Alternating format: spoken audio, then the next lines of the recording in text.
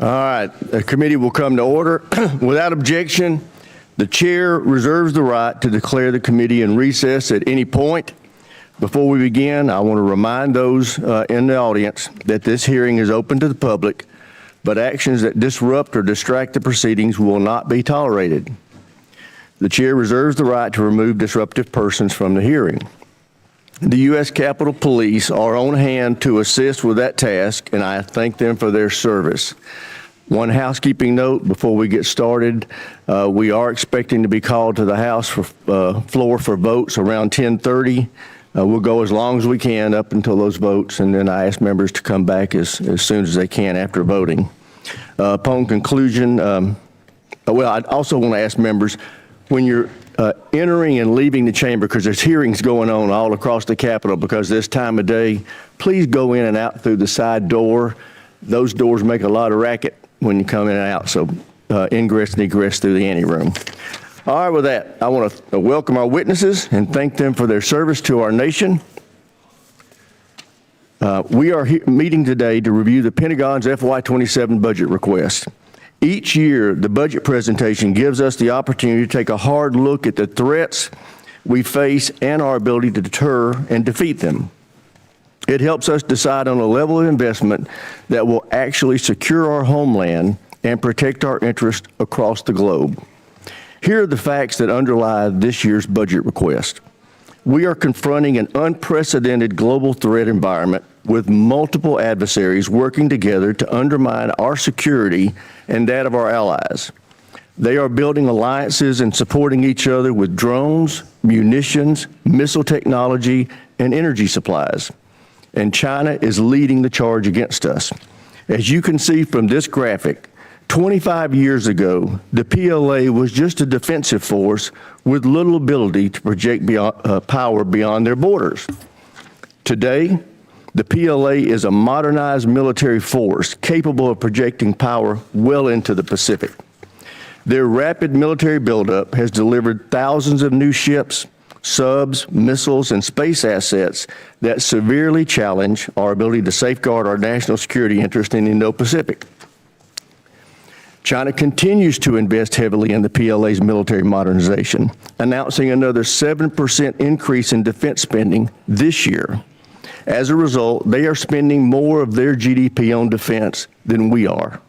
In fact, as you can see from this graphic, all of our adversaries are spending more of their GDP on defense than we are.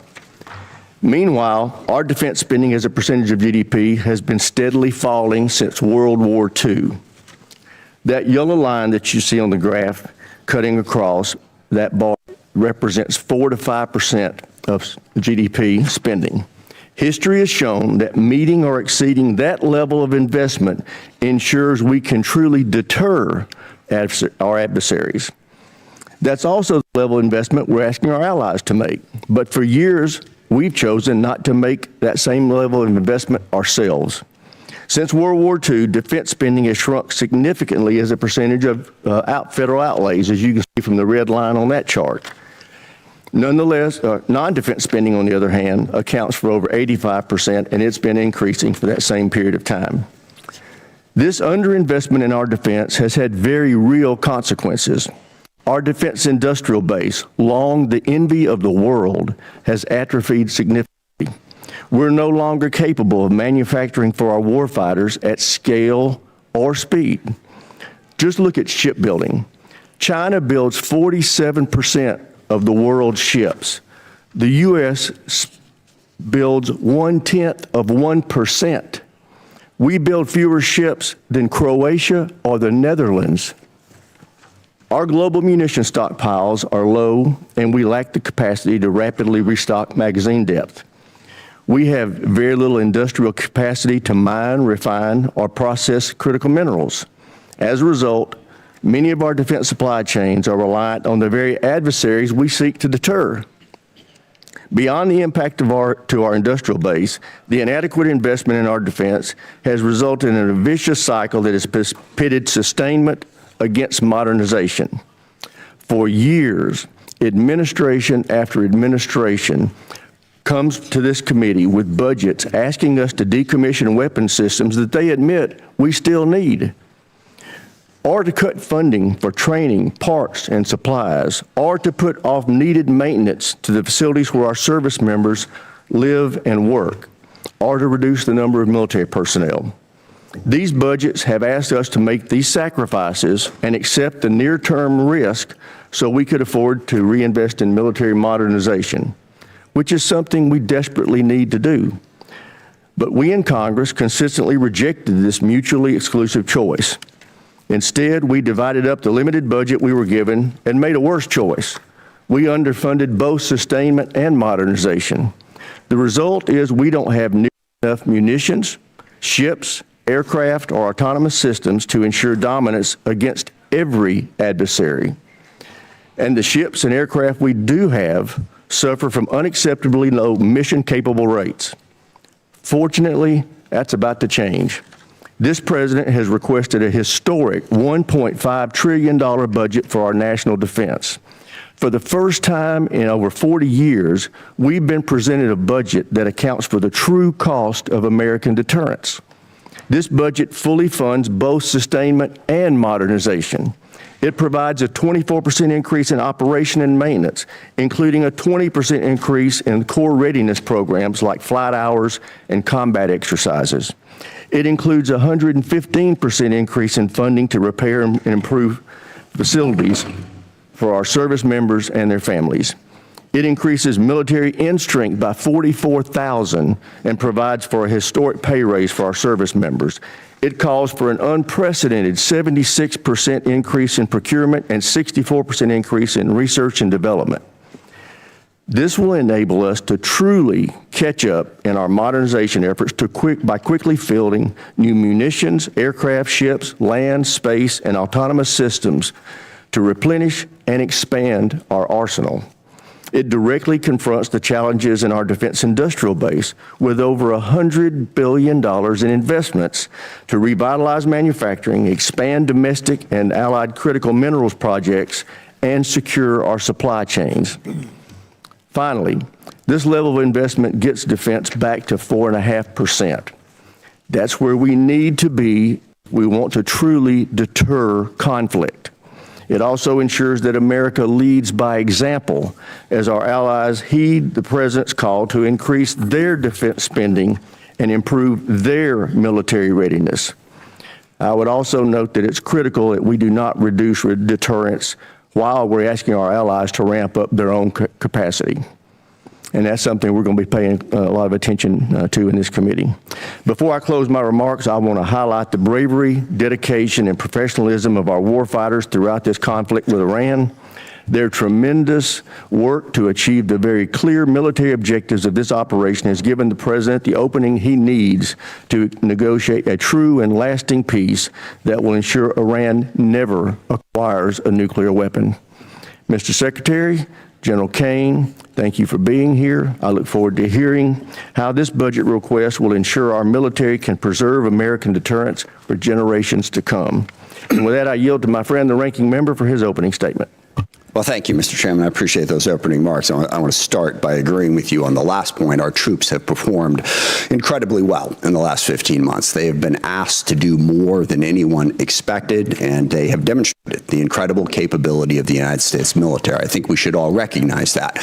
Even if we question the strategy, some of the decisions behind it, our troops deserve nothing but our praise for the incredible job that they have done. It has not been perfect. Certainly mistakes have been made, but we have demonstrated to the world that we have a highly capable military. And I hear the chairman on the need for an increased budget.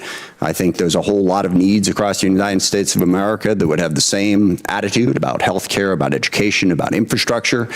But the problem is we have a $40 trillion debt, and we insist on cutting taxes for absolutely everybody, so we reduce the amount of revenue that is available to that. We also have to have a national security strategy that lives within a sound fiscal picture. Most experts would say that the most profound threat to our national security right now is exactly that. Is our fiscal picture. How are we going to continue to be able to afford to fund the things we need to fund as we run the debt ever higher? The other thing worth worrying about is the Pentagon has not yet passed an audit. If we give them what is roughly a 50 to 60% increase, is that money going to be well spent?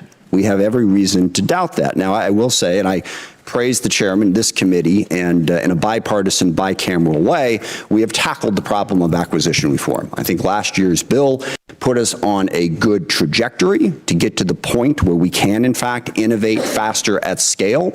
I also believe the Pentagon has been working on that. We've had many meetings with Deputy Secretary Feinberg, who is focused on that, but we got a long way to go.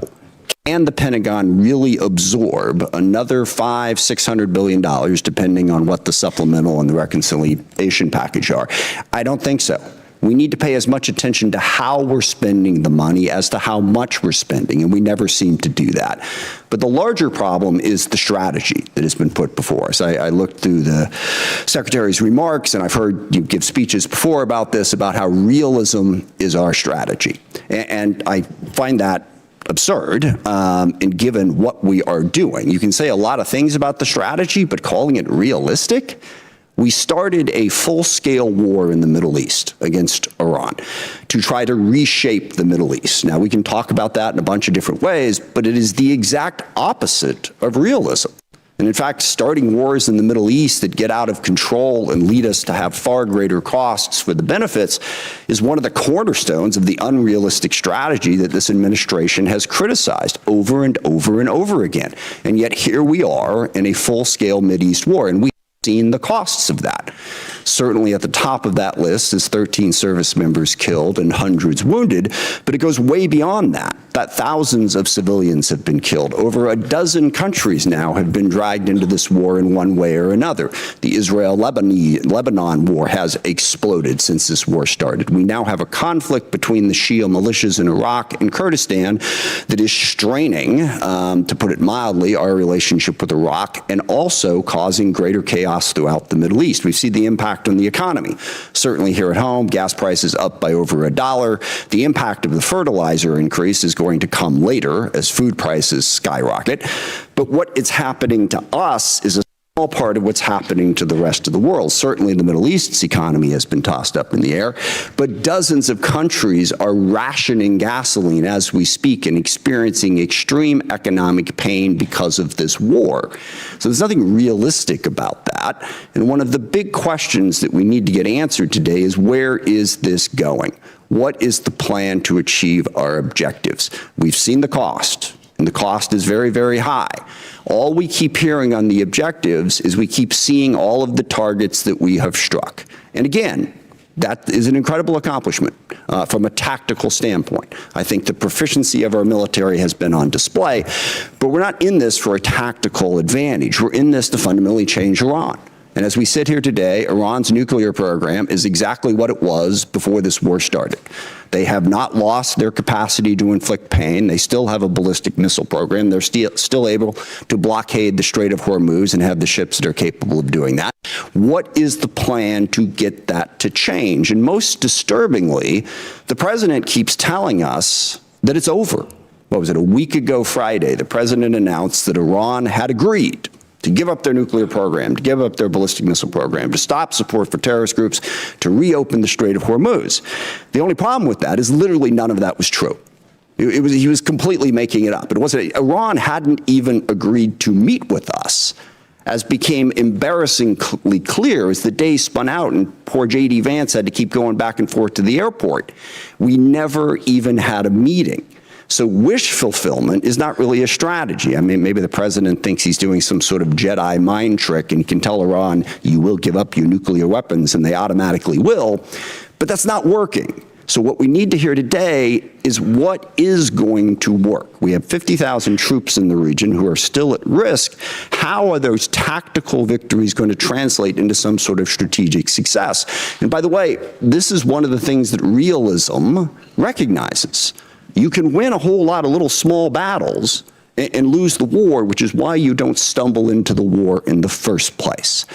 But at the same time, we're doing all of this on our own, as we increasingly push away all of our allies, sometimes just because we want to do what we want to do, but we don't want to have to consult them, sometimes just gratuitously insulting them. I mean, in the middle of this war where we were asking NATO to come join us, the president took time out to insult President Macron and his wife. Okay, how is that helping us to try and belittle everybody in the world? And I also, for the people who are criticizing NATO over this war, I will remind people that NATO is a defensive alliance.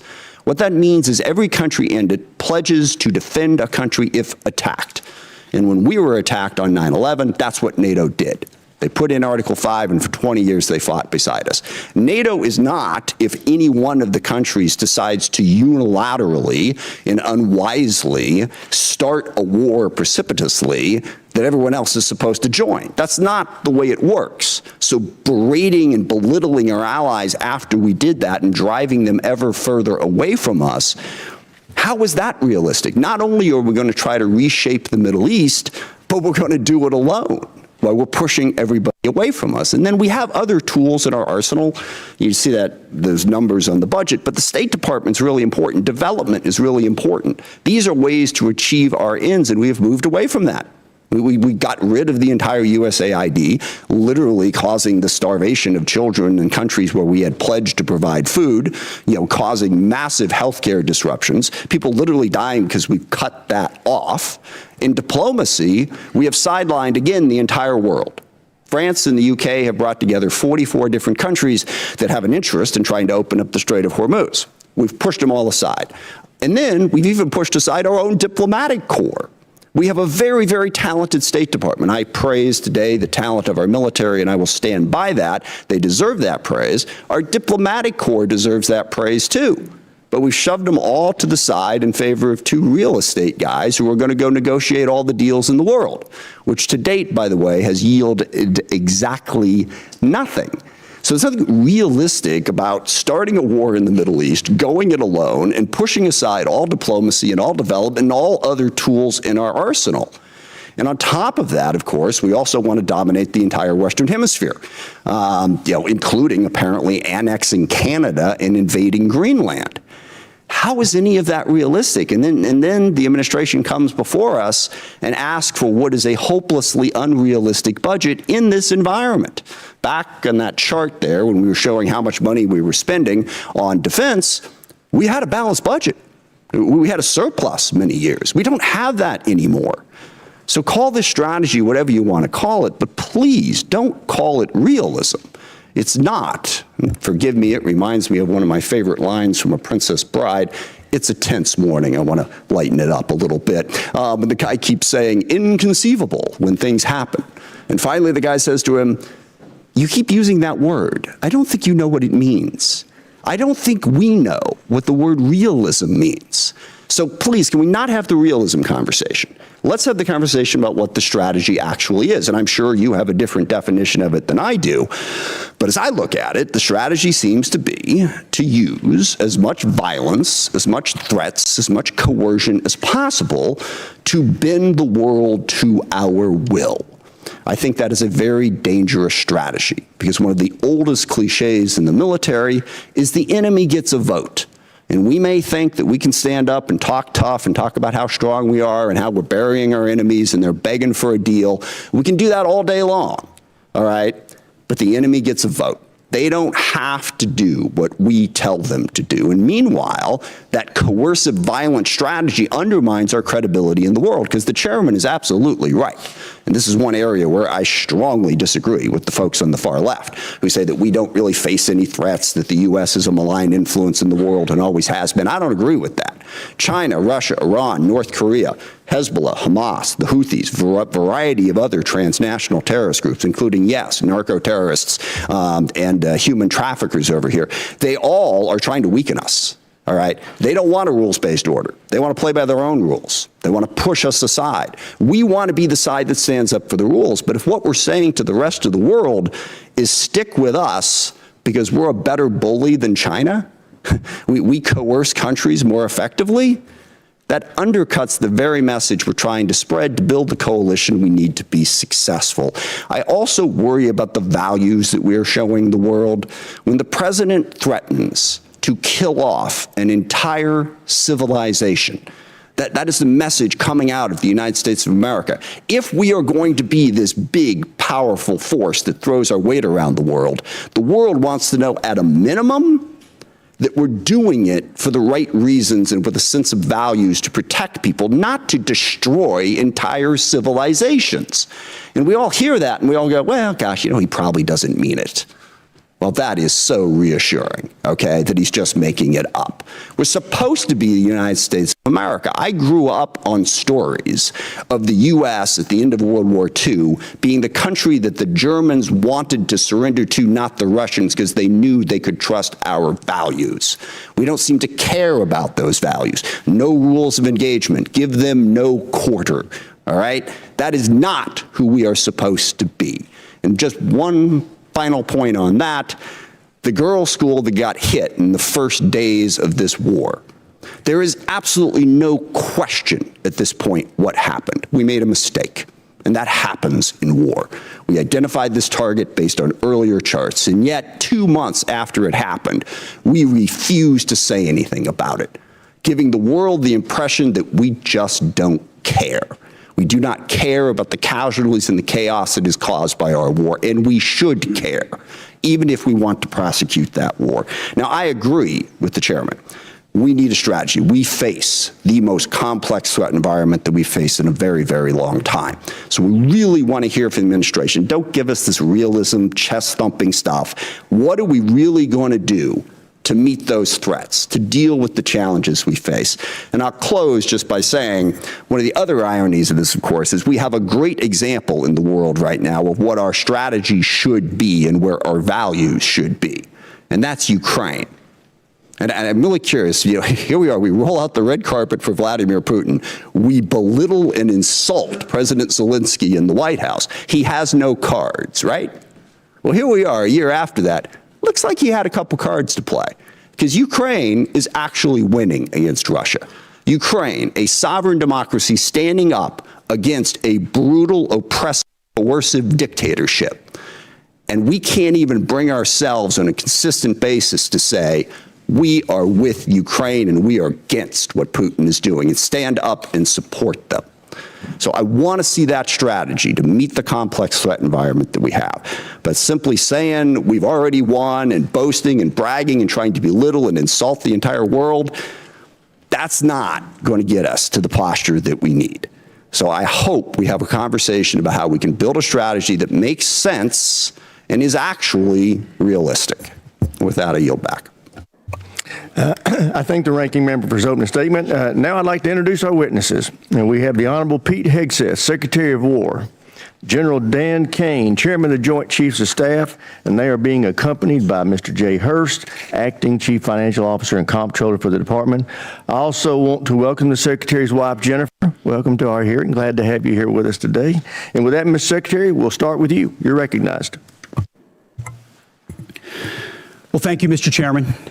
Ranking Member Smith, distinguished members of the committee, we appreciate the opportunity to testify in full support of President Trump's historic $1.5 trillion fiscal year 2027 budget request for the Department of War.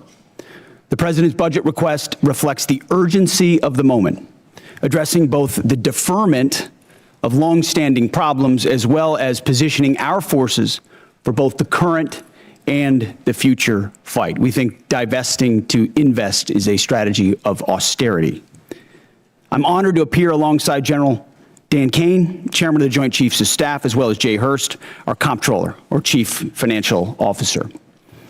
I'd like to start by thanking this committee and Congress for your partnership in securing the investments needed for a stronger, prouder, and more secure America. I think what our troops have demonstrated to the world over the last 15 months are a reflection of that. A nation's ability to build, innovate, and support the critical needs of its warfighters at speed and at scale is the foundation upon which its survival rests. However, upon taking office on January 20th, 2025, President Trump inherited a defense industrial base that had been hollowed out by years of America Last policies, resulting in a diminished ability to project strength. Under the previous administration, we were focused on offshoring and outsourcing, riddled with cost overruns and degraded capabilities. Under the leadership of President Trump, our builder-in-chief, we are reversing this systemic decay and putting our defense industrial base back on a wartime footing. If you ask anyone at our Pentagon, urgency informs everything we do. We're rebuilding a military that the American people can be proud of, one that instills nothing less than unrelenting fear in our adversaries and the utmost confidence in our allies. We fight to win in every scenario. The $1.5 trillion FY27 budget put forward by the President will build upon the historic $1 trillion FY26 top line and continue to reverse the 4 years of underinvestment and mismanagement of the Biden administration. The $1.5 trillion budget will ensure the United States continues to maintain the world's most powerful and capable military as we grapple with a complex threat environment across multiple theaters. Not to mention, this budget also includes a historic troop pay increase, 7% for lower enlisted, and the budget eliminates all poor or failing barracks. Quality of life for our troops is front and center in this budget as well. By supercharging our industrial capability and transforming how the department does business, we're restoring American commercial dominance at a pace unseen in generations, transforming the defense industrial base from a broken, slow-moving system of the past. We have flipped the Pentagon acquisition process from a bureaucratic model to a business model, 180, decisively moving from an acquisition environment paralyzed by bureaucratic red tape into an outcomes-driven organization focused on delivering the most at cost, at scale for taxpayer dollars. Over the past year, through historic multi-year procurement agreements, smart business deals for things like critical munitions and capabilities, we've sent an unambiguous demand signal to industry partners to build more and build faster. The result has been a surge, a revitalization of our great American factories and a massive reinvestment in the skilled American workers who serve as the industrial muscle behind our warriors. Let me briefly provide you with some concrete high-level metrics of what's been accomplished over just the past few months. These are announced new facilities and investments to support American warfighters, and I would refer you to the screen. The department has helped stimulate more than 250 private investment deals in 39 states, in 180 cities, and 150 companies worth more than $50 billion. It's resulted in 280 new or expanded facilities, more than 18 million new square feet of American manufacturing, and more than 70,000 new jobs in defense. This is the key part of this. These $50 billion of investment in new plants, new assembly lines, and new factories, these are private investments, not taxpayer dollars. By changing our departments, transforming our department's business model, American companies are investing in America with their own money, their own capital, a historic demonstration of American manufacturing and defense revitalization, all again with their capital, not Uncle Sam's. This has never been done before and is long overdue, from a bureaucratic model to a business model. Anyone on the outside looking in at what's been done inside this Pentagon in the last 12 months cannot deny the fundamental transformation at speed, at scale, to innovate and meet the threats of today and tomorrow. These investments equal great things for America, American families, and American workers, and help to ensure that our warfighters are able to defend the American dream and all American made. Together with the help of the policy updates and appropriations passed by Congress, President Trump's War Department has begun to turn the lights back on in manufacturing towns across this country, and once again, forging a lethal arsenal of freedom. Where critical supply chains are threatened, the War Department has acted decisively to inject capital, stimulate production, and prevent adversarial exploitation. We are firing up the American economic engine, and at every level of our defense industrial base. Every policy we pursue, every budgetary item we request serves to ensure that the department remains laser focused on increasing lethality and survivability of our forces from the front lines to the factory floors. This is a historic budget, as you said, Mr. Chairman. This is a fiscally responsible budget. This is a warfighting budget. And speaking of warfighting, the topic of Iran, I'm sure will come up today, which I very much welcome discussing. I look forward to sharing the incredible successes of our military, achieved in a matter of weeks. President Trump, unlike other presidents, has had the courage to ensure Iran never gets a nuclear weapon, and he's ironclad in that. We have the best negotiator in the world driving that deal. The biggest challenge, the biggest adversary we face at this point are the reckless, feckless, and defeatist words of congressional Democrats and some Republicans 2 months in, I remind you, 2 months in to a conflict. Lest I remind you, and my generation understands how long we were in Iraq, how long we were in Afghanistan, how long we were in Vietnam. 2 months in on an existential fight for the safety of the American people, Iran cannot have a nuclear bomb. We are proud of this undertaking. I am proud that President Trump has had the courage to do it, and I look forward to sharing more about what our troops have accomplished. So I thank you again for the opportunity to address this committee. I ask that God would continue to watch over our troops in harm's way, and those that have fallen are always in our memory, and we fight to ensure their legacy. Look forward to answering the questions of this committee. Thank you, Mr. Secretary. General Kaine, you're recognized. Thank you, Chairman Rogers, Ranking Member Smith, and members of this committee. Thanks for having me today. I'm honored to be here today alongside the Honorable Pete Hegseth and Honorable Jay Hurst to testify on the President's fiscal year 2027 budget. I'm grateful for the opportunity to testify today, and I'm thankful for your continued partnership in support of our warfighters defending the homeland and our interests around the world. It's a privilege to speak with you today about the foundation of America's strength, our 2.8 million members of our joint force. And I'm continually inspired by our soldiers, sailors, airmen, Marines, Guardians, and Coast Guardsmen, and our civilians standing the watch for our nation, supported always by their families. Each and every one of them could have chosen another path, but they don't. They choose to serve and to do something more important than themselves. And every day they meet the nation's challenges, from combat operations to critical support roles, with the courage, tenacity, and grit that keeps our nation strong and secure. I would also like to express my deep gratitude for the 39 members of our joint force who've passed away during my time as the chairman, including 14 who've passed during Operation Epic Fury.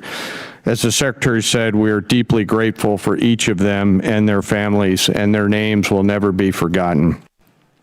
As the chairman, my duty is to ensure our civilian leadership has a comprehensive range of military options and the associated risks that to those leaders who make the nation's hardest decisions, and offer my military advice privately. I owe the President, the Secretary, and the Congress the truth at every turn. My blueprint for this role is General George C. Marshall. His commitment to civilian control of the military and nonpartisan military remains a constant standard and something I borrow from often. I strive daily to emulate his candor, delivering the facts to our leaders and telling them always what they need to hear, not always what they want to hear. And once a decision is made, executing it with absolute dedication, and that is the demand of our profession. I sit here today before you representing our incredible joint force, and I want to emphasize my commitment to this committee and the Congress that I will always follow General Marshall's steadfast example by providing clear and candid nonpartisan military advice and working together with our civilian leaders to ensure that our military does the things that we must do, being prepared to deter and defend our nation, and if called upon, win our wars around the world. America's joint force is operational at its core, purpose-built for the realities of a complex and ever-changing world. We are organized, trained, and equipped to execute the most demanding missions across the globe with unrivaled precision. Over the past year, our warfighters have consistently demonstrated exactly what it means to be the most capable, adaptable, and most professional military force in the world. Our shared goals are to ensure the joint force maintains the strategic initiative and advantage, projecting American power and responding to global challenges on our nation's terms. During operations Rough Rider, Midnight Hammer, Southern Spear, Absolute Resolve, and Epic Fury, the Joint Force executed globally integrated operations and missions alongside our interagency and international partners. And once our civilian leaders made a decision, we make those missions our own, demonstrating the unmatched capability to seamlessly synchronize our capabilities across all domains, from the seabed to cislunar space and higher. We're able to accomplish these complicated missions and work because we draw from a deep, enduring reservoir of training, professionalism, and commitment. Our operational tempo is high, but we're designed to sustain and rebuild our strength continuously. We build readiness every day. We train professionals every day. We learn and sharpen our edges every day by being learning leaders. And I am incredibly proud to be a member of this Joint Force team, proud of the team and proud of the commanders. As the chairman and the ranking member both said, we live in complex and dynamic times where global risk is scaling. The complexity of today's modern battlefields demands our constant adaptation, innovation, and partnership with this Congress. As a joint force, we're up to the challenge. We're built for this environment. However, continued success is not guaranteed by past achievements. It must be secured through forward-looking partnerships with Congress. And to drive this pace and change and maintain our superiority, we need timely, predictable, and sustained investment. The resources we discussed today are critical to modernizing our force and ensuring that whatever threats emerge in the future, that your joint force is ready to meet those challenges to protect our interests and defend our nation. As the Secretary, the President's fiscal year 2027 budget supports the department's goals of recharging the defense industrial base and the national industrial base, ensuring our military is ready, securing our military advantage.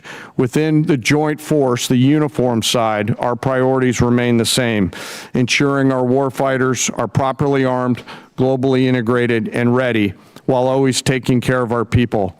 And what truly sets our people apart from other militaries around the world is the 1.8 million members, enlisted members of our force, who maintain readiness beyond reproach and are the envy of every other nation. I'm joined today by the Senior Enlisted Advisor to the Chairman, Dave Isom, who's here with me today representing the 1.8 million members of the enlisted force. He is a great American, not an Americant. While we face dynamic and a dangerous world, I have the absolute trust in the extraordinary men and women who come and volunteer to serve our nation within our joint force.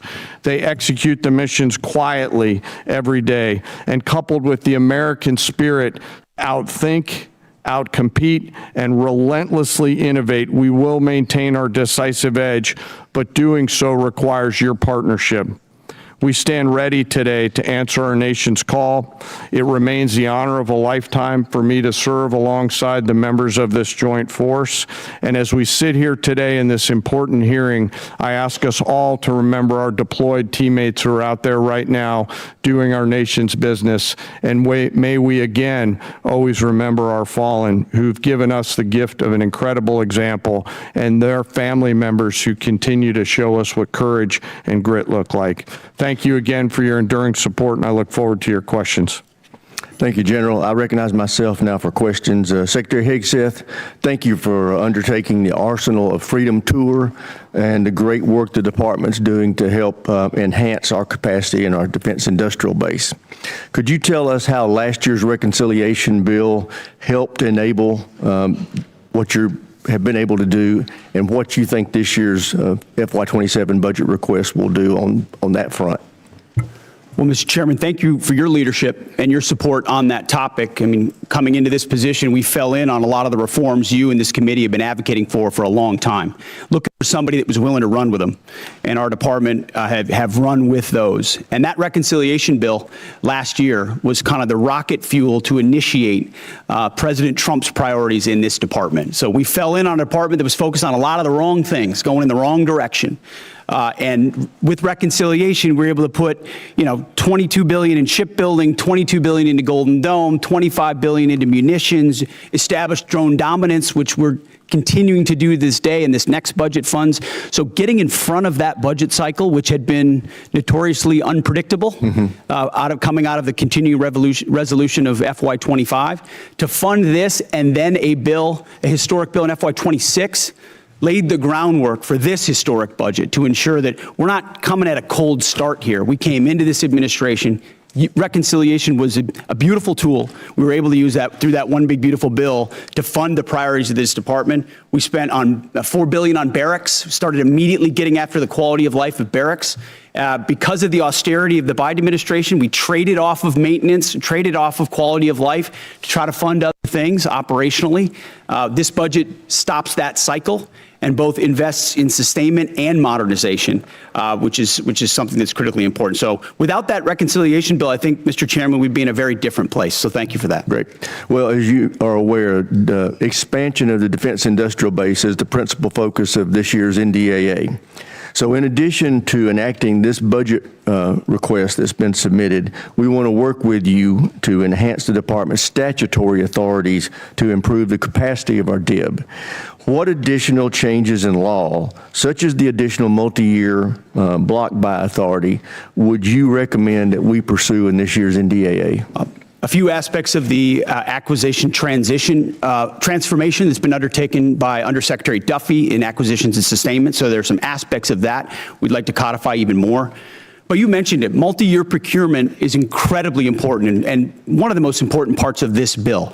When this committee and this Congress funds those things, companies are already breaking ground on tens of billions of dollars of new plants. You name we've got 14 in our ammunition council that we're focusing on certain ammunitions. There are 14 that are critical. PAC-3s, SM-3s, SM-6s, THAADs, Patriots, Tomahawks, AMRAAMs, JASSMs, you name prisms, you name them. We were building them at too slow and too low a level.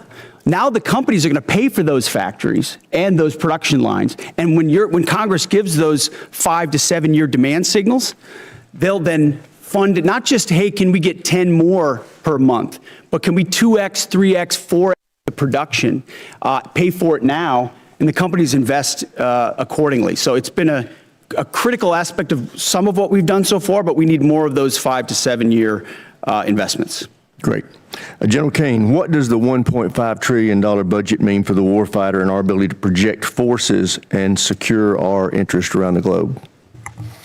Chairman, in my view, this represents a historic down payment on future security. If the budget is approved and ultimately deployed, as we look at the character of warfare changing very, very fast, what's layered in to this budget by our civilian leaders will allow us to start getting ahead of where technology is evolving. And as I mentioned, the character of warfighting is changing pretty quickly. Mass, simultaneity, autonomy, undersea, space, cyber, information, all of those ways that are now manifesting themselves on the battlefields around the world require a higher end of capital investment, and that's why we're grateful for the opportunity to have this budget make its way to the joint force. So it's an important down payment on the future here, sir. Great. Thank you. Thank you, sir. With that, I yield to the ranking member for any questions he may have. Thank you. Mr. Hurst, drag you into the conversation here. We have not yet received from the Pentagon the costs of the war. So just for the record, we'd like to get that as soon as possible. Certainly the munitions expended, but also underreported is we've had a fair amount of equipment destroyed, including 2 C-130s with the rescue of our downed airmen. So Do you have either A, a cost estimate coming to us anytime soon, or B, a specific supplemental request? Thank you for that question. So approximately at this day, we're spending about $25 billion on Operation Epic Fury. Most of that is munitions. There's part of that is obviously O&M and equipment replacement. We will formulate a supplemental through the White House that will come to Congress once we have a full assessment of the cost of the conflict. Sure. So you're saying the full cost at this point is $25 billion? Yeah, that's our estimate for the cost. Okay. Interesting, because I'm glad you answered that question, because we've been asking for a hell of a long time and no one's given us the number. So if you could get those details over to us, that would be great. Mr. Secretary, you mentioned the nuclear aspect of Iran and the war. And it is worth noting that every president prior to this one, including President Trump in his first term, also prevented Iran from getting a nuclear weapon without actually having to go to war in Iran. So we need to keep that in mind. But also, since the war started, Iran's nuclear arsenal has not been weakened in any way. And at the moment, in negotiations, what Iran is saying, basically pay us to open up the strait. That's their position, which is completely untenable. I agree. It's worth noting, of course, that the strait was open before the war started. Now we're negotiating to get back to status quo. And Iran's most recent offer is to say, we'll talk about nukes later. So what is the plan to actually turn all of this lethal kinetic action into an improvement in the nuclear situation? Because we haven't gotten there yet. Play it out for us. How does that happen? How does it actually lead to that result? Well, I would take issue with the premise of the question that nothing was done. Operation Midnight Hammer was a very effective. Well, I didn't say nothing was done. I said in this war. Ultimately, this war started. well, this under this administration, unlike other administrations, which cut bad deals and pallets of cash with no ability to oversee whether Iran is actually pursuing a nuclear program. Which is where if we we're want at. to litigate JCPOA or the Iran deal, our view, the president's view, is that was a very bad deal. Okay. That gave them a That's bunch the of money up past. front. What's the future? To fund, you talked about negotiated deals. Allowed them to fund their proxies and spread Hamas and Hezbollah all around the region, build up nuclear capabilities. What are we going to do now? President Trump has been clear-eyed, from the killing of Qasem Soleimani to the pulling out of the Iran deal to Midnight Hammer and now to this effort to recognize that you have to stare down this kind of enemy who's hell-bent on getting a nuclear weapon and get them to a point where they're at the table giving it up in a way that So they never have it. So they haven't broken yet. Okay, we haven't gotten there yet for all of the. Well, their nuclear facilities have been obliterated. Underground, they're buried, and we're watching them 24/7. So we know where any nuclear material might be. Reclaiming my time for we're just a watching quick it. second here. We had to start this war, you just said, 60 days ago, because the nuclear weapon was an imminent threat. Now you're saying that it was completely obliterated? They had not given up their nuclear ambitions, and they had a conventional shield of thousands of So Operation Midnight Hammer accomplished nothing of substance. It left us at exactly the same place we were before. So much so their that facilities were bombed and obliterated. Their ambitions continued, and they're building a conventional shield. All right, let me try again. It's the North Korea strategy. You know this very well. The North Korea strategy was use conventional missiles to prevent anybody from challenging them so they could slow walk their way to a weapon. President Trump saw Iran at its weakest moment, took an action to ensure, in a way that only the United States of America could do with our Israeli partners, and yet to ensure their conventional shield was brought one to other field, question, which we've done. if I could get to it. So on Ukraine, a year plus ago, your advice, the president's advice, was Ukraine had no cards to play. They should go cut the best possible deal they could. Clearly that was wrong. What did you miss? What did you miss about the conflict between Russia and Ukraine that you didn't see that Ukraine was going to be capable of doing what they've done in the last 14 months? What we didn't miss, and we're here in this committee, is that Joe Biden, with no accountability, gave hundreds of billions of dollars of our weapons to Ukraine, to an outcome that never would have happened if President Trump was president. So he pulled out you guys don't talk about that. Ultimately, President Trump believes there should be a peace deal between Russia and Ukraine. And that serves but you the best didn't interest expect of both Ukraine to be parties. where they're at right now. I'm asking you, just from a strategic standpoint, what I think the Ukrainians have shown great courage, and I appreciate that Europe is now paying for any weapons that we provide. All right, I yield back. Thank you. All right, now I want to remind everybody, everybody wants to get their questions, so we are going to be sticking strictly to the 5-minute rule today. So with that, I recognize the gentleman from South Carolina, Mr. Wilson. Thank you, Chairman Mike Rogers, for your leadership working with President Donald Trump. As the grateful father of 4 sons who have served overseas in Iraq, Egypt, and Afghanistan, I especially appreciate War Secretary Hegseth and Chief of Staff Kaine for your competence, service, and success. Military families have never been more appreciated than today, and our enemies of dictators now understand peace through strength. Dictators historically are on the run. With your leadership, President Trump has given Syria a chance with President al-Shara replacing dictator Assad from Damascus, who now lives in Moscow. Dictator Maduro is correctly in a Manhattan jail, as you successfully revealed in Caracas that the war criminal Putin air defenses do not work, the Chinese Communist Party radar failed, and Cuban mercenaries were expendable. The Cuban dictatorship is failing, and the ultimate mass murderer, dictator Khomeini, is dead in Tehran, Iran, joining the 35,000 people he murdered this year. With your leadership, American morale has never been higher, and hopes for freedom of the oppressed people of Iran, Cuba, Russia, and China have never been higher.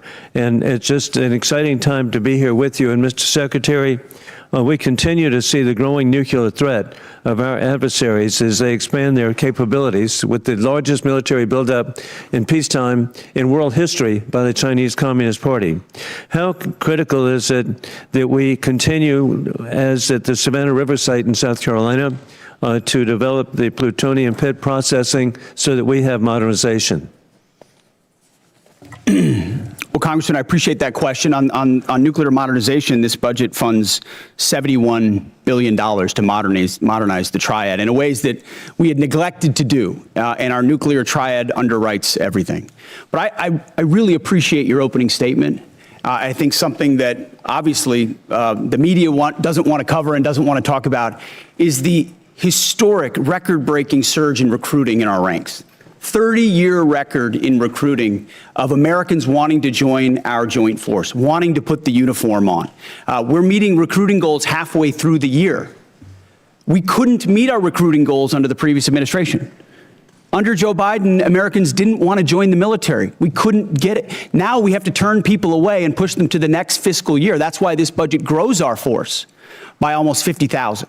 Ultimately, additional troops into the force that we believe we can recruit. That's the best vote of confidence I can imagine. Well, hey, even better, hey, Mr. Secretary, you're really understating. Leaving no airmen behind. Hey, what an inspiration on Easter Day. God bless y'all and what you've achieved. With that in mind, too, General Kaine, with your VMI military perspective, war criminal Putin is losing in Ukraine, as his 30-day special mission is now 4 years of, as the Secretary has identified, courageous Ukrainian success led by President Vladimir Zelensky. I appreciate that NATO and the EU have unified for Ukraine, as the U.S. ranks 17th per GDP in assistance for Ukraine. Ukraine is frontline, stopping war criminal Putin from resurrecting the failed Soviet Union, rigging elections in Belarus, invading Ukraine, keeping troops in Moldova, and with the Indvaishvili invading and rigging elections in the Republic of Georgia.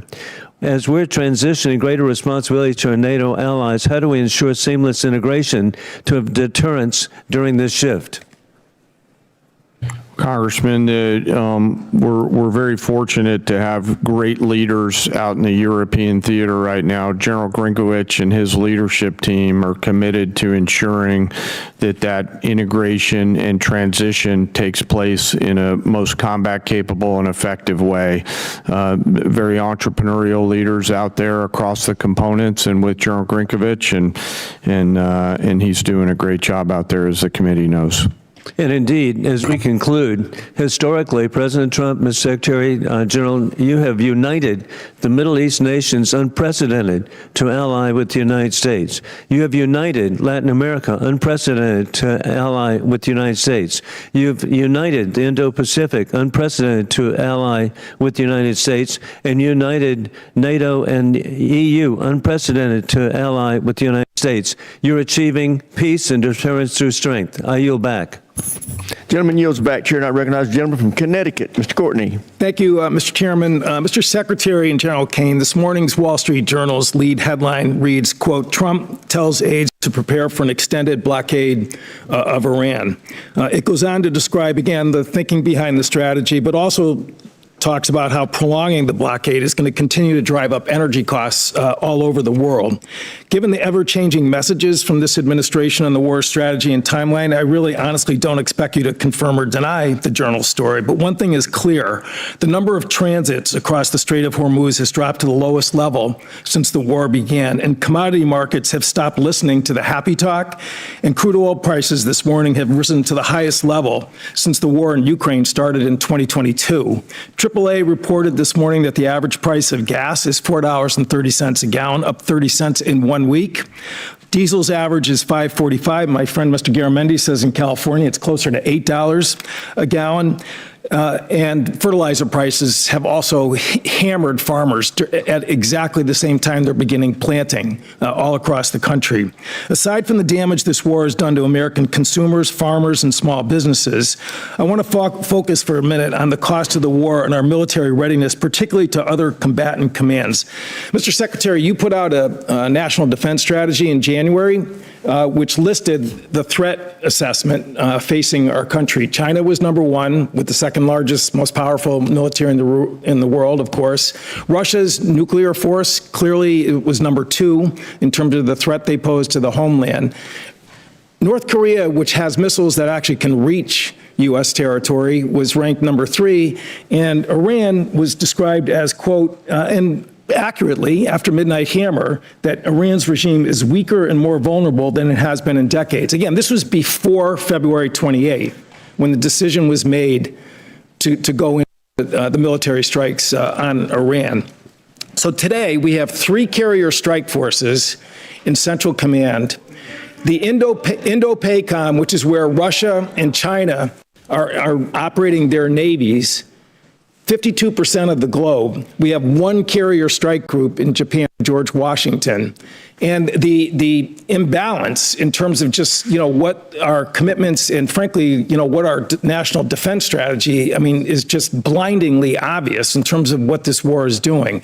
Gerald Ford is on day 312 of its deployment. They've gone through fires, plumbing problems, and again, an extended deployment, which in my opinion, is hitting readiness as hard as anything I've seen in the time that I've been on this committee. So, General Kaine, in terms of, again, the carrier strike groups that are over there, assuming that we get to some end game here, Ford is not going over to the Indo-Pacific to buttress the gap that exists there today. They've got to go back into pretty heavy repair and availability in terms of trying to recover from their deployment. So again, in terms of just, the decisions about where we're putting people and putting really the most powerful part of our Navy, can you explain, again, what that means in terms of the situation in Indo-PACOM, where China is watching? We saw Mr. Rogers' pretty powerful presentation in terms of the buildup that's happening in that part of the world. How does that align with the national defense strategy, which was just put out by this administration in January? Well, sure. First, I want to echo your comments on the Ford Strike Group. Fantastic work by incredible sailors, not just the Ford herself, but the other ships as well, on a historic cruise doing incredible work for the nation. But excuse me, how does that balance with the national defense strategy? Yes, sir. Happy to answer the way I think about this. The national security strategy and national defense strategy are frameworks, but a president will employ national force and power based on the political and security situations that a president deems appropriate to use that military force. There's always trade-offs in all of these things. I'm confident that the president always carefully considers these readiness trade-offs, and I'm sure he has done so in this case based on the military options that we've presented with the associated risks and Well, advice. to make a trade going after a regime that's weaker and more vulnerable than it has been in decades, which is quote unquote from the Defense Strategies report, does not, in my opinion, in common sense. Gentleman's time's expired. As you can tell from looking at the dais, votes have been called, so we are now going to stand in recess to the end of this vote. I expect it to take 20 to 25 minutes, but we are now in recess.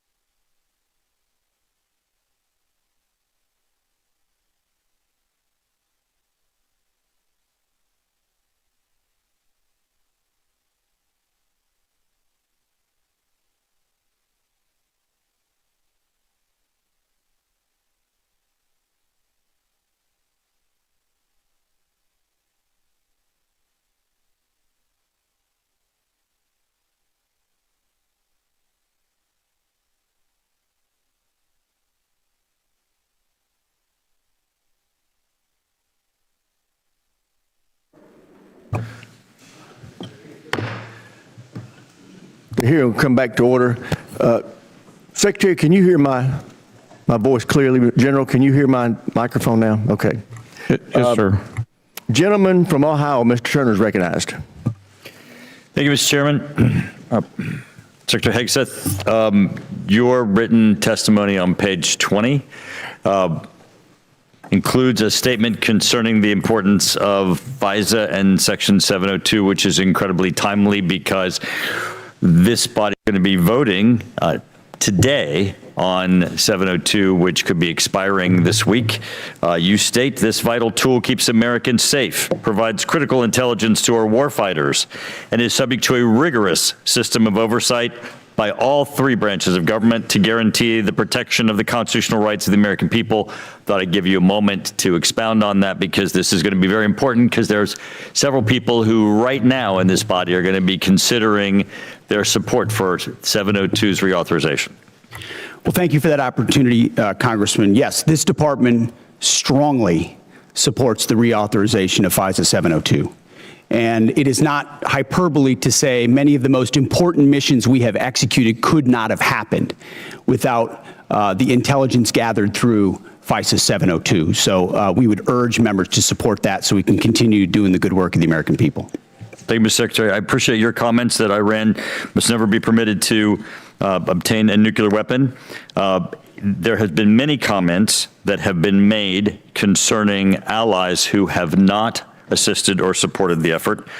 General Kaine, there have been many allies who have been essential for us to be able to execute the functions necessary both for Midnight Hammer and for the current ongoing operation.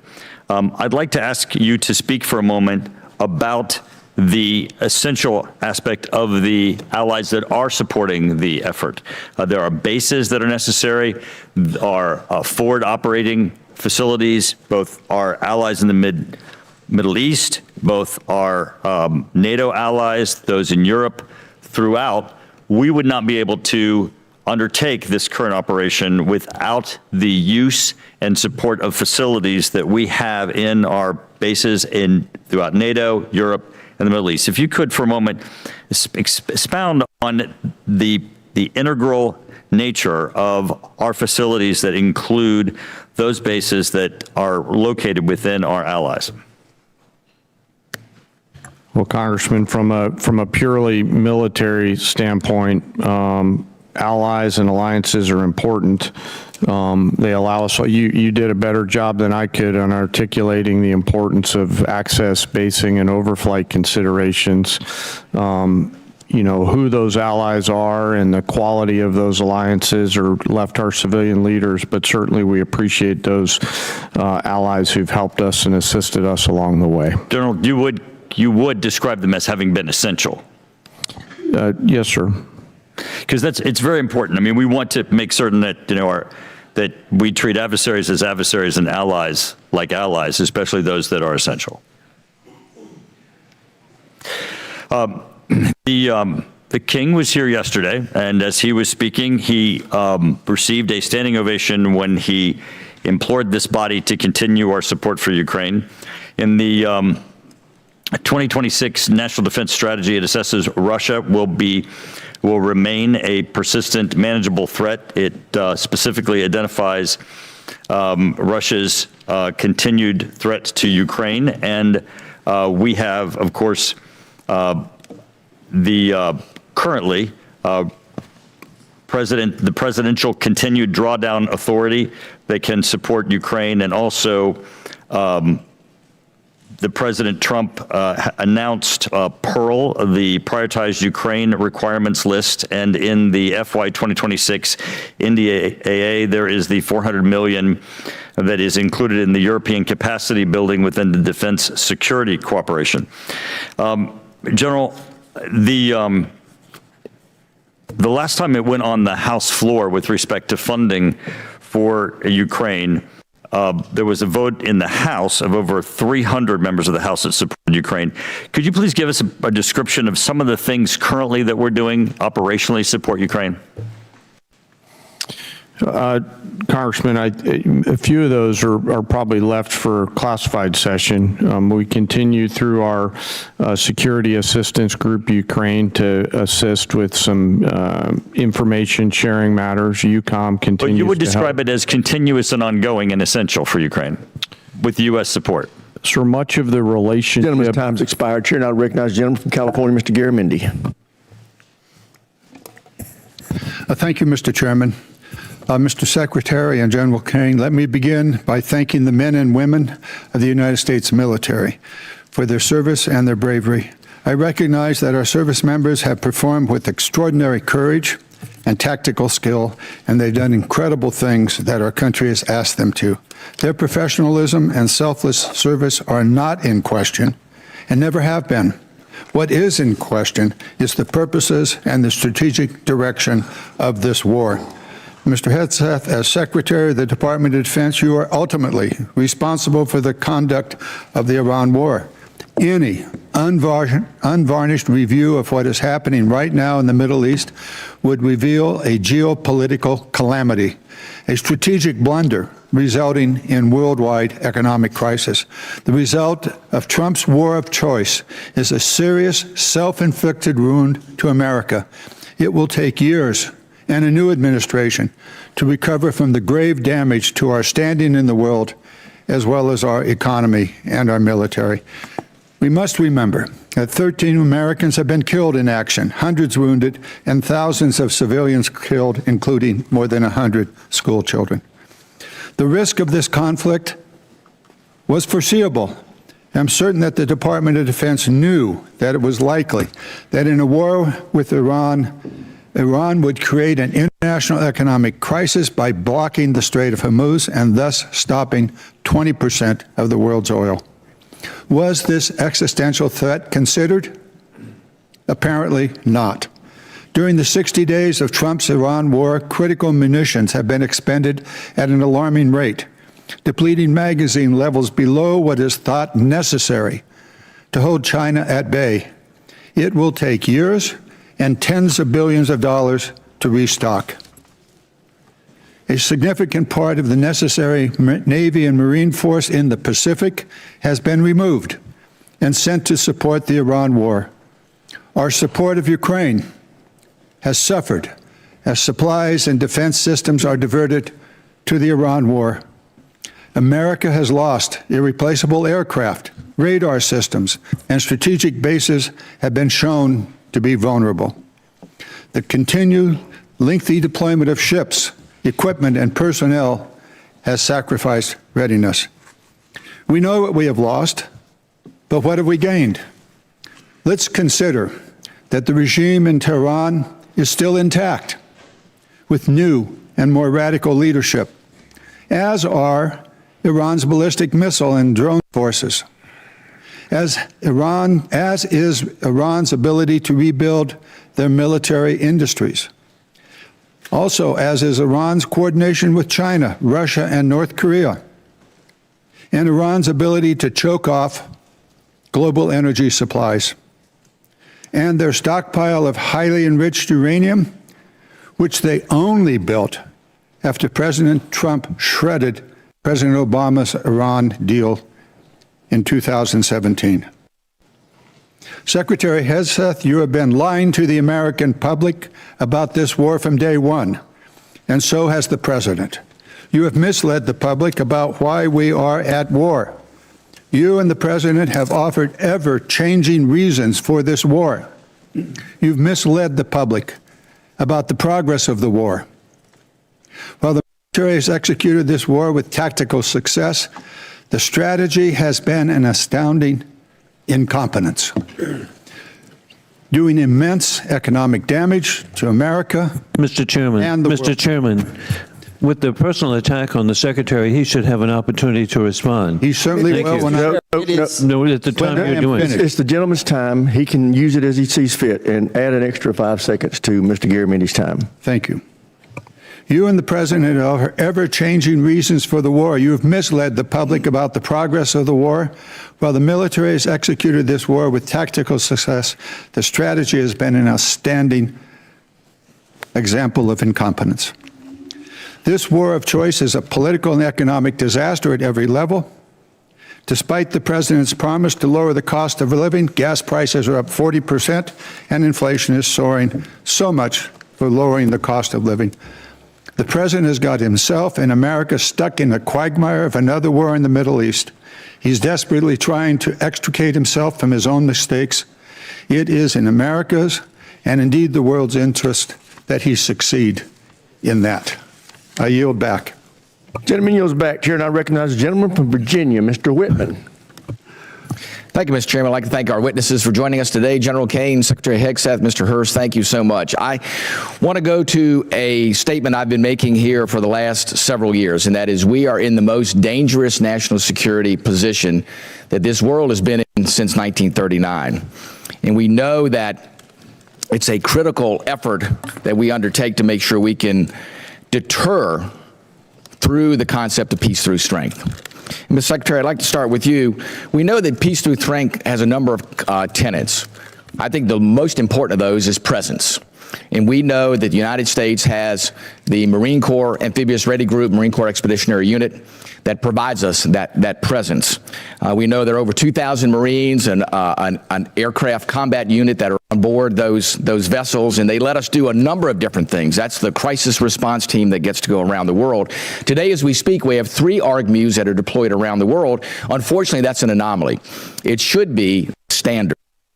Secretary Hegseth, the president and the combatant commanders need maximum flexibility to respond in multiple places at multiple times to combat and deter these threats. I just want to get your perspective on your goal to make sure we have a persistent 3.0 ARGMU presence, and to look at how are we going to make sure through our shipbuilding plans that we assure that we have the adequate number of amphibs that are being built. I think that number is probably right around 40. And then what are we going to do to make sure, too, that the A sub O, the operational availability, is going to be at the level where we can maintain an ARGMU 3.0 with the effort we have to put in to maintain these ships? So thank you for the question, the substantive question. Ultimately, we support 3.0 ARGMU. That presence right now gives us a lot of flexibility. Yeah. And this budget supports moving in that direction to ensure that this administration and future administrations have that kind of strategic flexibility with the incredible capabilities the ARGMU provides. We saw it in Southern Spear. We saw it on the Maduro raid. We see it right now. It's a persistent capability. So I think you'll find our shipbuilding investments to meet that as well. But if I may. Sure. Yeah. I didn't see a question in the statement from the congressman. I hope you appreciate how reckless it is. When I said reckless, feckless, and defeatist of congressional Democrats at the beginning, that came after watching you say the same thing on CNN this morning, a quagmire. My generation served in a quagmire in Iraq and Afghanistan, years and years of nebulous missions and utopian nation building that led us to nothing. What we have right now, the way you stain the troops when you tell them 2 months in, Congressman, you should know better. Shame on you. Calling this a quagmire 2 months in. The effort, what they've undertaken, what they've succeeded, the success on the battlefield that could create strategic opportunities, the courage of a president to confront a nuclear Iran, and you call it a quagmire, handing propaganda to our enemies. Shame on you for that statement. And statements like that are reckless to our troops. Don't say I support the troops on one hand, and then a 2-month mission is a quagmire. That's a false equivalation. Who are you cheering for here? Who are you pulling for? Our troops are doing incredible work. They've done incredible things for the entirety of this mission and achieved incredible battlefield successes. And you sit there and go on TV for your clickbait about quagmires. It undermines the mission. Your hatred for President Trump blinds you to the truth of the success of this mission and the historic stakes that the president is addressing, which the American people support. Iran's been at war with us for 47 years. You want to talk about a forever war? For 2 months, this president has stared them down. He's going to get a better deal than anyone ever has and ensure that Iran never has a nuclear weapon. I know the American people support that mission, despite your loose talk and words like quagmire. Thank you. Thank you, Mr. Secretary. General Kaine, I want to quickly go to you. We know all about the need for exquisite platforms, but we know if we're going to close the gap with our pacing threats, we have to make sure we have those expendable and attritable platforms. And we know those nation capabilities are key, and we have to be able to spin them up quickly because that's the fastest way for us to, again, deter by peace through strength. Give us your perspective on how you see the urgency of getting that capacity not only in place, but getting that ability to go to scale and get those capabilities in the hands of our warfighters. Sir, I think it's critical. And when I look at what OSW above us is doing, and the Deputy Secretary as well as Secretary Duffy, and frankly, the National and Defense Industrial Bases all rallying around the need to scale, along with the new entrants that are out there who are coming and bringing products to the joint force. A key is capacity. Time's expired. Chair, and I recognize the gentleman from New Jersey, Mr. Norcross. Thank you, Chairman. I'd like to thank the witnesses for being here today. Mr. Secretary, it's well known that our defense industrial base and maritime industrial base has declined greatly over time. It's the shipyards. It's many of the things that you already spoke about. In my community, we used to have 3 shipyards, 40,000 workers. We've lost that critical job skills there and 40,000 people who know how to do it. And quite frankly, most of it went overseas because it was cheaper. Well, cheaper doesn't buy the security we need for our industrial base. I championed a provision in the 24 NDAA entitled Enhanced Domestic Content Requirement for Major Acquisition Programs. Had to do with our industrial base making things here in America long before this administration came in. The goal was to strengthen our supply chains and have that critical oversight, push for greater investments, much of what you're doing now on these major defense acquisition programs. So we passed that in a bipartisan manner because we knew that this was critical and things can happen. Lo and behold, here we are. There was a reporting requirement in that calls on you, the Secretary of Defense, to establish an information repository, issue rules, create a fallback process to govern the Department of Defense. We wanted to better understand much of what is being done here, but it's not being reported back to us. I sent to your office on January 8th, followed up on February 4th. We're years overdue on this report that will give us insight onto how we're addressing it. We hear what you're saying, but can you commit that we will get that report to us in the next 30 days? Unless Jay has additional details, I'll make sure we look into it. Whatever we can get to you as rapidly as possibly, we will. We'll also check with the new Navy leadership and make sure they're complying as rapidly as possible with every aspect that could apply to shipbuilding. That's been our focus on the Navy side. It's not just shipbuilding, major acquisition programs across the board. This is incredibly important, and they are ignoring this, and 30 days is being generous, certainly. Second issue is you talk about championing the American worker and how important this is. Yet, in a memo on April 9th, you terminate all the collective bargaining agreements across the DOD, taking away from hundreds of thousands of workers at DOD their collective bargaining rights that they voted for. There was nothing to indicate there were any issues with any of the bargaining agreements, yet you decided to take away from them.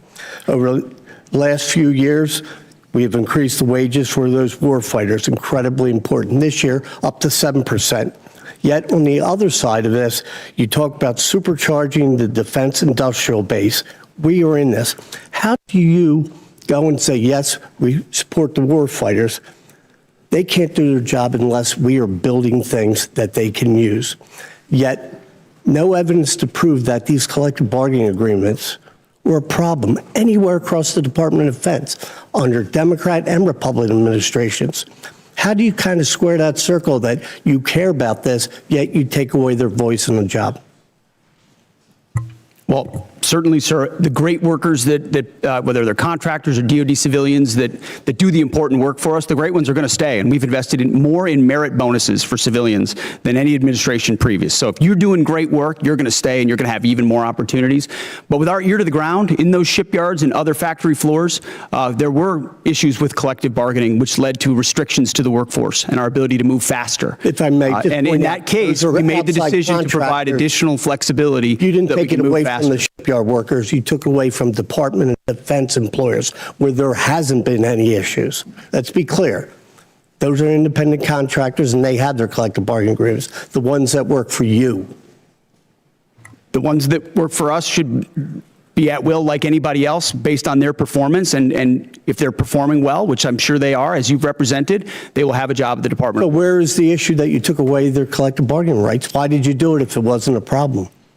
Well, I stated up front, it has been a problem. There are plenty of cases, whether it's contract or inside our own department, where collective bargaining had led to arrangements and agreements that minimize the efficiency and effectiveness of employees at the point of their impact. That's what we were focusing on, and that's why we made the change, which we very much stand behind. Well, I yield back. Gentleman yields back, Chair, and I recognize the gentlelady from New York, Ms. Stefanik. Thank you, Mr. Chairman. Secretary Hegseth, I appreciate the department and the administration's focus on expansion and innovation in the defense industrial base. That's particularly important for emerging technologies. For years on this committee, my office has led the effort to ban the procurement of Chinese communist drones, which pose a significant national security threat. And last year, after years of work, this committee finally passed my Countering CCP Drones Act, or Section 1709 of the NDAA, which was fully implemented in December. How does the FY27 budget scale domestic production and deployment of drone systems to ensure the U.S. has the decisive advantage against our U.S. enemies? Well, thank you for the question. First of all, thank you for your work on that. Critically important. When you look under the hood of the ways in which China is trying to use critical elements of our defense industrial base and supply chain against us, or capabilities in the future that could hamstring us with options for a future president, it's staggering. So drones is one that not only have we recognized, but thanks to your leadership and the leadership of others, we are supercharging in this budget. Conservatively $54 billion in drone and drone dominance and counter UAS. Jay just slid me a piece of paper. If you add it all up, it could be closer to $74 billion. We started a defense autonomous warfare group, to focus on this, but we're going to do even more. We will shortly announce a sub-unified command, autonomous warfare.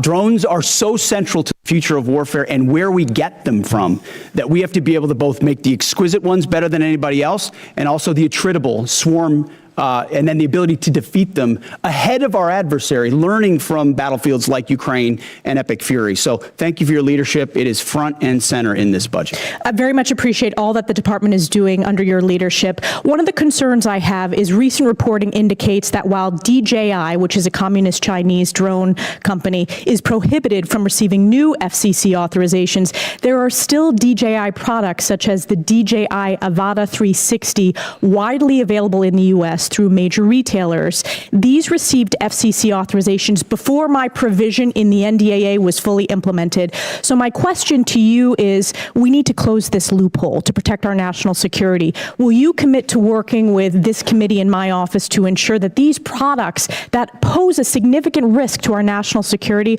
are no longer permitted, given the evident threat CCP drones pose to U.S. national security?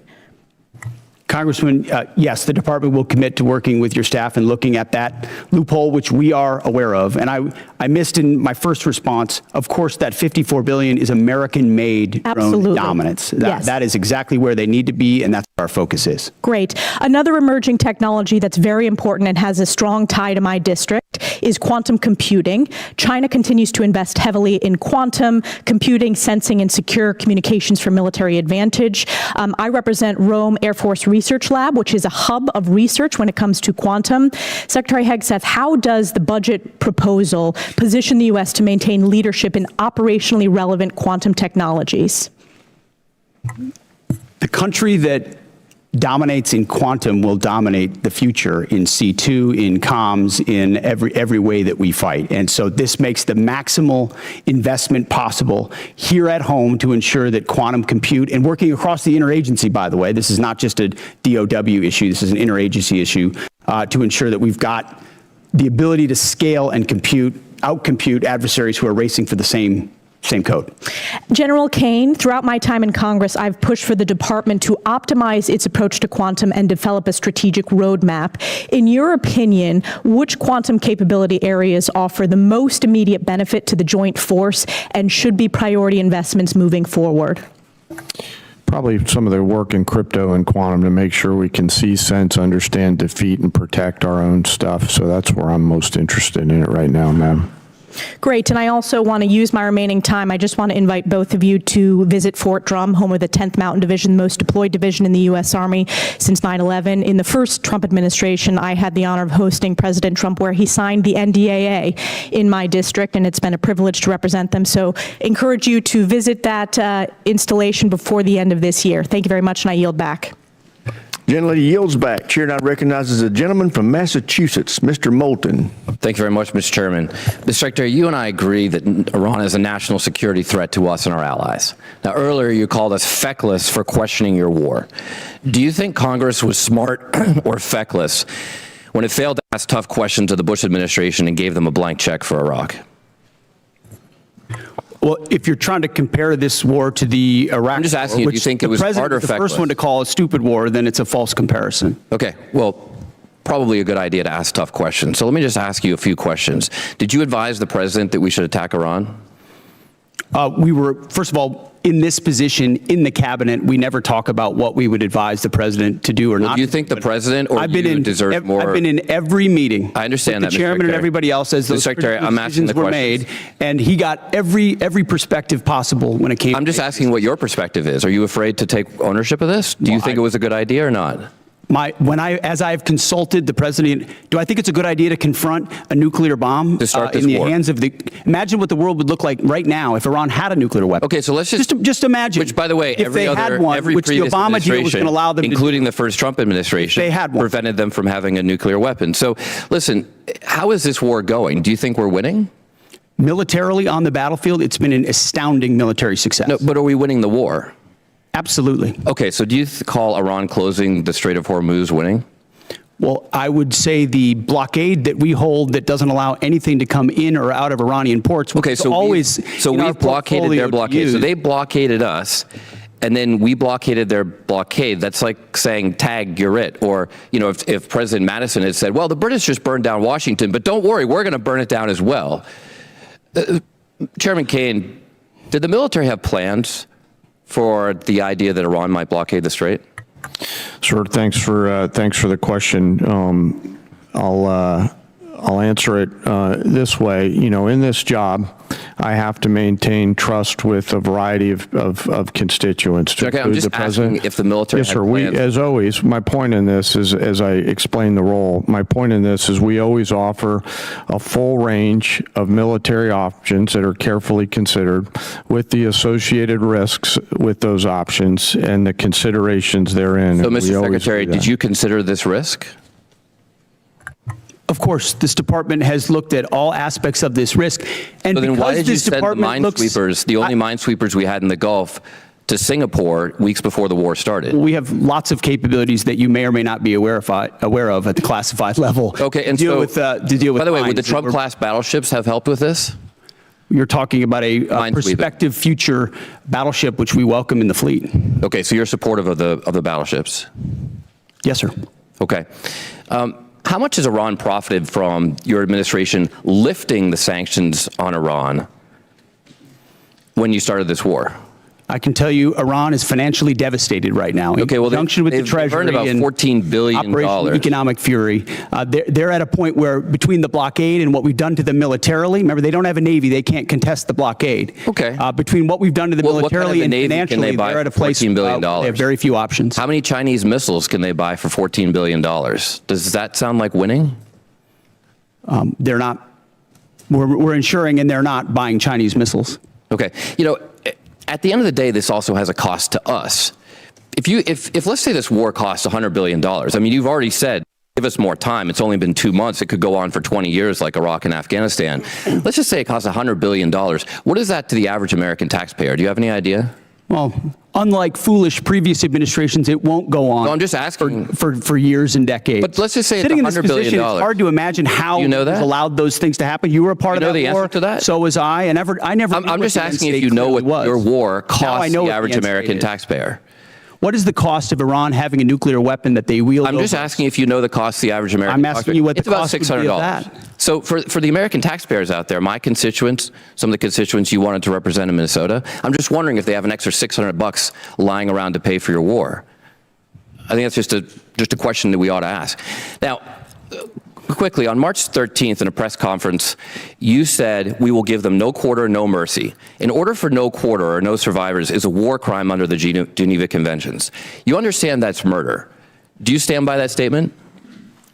The Department of War fights to win, and we ensure that our warfighters have the rules of engagement necessary to be as effective as humanly possible. Okay, so just to be clear, you called Democratic members of Congress to be tried for sedition for reminding our troops to follow the law.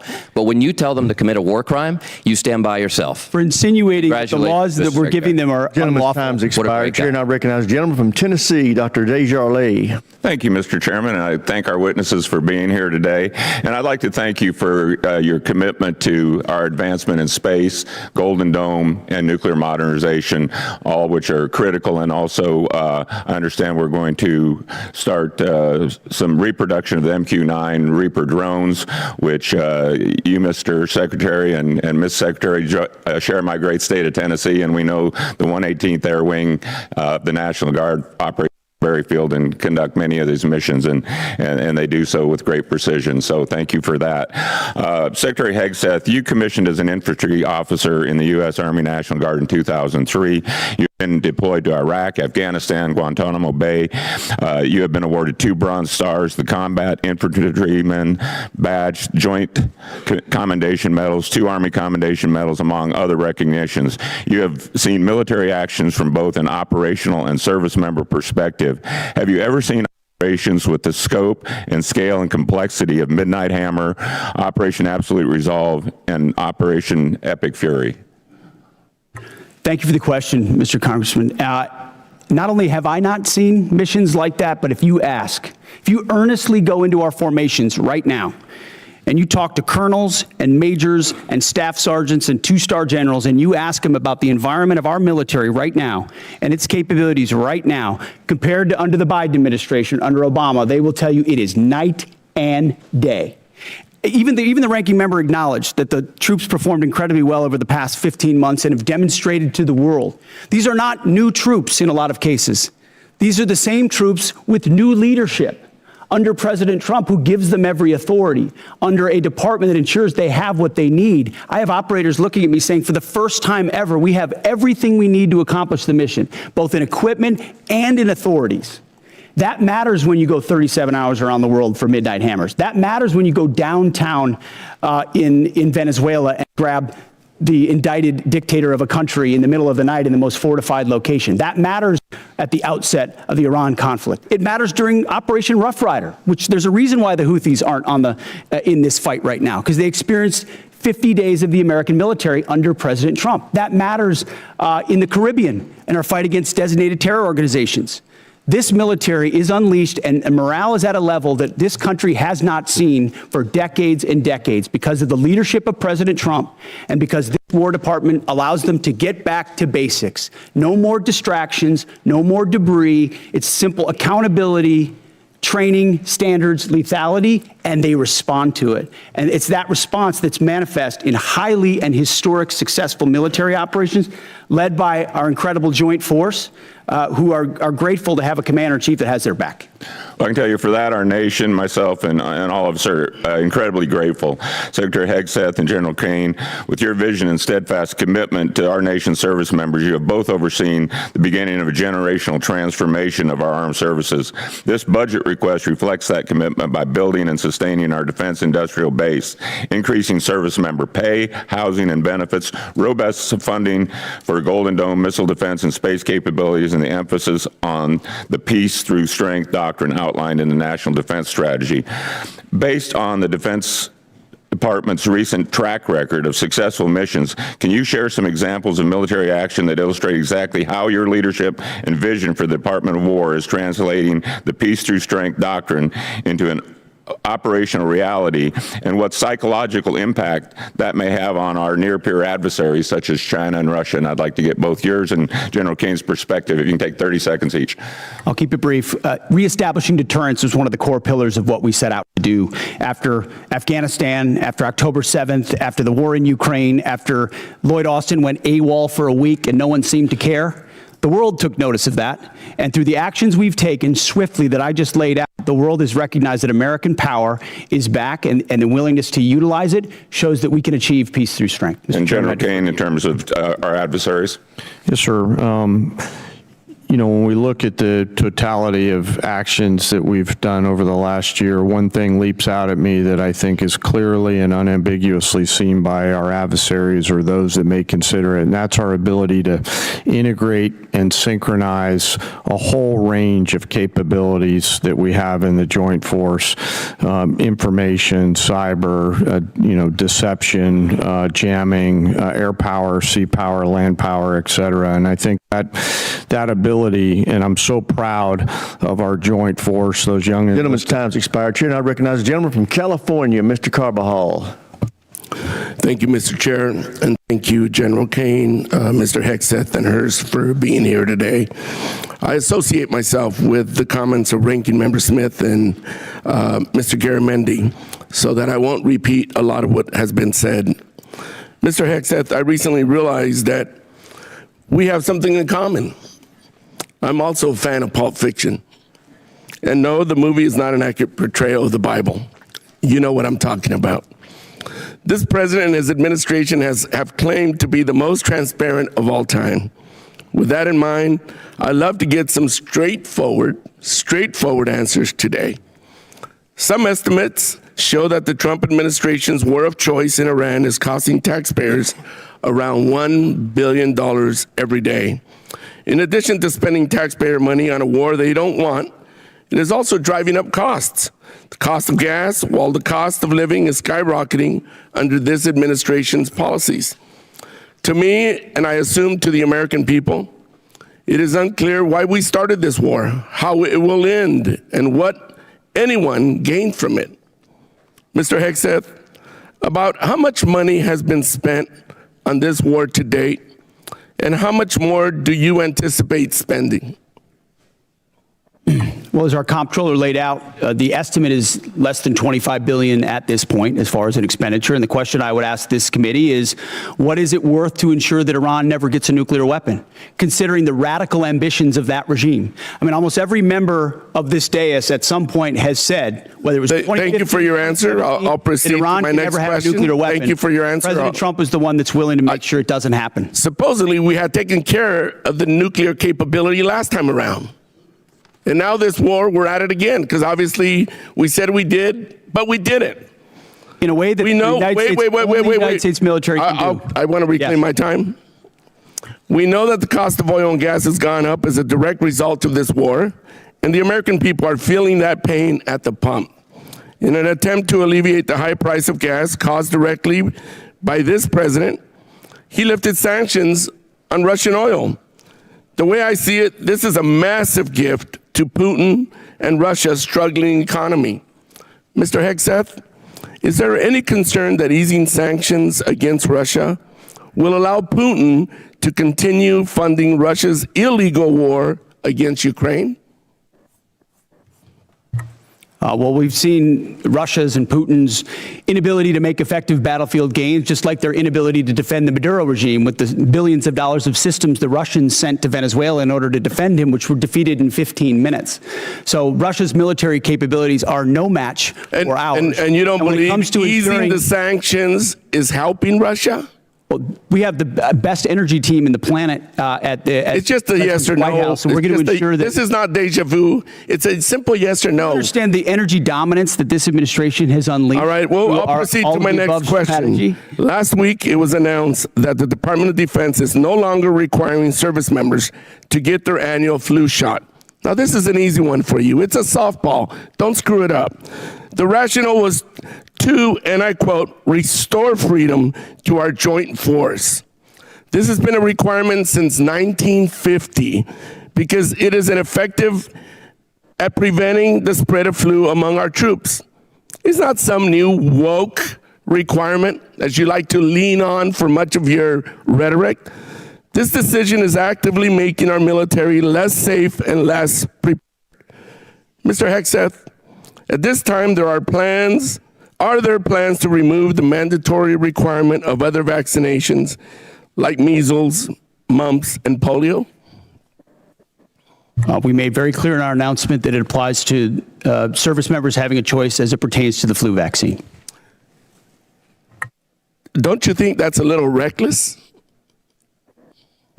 No, I think allowing well-informed Americans who serve our country to make a choice is not reckless. And commanders will still have latitude, say, for a submarine or something else to make a decision for a unit about whether it could be mandatory in a particular circumstance. But overall, our troops have earned the right to be able to choose about something like that related to their health. Mr. Hegseth, I stand by what I said last time you were here. You were incompetent then, you're incompetent now, and you're the gift that keeps on giving when it comes to incompetence. With that, Mr. Chairman, I yield back. Gentleman yields back. Chair, now other than that, I'm doing great. Gentleman Thank you. from Mississippi, Mr. Kelly. Thank you, Mr. Chairman. Secretary, don't you think it was extremely reckless to mandate COVID vaccines for the healthiest and most unlikely to get COVID and kick them out of the service if they did not comply with a, although legal, crazy order from the previous administration? Don't you think it was reckless to require that those soldiers and Marines and sailors had to take that COVID vaccine? Congressman, thank you for the question. Not only do I think it was reckless, but we point out the nature of the emergency and lack of actual data on it. We think it may not have been legal. And as a result, we're working very hard to ensure that any service member who was pushed out is brought back in. If they were forcibly pushed out with back pay and rank and everything that comes with it, those soldiers and troops of conscience who had to make that choice, we think are the best troops in our force. Listen, I'm grateful that we have two great National Guardsmen sitting at that table today. As a longtime serving Guardsman who just retired, I'm so proud of y'all and what you mean for our total force. It's not a National Guard, it's not a reserve, it's not an Army, it's not a Navy. It is a total force, and thank y'all for recognizing that.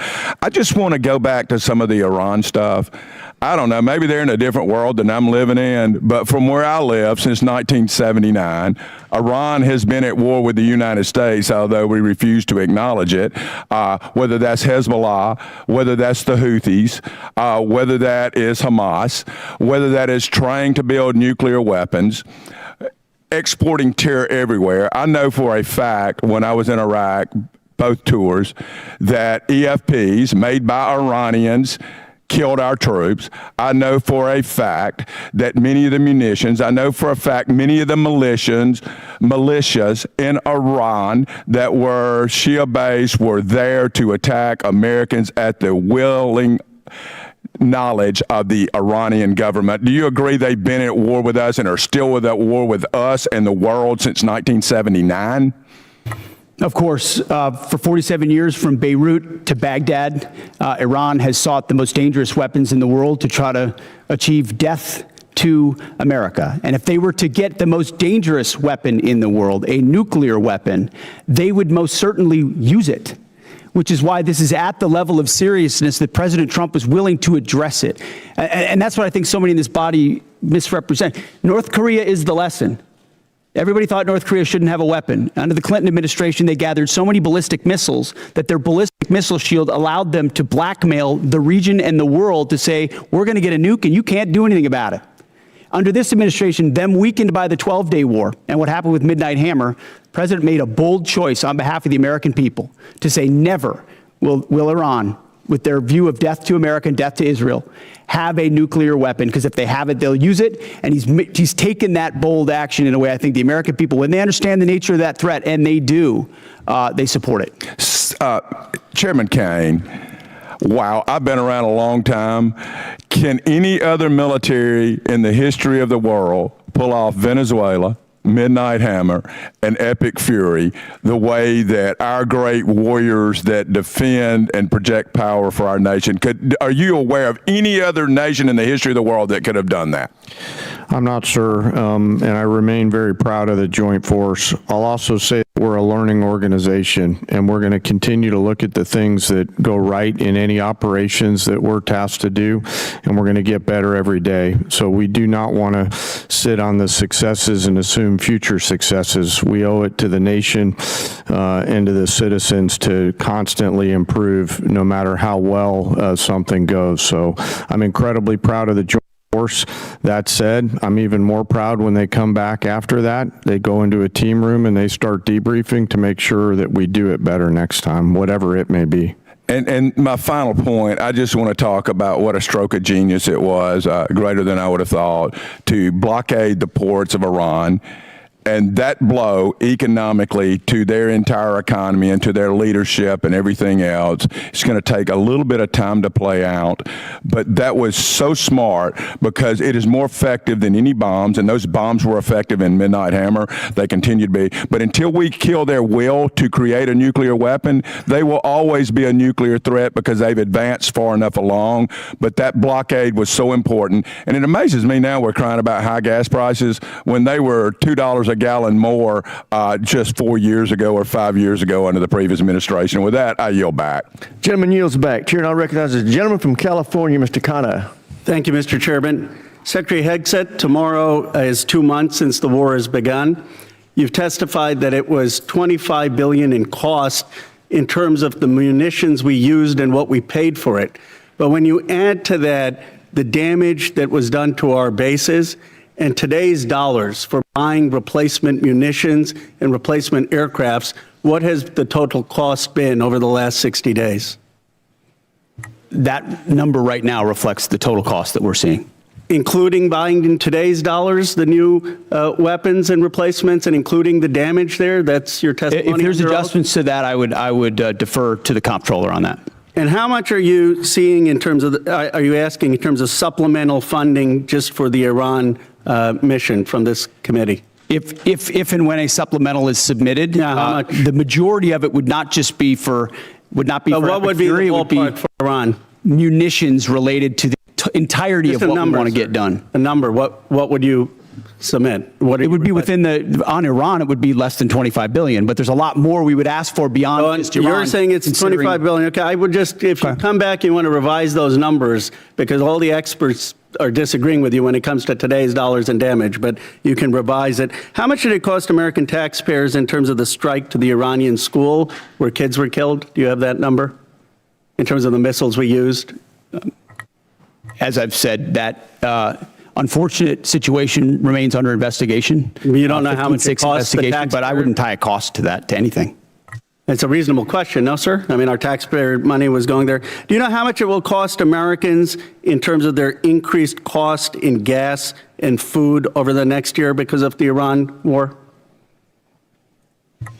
I would simply ask you what the cost is of an Iranian nuclear bomb. I'm going to give you that opportunity. I would simply ask you what you're playing gotcha questions about domestic things. I'm not. You're saying it's a gotcha question to ask what it's going to be in terms of the increased cost of gas. Why won't you answer what it costs to prevent Iran from getting a nuclear bomb? I give you that, sir, but let me. What would it cost? What would you pay to ensure Iran doesn't get a nuclear bomb? What would you pay? I reclaim my time. Do you not know? You had no one do the analysis of what the increased cost of gas and food on the the people are going to be? What is the cost of Iran holding that straight at issue with nuclear weapons? It's $631 billion, which means it's an increase of $5,000 a year for American households. Now, let me give you this point. You're saying that your operation is preventing a nuclear Iran. Will you acknowledge that there is an economic cost to the American people for doing what you believe is necessary to make Iran denuclear? Will you acknowledge the economic cost?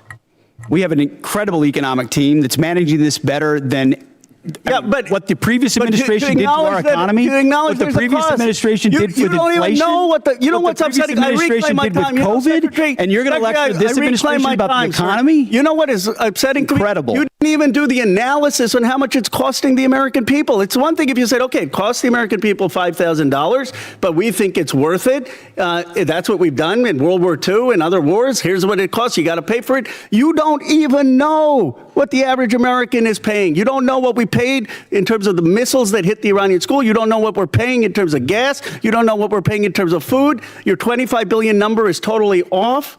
It's the incompetence. It's the incompetence. Let me ask you this. Certainly, maybe here we'll find agreement. There was still 440 pounds of low-enriched uranium, correct, when President Obama, after the JCPOA? Is that accurate? The amounts and types are classified. Okay. Will you acknowledge that there were 970 pounds of uranium enriched after Trump tore up the JCPOA? The JCPOA was a terrible deal that allowed Iran a path to a nuclear bomb. You deal with vague platitudes. I'm asking you about numbers. Like, you don't know what gas costs, you don't know what food costs, you don't know what the operation costs. You know, I get sound bites, but how about numbers? Do you know how much the enriched uranium was after you ripped up the JCPOA? Trump did. I'll give you a number. I know that, as was stated by early on, the price of gas is twice as expensive in California, your home state, as anywhere else in the country because of the horrible policies your state pursued. You know what? It used to be that that type of stuff worked, and then you started to lose the people that you campaigned you wanted to be for, because you said you wouldn't get us into bad wars. You said you would bring down the prices. You know what I'm sad for? I'm sad for all the people who voted for Trump. I'm sad for them because you betrayed them. You betrayed a lot of that MAGA base.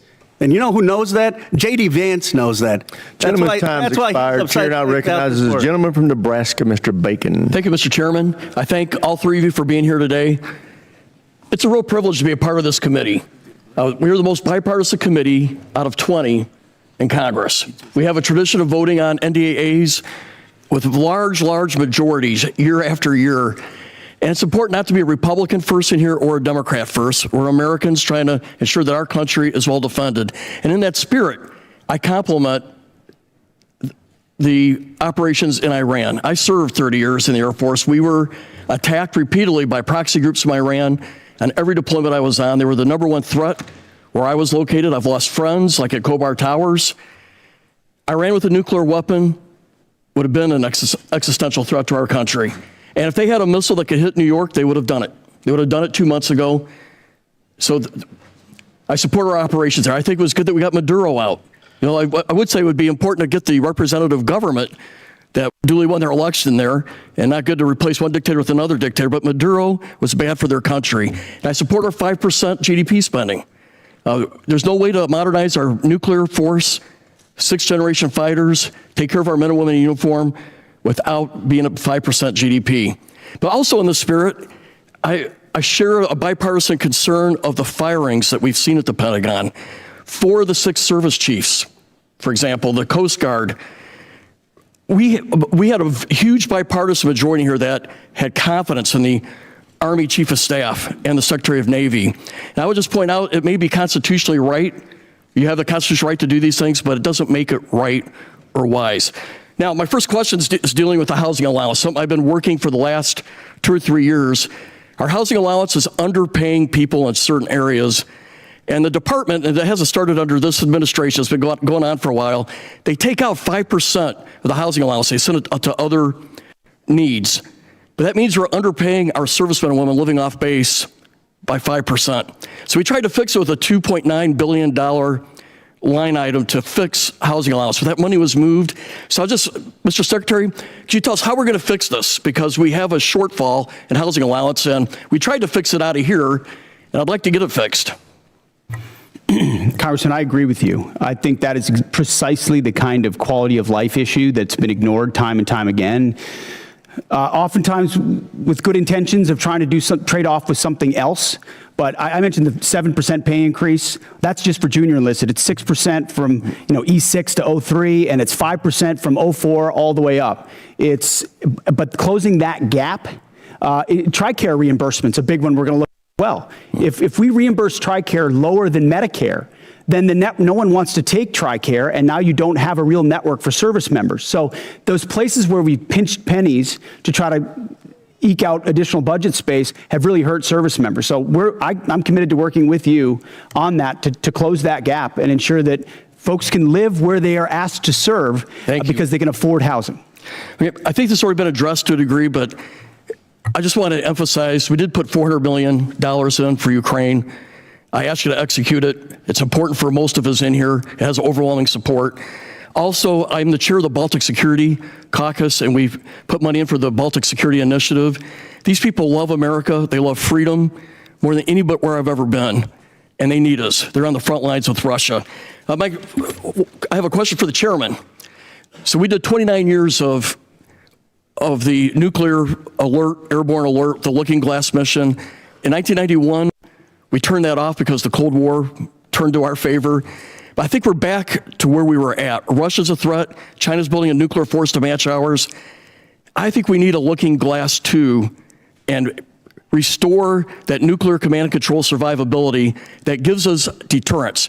Russia, China needs to know no matter what they do, we can launch those 400 ICBMs. What's your vision for the Looking Glass 2 or the follow-on? Well, sir, as you know, right now we're looking at all three legs of the nuclear triad to make sure that most critical backstop on our nation's most important day is reliable, redundant, and workable. And so we'll take a look at that. I know the team already deep in analysis on all from NC3 to the end state. But what I want you to know is the most important thing is the ability to execute if we had to, and we can. You know, for 29 years we had a plane airborne with a general on board, and it gave the Pentagon, the White House, STRATCOM the assurance that we had a backup. I think we're back to the future, and I appreciate your look at it. I just flew with them, and they were doing great work. Gentleman's time's expired. Chairman, Chair now recognize the gentleman from Massachusetts, Mr. Keating. Thank you, Mr. Chairman. I want to talk briefly about the current U.S. doctrine and conduct of the administration in a particular event and a series of events, actually. As everybody in the dais and the witness table is aware, the Department of Defense Law of War Manual specifies that any order to kill shipwrecked persons in an illegal order would constitute a war crime. It isn't suggested there's a specific example to show a clear-cut example of what this entails in our own manual. With that in mind, let's look back a few weeks ago when a fishing crew ended a long day of hard fishing, scoring a full stock of albacore and swordfish on board. Without any warning or expectation, this small Ecuadorian fishing vessel, operating about 200 nautical miles off the Galapagos Islands, was militarily engaged by U.S. forces. It was hit once, then it was hit again. Not a warning shot, not an interdiction, 2 drone strikes. Survivors described chaos and severe injuries. Our U.S. forces then handcuffed the crew at gunpoint, placed black hoods over their heads, seized and scrubbed their devices, and then held them for days. Ultimately, the crew was released, given there was no evidence to support any narco activity or any charges that may be against them. So to recap, we struck a vessel, we struck it again, set fire to it as it was sinking, and as public reports say, even drank their beer. We detained the survivors, and then we let them go. This should be eye-opening. Now let's go to another example, the double tap or 2-strike attack that took place on September 2nd in the Caribbean. A vessel was struck, disabled, and then struck again, killing all but 2 survivors that were left clinging to the wreckage. And this is the thing. We know this happened. We know how it happened, and the Defense Department still refuses to release the follow-up video of the killing of the shipwrecked survivors, even though they released the initial one to the public in major news networks worldwide. No difference in sources and methods in the 2 videos, but still not released to the public. Of course, the backlash was severe at the time and perhaps is being forgotten. An unpredictable but noble display of character from this administration. Fingers were pointed at one another as everyone scurried to cover, in a tacit acknowledgement that this was an issue potentially violating international law. Now, I've reviewed what's been available, the phony rationale that these attacks are about fentanyl trafficking, when we know fentanyl comes from China, India, through Mexico. Then the baseless argument that this was about narco-terrorism. You know, I don't believe a word of it. This was to create leverage for regime change in Venezuela. And now the president acknowledged that was about oil. Beyond the simple need for justice and exercising American values, it's important for us to discuss what the U.S. belligerence in the world stage means to our security, our ability to marshal cooperation with our allies, and most importantly, not to normalize these actions that could endanger the lives of our own service members put in similar peril. Let me be clear about one thing. Whether it's these particular strikes discussed here, the one that killed 11 others off the coast of Venezuela, whether it's the 178 other killings, with each of these extrajudicial killings, the administration is pirating American values. We'll continue to investigate this. We will. It'll come forward in the future. Some days that second video will be released. But we've got to stop also using our precious resources that are being taxed so heavily all over the world on actions that hurt our military. They hurt our military and they hurt our standing internationally, and they're hurting our standard here at home. I hope that we can move forward. I hope we can review whether these are justified, because I found no justification. We were given classified information on the second strike. I can't discuss it, but I must tell you, it's the most convoluted bullshit I ever heard in my life. This should be public. This is our honor. This is what it makes American a difference maker. This is what we're proud of. It's an incredible array of false accusations. And I yield back my time. Gentleman yields back. Chair now recognizes the gentleman from Texas, Dr. Jackson. Thank you, Mr. Chairman. Thank you, Secretary Hegseth and General Caine and Mr. Hurst, for your bold leadership and for your time today. I really appreciate it. I can't tell you how awesome this hearing is today. It's fantastic. After someone who sit up here for 4 years during the last administration, this is a great day. Despite some of the crazy and disrespectful comments from some in this room, the Department of War is back. Today is a win because we are discussing American power and dominance, national security, and making America great again. There may be differences in how we go about that, but at least we are not wasting all of our time talking about how to restructure the Department of War into a social experiment that appeases the far-left woke agenda that existed for the last 4 years. Thank God those 4 years of the disastrous Biden administration are done.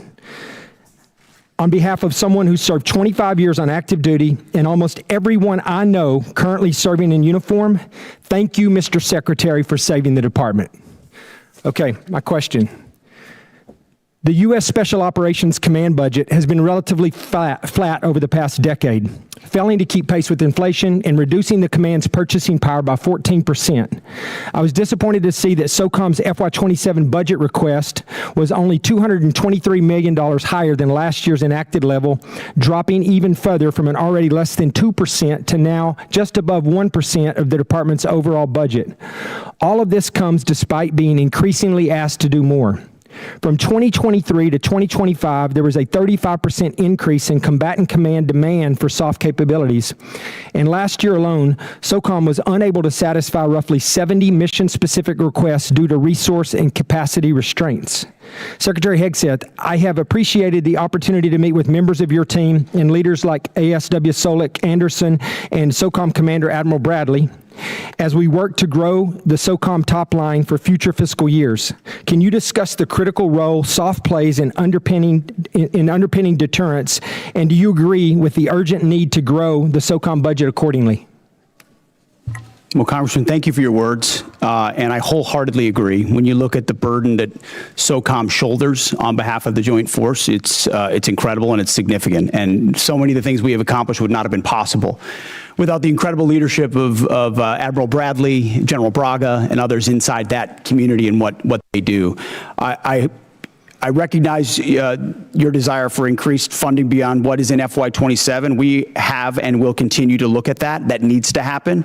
I think some of the other things inside the budget, drones, quality of life, there will be things that are applied to that community even more so, we believe, to ensure that they're taken care of properly. And then there's facility questions that are outstanding also, which we're examining. So we're committed and we want to work with you. Where we've missed something, we need to get it right because they are at the front lines. Thank you. And that leads into my next question. I just want to ask this real quickly.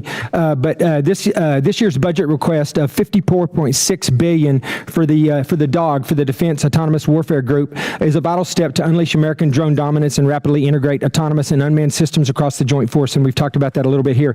However, my concern is only $1 billion of this proposed funding is included in the base request, with the remaining $53.6 billion dependent on future reconciliation package. While I understand the flexibility this approach provides, I remain concerned about the potential gaps created if such a package fails to occur, or if funding for the DAWG is not included in future budget requests. And like you said, I'm hoping that SOCOM is a big part of this. But to avoid critical capability gaps, how is the department planning to fully fund DAWG at the $54.6 billion if reconciliation stalls, or if the department, or does the department intend to transition funds for autonomous requirements into the base budget for future years? And additionally, as you mentioned, how will the department ensure SOCOM receives and executes portions of this funding to meet future mission requirements? It's the right question, and we plan to work hand in glove with this committee, with OMB, with the White House to ensure that that reconciliation package is properly tailored and timed so that it is passed, so that critical money gets there. So we're not looking to FY28 or FY29 because we need those capabilities right now, which is why I appreciate the chairman's opening question about reconciliation. It is a critical vehicle in this calendar year to ensure this department is fully funded to meet the threats of the future. Well, thank you. Once again, I think you guys are doing an incredible job. I appreciate your leadership, and thank you for your time today. I yield back, Mr. Chair. Gentleman yields back. Chair, I recognize the gentlelady from Pennsylvania, Ms. Houlihan. Thank you, Mr. Chair, and I appreciate you gentlemen for being here today and for the opportunity to have a face-to-face conversation with each of you. I have many questions and unfortunately need to start with some that disturb me, Mr. Secretary, from your opening remarks. In your opening remarks, Mr. Secretary, you reserved more words and more time and more vitriol to condemn Democrats than you did for Xi and for Putin combined. It's pretty telling to me that you decided to use your words and your time for that. It turns out that Democrats, even Democrats in Congress, are patriots as well. We serve in our uniformed services, we admire and love our uniformed services, and we love our country just as much as Republicans do. In fact, in this body, I and Representative Bacon, who you just spoke to, led the junior enlisted pay raises that you now sit there and laud and take credit for. We led the closing of the BAH, which then you ended up poaching and using for other things. This body led and authorized Ukrainian funding that is now being withheld.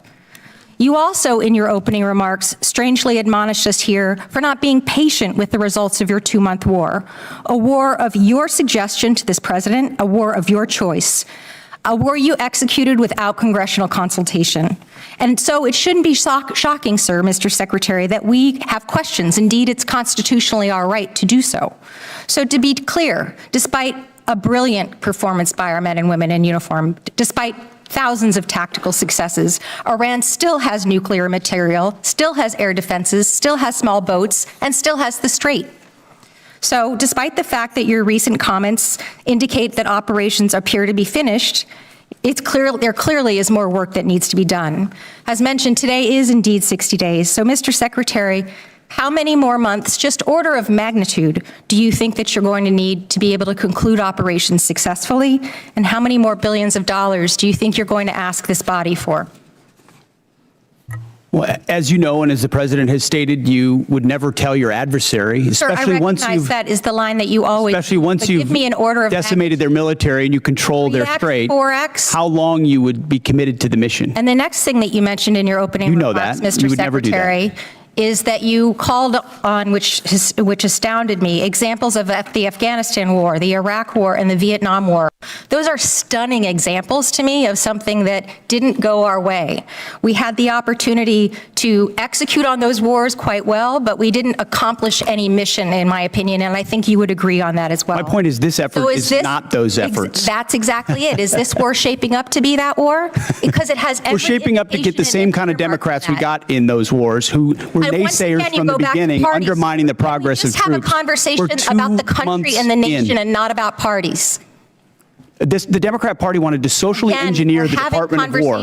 We've had to undo that and get it to a point where it's capable of projecting power. And Clearly, you're not able to have that conversation. So I will move on, sir, and I'm going to reclaim my time. General George, let's talk about a guy who's a patriot, somebody who every single person here in this dais and down there in that audience and out there in this world has huge admiration for. Why did he get fired? Well, as with any moves we make with general officers, first of all, I thank them for their service. And ultimately, my impression is you thanked him by a text or a phone call. You didn't even do it to his face. Out of respect for these officers, we never talk about the nature of their removal, but every one of them, including myself, knows that they serve at the pleasure of the president. Why did you fire him? Ultimately, out of respect to these officers, we don't reveal it. However, I will note, it's very difficult to change the culture of a department that was been destroyed by the wrong perspectives. So you think General George destroyed a culture? There are many, we've gotten rid of many general officers in this administration because we need new leadership. You have no way of explaining why you fired one of the most decorated and remarkable men who's we ever needed served new the leadership. nation. That's and my so answer. your answer is a very immature way of responding to my request. My next question has to do with my remaining time about the fact that there apparently are orders that you've recently given to the Navy to detail officers to command billets in special operations where they, the people who you're detailing, have already received bad performance reviews. They've received negative fitness reports. Is there a truth to that statement, sir? I'm not aware of what you're referring to. Have you ever ordered the Navy to add officers who never screened for Special Operations Major Command to the promotion list for flag officer? I'm not aware of what you're referring to. All right, I'll take that for no. Thank you, I yield. Generally yields back. For everybody's situational awareness, it's my plan at 1 o'clock or approximately 1 o'clock to recess for about 10 minutes to give the witnesses a chance to stretch their legs and visit the restroom if necessary. But with that, we will now go to the gentleman from Florida, Mr. Jimenez. Thank you, Mr. Chairman. And Mr. Secretary, are you aware that Iran, either through our intelligence or they themselves, said they had about 500 kilograms of enriched uranium, up to about 60%?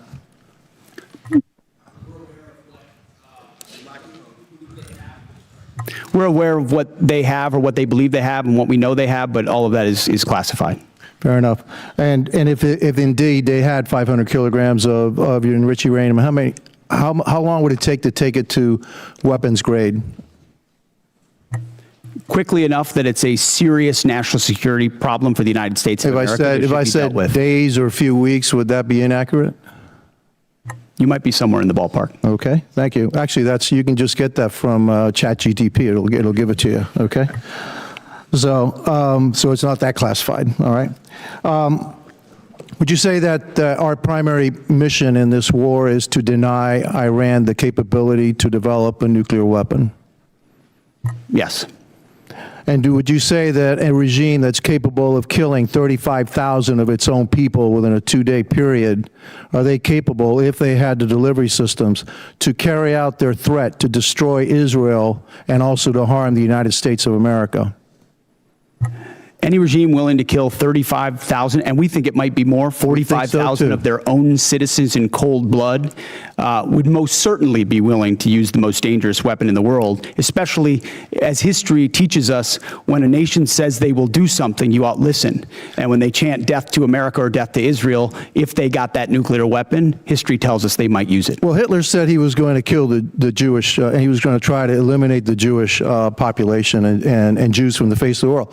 Nobody really believed him, but he really tried to do that. So when somebody tells me for 47 years that they want to kill us, I think I'm going to take them at their word.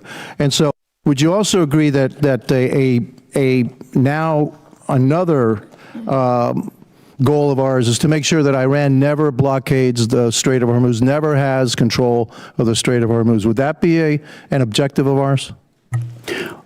What they're doing right now is effectively piracy. It's terrorism. It's threatening international shipping. And our blockade is signaling to the world that we actually control that strait. And I would ask this committee, what would this effort look like if Iran had nuclear weapons? Imagine if not Iran had nuclear capabilities, what they would do to wield over any advantage they have, from proxies to funding international terrorism. Mr. Secretary, also, not only would they do that, but imagine if we had not become energy independent. Under the previous administration, they were hampering our ability to be energy independent under the guise of the Green New Deal, which is insanity, by the way. I'm going to go back a little bit in history. We were bombed, Pearl Harbor was bombed on December 7th, 1941. Do you know how long it took for the United States to have its first major victory in World War II? In the Pacific Theater? A number of years. No, it was actually 6 months. It was the Battle of Midway, all right? It was a turning point of World War II. Could you imagine if we had had the same Democrats asking then Secretary of War, all right, gee, it's been 2 months, okay, and we haven't won this war yet, back then. We didn't win a major battle for 6 months. Your job, the job of the military, what you've done in the first 2 months is extraordinary. And so, again, for a couple of final questions. Do you know how much money we spent on Ukraine? Helping Ukraine? Under the previous administration? No, right now, up to now. Upwards of $300 billion, $350 billion? You're probably right, about $300 billion. And yet I don't hear anything about, gee, how much money have we spent on Ukraine from the other side? The difference between them and me is this. I support the United States and their efforts to help Ukraine against a dictatorial, aggressive power like Russia, which is our second greatest adversary. But I also support our efforts to make sure that Iran never has a nuclear weapon. And so you'll always have my support, and I'm pretty consistent in that. I also support our efforts in what we did in Venezuela. We still have to go a little bit further because that remnants of that regime are still there. And we need to provide freedom for the people of Venezuela.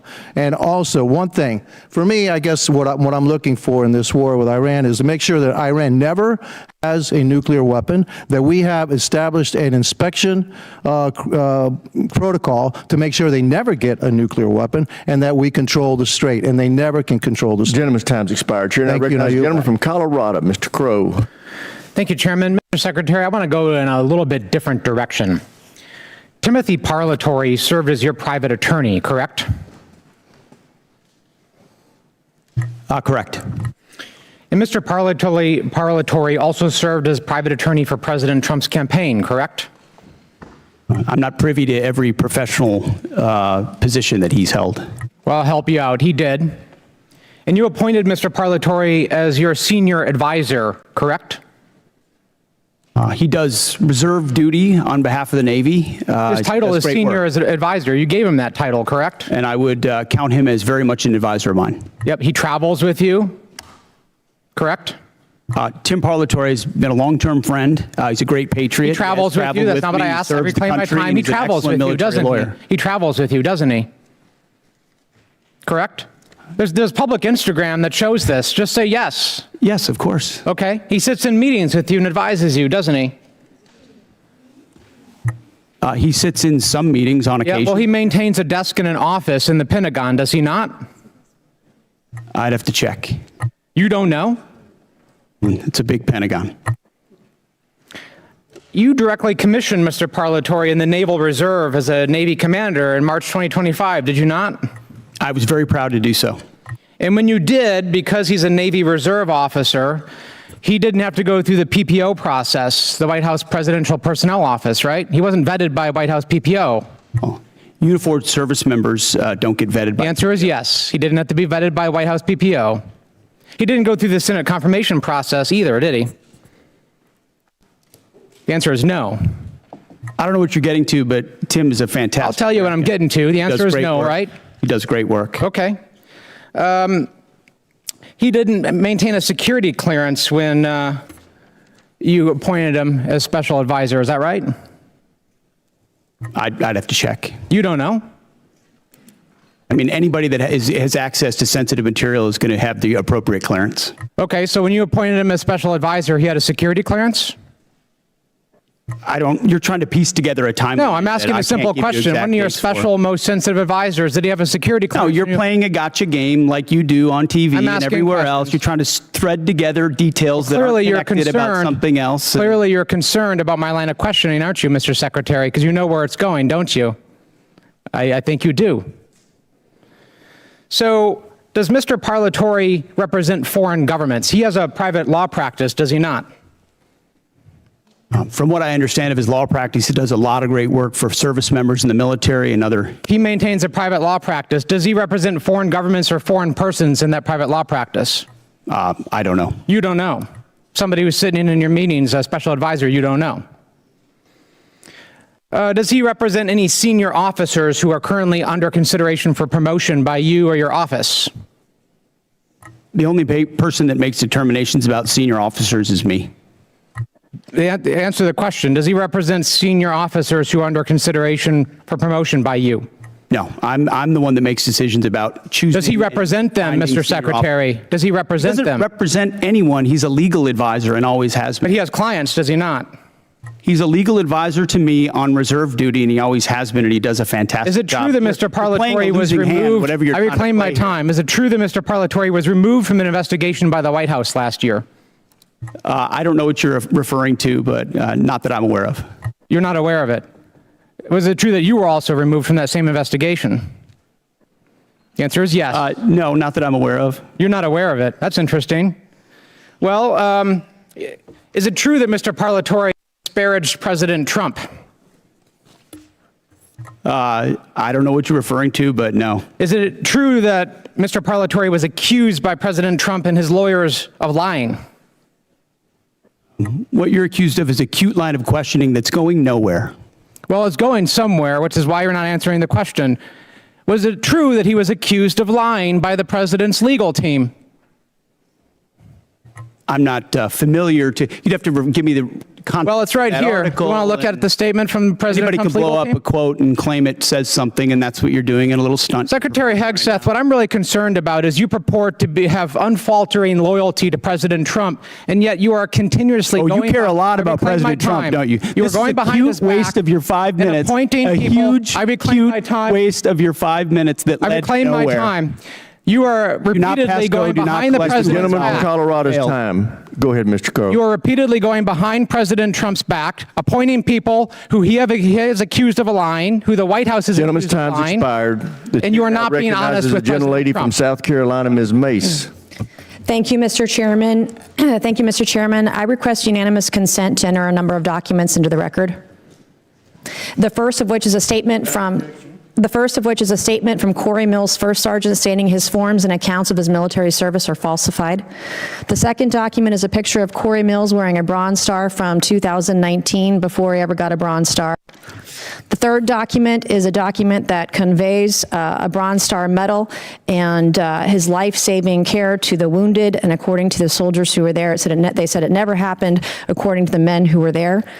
The next document is a transcript of a conversation I had with Brigadier General Arnold Gordon Bray, who confirmed that he did not review, did not read, did not physically sign the form DD, I guess 638, form 638, that Mills submitted for a Bronze Star. And to be candid, he said, quote, I didn't look at it.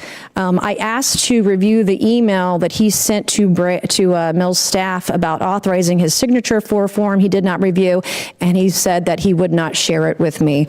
That's a future subpoena. I would like to enter to record a picture of Corey Mills, who says this is the second time he got blown up, but what he wouldn't tell people that the blood on the pant leg in this photo is the blood of Sergeant Ray. It is not Corey Mills' blood. In the same series of photos he shares when he said he was, quote, blown up, are images of a Humvee that exploded with severe damage. That is not his Humvee. His Humvee purportedly was 50 yards away and suffered no damage and was not blown up. This is a copy of Corey Mills' marriage certificate with a 9/11 imam at a 9/11 mosque, entered for the record and redacted, with family members' names redacted and protected. This is a picture of Corey Mills with a purported Russian hooker in Afghanistan, which he of course denies. And then last but not least, I would like to request unanimous consent to enter into the record a restraining order against Corey Mills for dating violence. Thank you. I just buried my father on Thursday, Mr. Chairman. My father died with shrapnel in his body. He had 3 tours of combat, 2 in Vietnam, 1 in 1965 during the coup d'etat of the Dominican Republic. And I take stolen valor seriously because we have men and women in uniform that have given their lives. And an individual that steals the stories of dead soldiers or injured soldiers have no right to serve in this body, let alone on this committee. And so I take it very seriously. I want to thank you, Mr. Secretary, and the folks that serve under you in the Department of War. As my father lay dying on April 14th, there was only one thing that calmed him down, that gave him the courage to pass on to the next life. And that was for me to read stories and testimony from 3 different soldiers that we didn't have, our family previously didn't have. We've been doing a lot of research on my father's service when he received the Distinguished Service Cross with V device in 1968 in Dong Zai. He rescued every man in that battle, in that firefight, over a 2-day period. He rescued them dead or alive on his own. He stood up to take fire over and over and over again. He called on artillery, heavy artillery, onto his position. Within 100 meters of his position, the man should have never made it out of Vietnam alive. And in fact, his commanding officers kept him back in many cases because they thought he was on a suicide mission because he was just so dangerous out there. But he saved the lives of so many soldiers. And so as he was taking his final breaths, I was provided by the Department of the Army some testimony of soldiers we didn't have, and diagrams and information. It was the one thing that calmed him down so that he could pass away knowing that he was a war hero and knowing that Jesus loved him.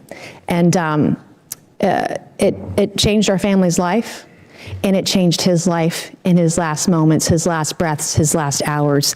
And for that, I am so grateful for the ship that you're running at the Pentagon and the Department of War. I have heard from people in the way that you're trying to innovate and trying to change the way we do business there. And I'm glad that you're firing people. There are people there that are getting in your way. They need to go. And the efficiencies that you want to bring, whether it's shipbuilding, whether it's cyber, whether it's AI, whether it's public-private partnerships, we have never seen a secretary at the Department of War who has been as innovative as you have. So I can't say enough good things about you right now. I was impressed. I was concerned about troops on the ground in Iran early on, and I was impressed with where we are today, how those soldiers were evacuated that got in that flight that crashed. But everything I have seen, you have surpassed all of my expectations, and I just want to say thank you from the bottom of my heart, and God bless you. Gentlelady yields back. Chair now recognizes the gentleman from Maine, Mr. Golden. Thank you, Mr. Chairman. Good morning, Mr. Secretary and General Caine. I'd like to use my time to drill down on an important decision concerning America's surface fleet. That is the future of the DDG-51 Flight 3 destroyer. Everyone on this committee knows about the Navy's struggles to successfully design, manage, and field new classes of ships. To name a few examples, I'll highlight the Littoral Combat Ship, the Zumwalt-class destroyer, and the recently canceled Constellation-class frigate. By any measure, the Arleigh Burke-class destroyer has been a highly successful program that continues to deliver the Navy a large surface combatant it can depend on. So the Zumwalt-class destroyers were going to replace the Arleigh Burke. It's a ship with some interesting capabilities, but the Navy rushed to construction before the design was complete, and it lacked a workable weapon system that the Navy wanted to outfit it with. So the Navy scrapped the program at 3 ships and went back to the DDG. I'm in my 8th year on this committee, and the entire time I've been in conversation with the Navy publicly and privately about the latest Flight 3 destroyer and how critical a role it would play, and now is playing for the surface fleet. And yet, even before we delivered one to the fleet, the Navy was already planning the DDG-X.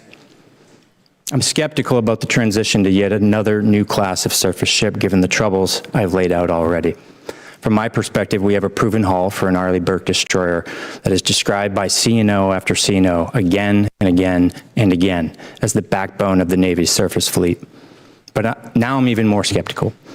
The proposal cuts production of the destroyer down to just one ship, scraps the future destroyer, and proposes $17 billion to build just a single new battleship, a class of ship the Navy decommissioned in 1992. Mr. Secretary, when you visited Bath Iron Works, you discussed this budget proposal with shipbuilders. You said, quote, "We're maxing out on DDGs. It's a workhorse, and it's a damn good workhorse." You were right about the DDGs. They are a workhorse. They're cost efficient, deadly effective, and feared by our enemies. And I'm wondering why would we move on so quickly from a relatively new Flight 3 destroyer that's the gold standard for ballistic missile and drone defense capabilities. It's a ship that's proven itself time and again, recently in the Mediterranean, Persian Gulf, and the Taiwan Strait. I understand the Navy wants to field hypersonic missiles, but look no further than the 3 Zumwalt ships that the Navy has in the fleet that have been refitted with vertical launch tubes capable of delivering hypersonic missiles at a great payload at over 17,000 miles this year. Perhaps what's most troubling to me is that the battleship plan proposes moving at a pace that is, I think, extremely dangerous, or just high risk, low reward. To begin construction so quickly, breezing right through design. It's well documented that expediting design and preemptively moving to construction is the greatest recipe for failure. This represents an unacceptable cost to taxpayers if it fails and leaves America less secure and our Navy less prepared. I understand the proposed battleship was a bit of a dream child of the recently departed Secretary of the Navy. I want to remind everyone here that recent history is littered with failed efforts to replace existing successful programs that remain the best in class worldwide. This isn't the failure of shipbuilders or sailors. It's a failure by leaders to learn a simple lesson. If it ain't broke, don't fix it. My sincere hope is that you, the Navy, and the Congress will pump the brakes on this battleship. Take the time to get it right, whatever it is. And for now, focus on the workhorse you can depend on. America cannot afford a surface fleet without a backbone. I very much appreciate that perspective, and the idea of divesting of an asset that's indispensable right now is not just a Navy problem. I mean, we've seen the same on MQ-9s and Apaches and A-10s and systems that we warfighters continue to rely on, which is why divesting to invest, which was sold under the previous administration because of continuing resolutions and insufficient budgets, created a gap where now you're getting rid of the very things that you need right now, and you don't have available the things of the future that you said you would have because of the way this department did business. Always over cost, always delayed. So there's one destroyer, one Arleigh Burke class destroyer in this budget because, and I hate to even say it, I'm not going to say it in an open hearing, how many years behind we are in the backlog of building the Arleigh Burke class destroyers. So the bulk of the money goes into shipbuilding to fix that, ensure we can get new places to build more faster.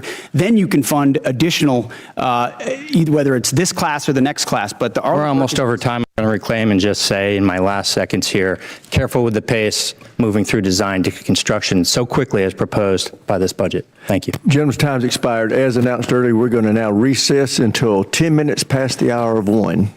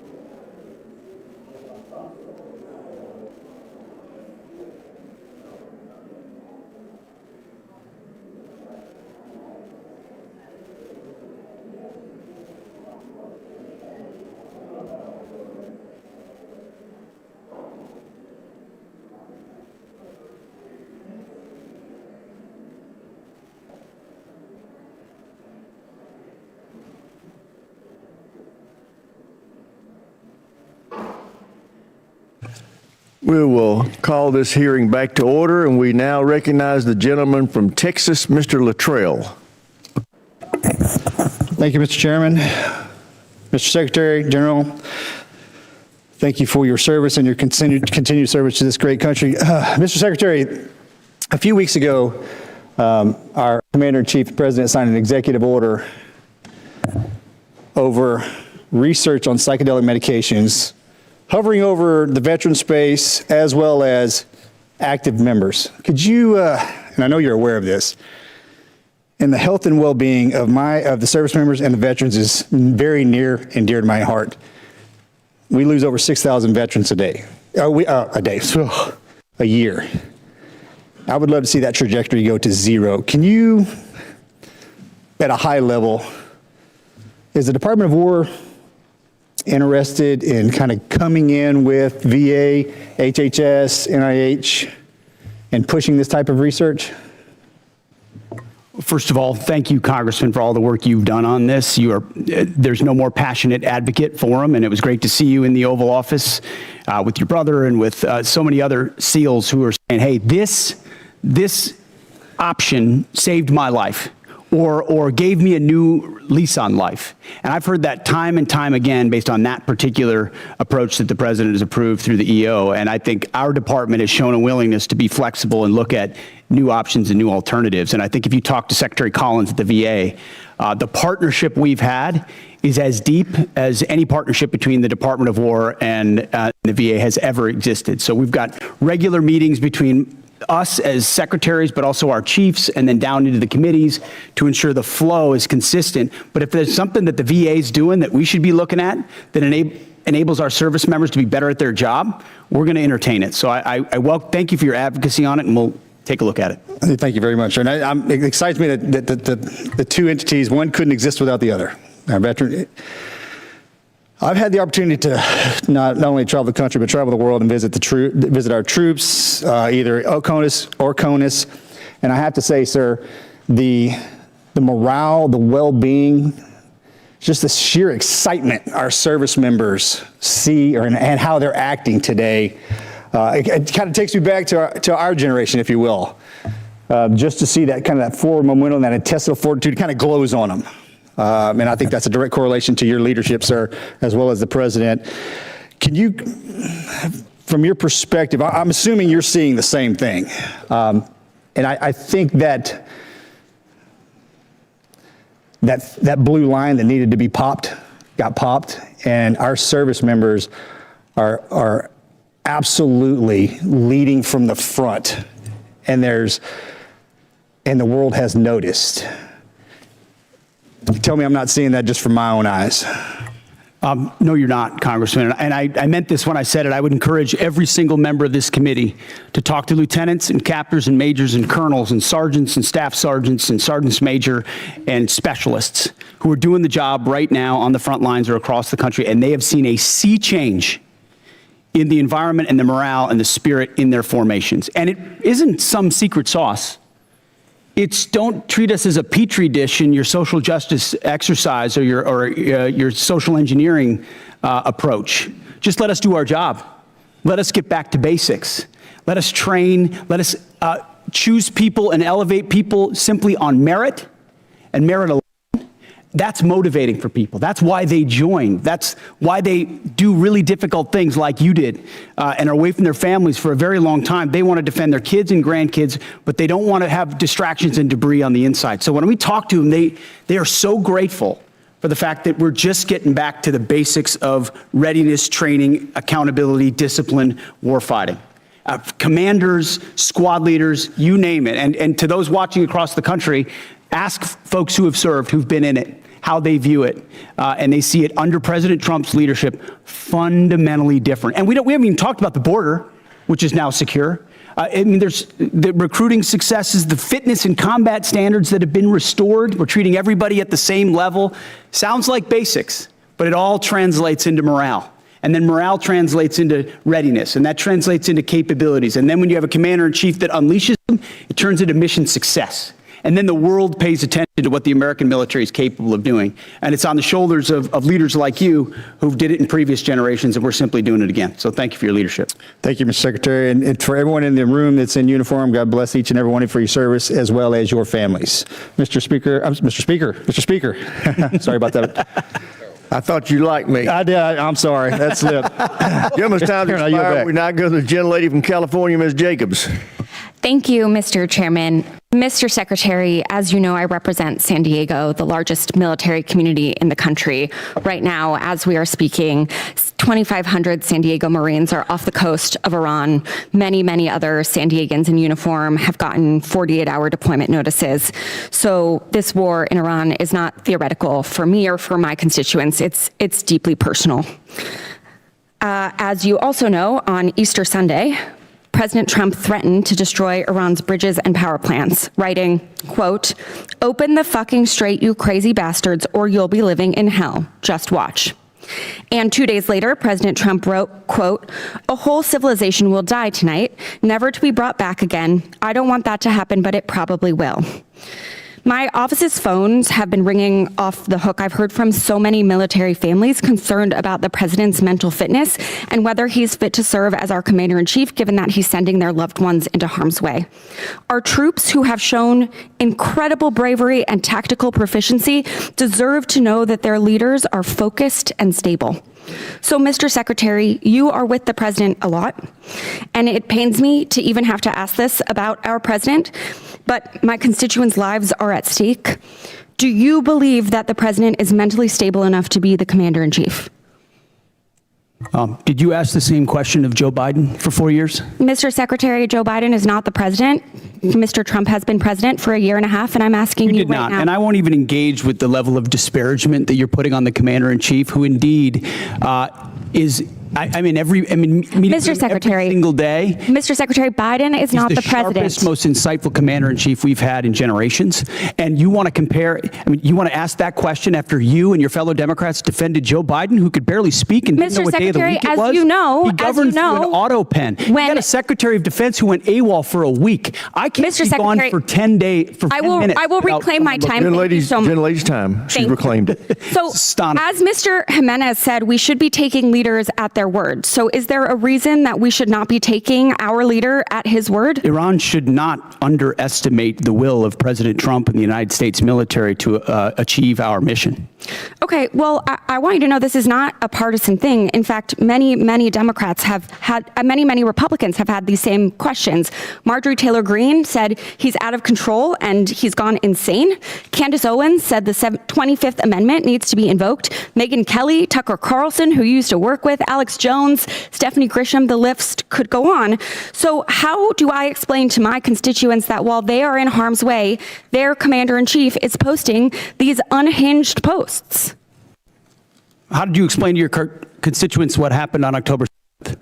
Or what happened in Afghanistan? Or what happened with the debacle and the withdrawal in Afghanistan, where the troops were left? How did you explain that with Joe Biden's leadership? Mr. Secretary, how did you explain that to the Marines that didn't get medals? That we restored their medals because of that disastrous withdrawal in Afghanistan? Did you explain that to your constituents when Joe Biden was asleep at the wheel and he had an AWOL Secretary of Defense? How about this next post?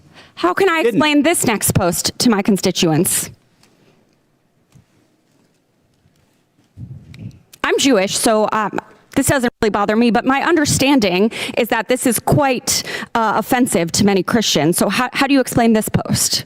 I'm not here to explain posts. We have an incredible commander-in-chief who puts our troops first. I'm here for a budget hearing about our troops. This is a historic budget that's giving us a chance to defeat Mr. Secretary, our adversaries, and President Trump is doing that in world-class fashion. This is about our troops. Gentlelady has reclaimed her time, Mr. Secretary. This is about our troops. This is about who is commanding our troops and if our troops can trust that they are being sent into harm's way under good strategy.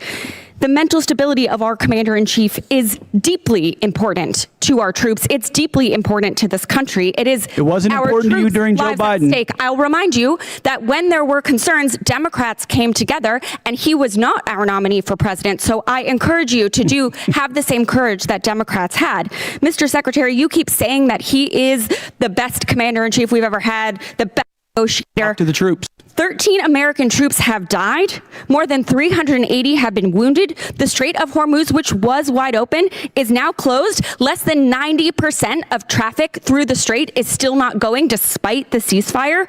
The Iranian regime is still in power. It still has nuclear material. The war is costing Americans billions of dollars. And Mr. Secretary, if you think that this is what winning looks like, then maybe we should be questioning your mental stability. Maybe you are the one responsible for this failure, and the president should think about replacing you.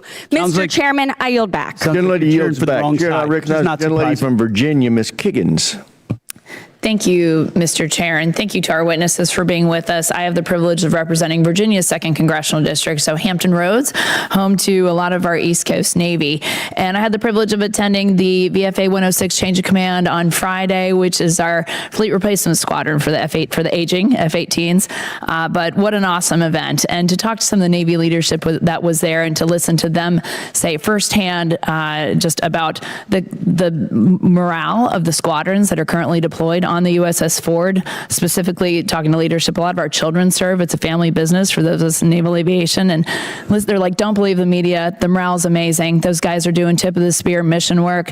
I live with a retired F-18 pilot husband who also is begging to find a way to get back in the cockpit because he's jealous of what he sees. So just that type of mentality. Thank you for that. I know that they're doing a mission, and keeping them engaged is an important part of the fight.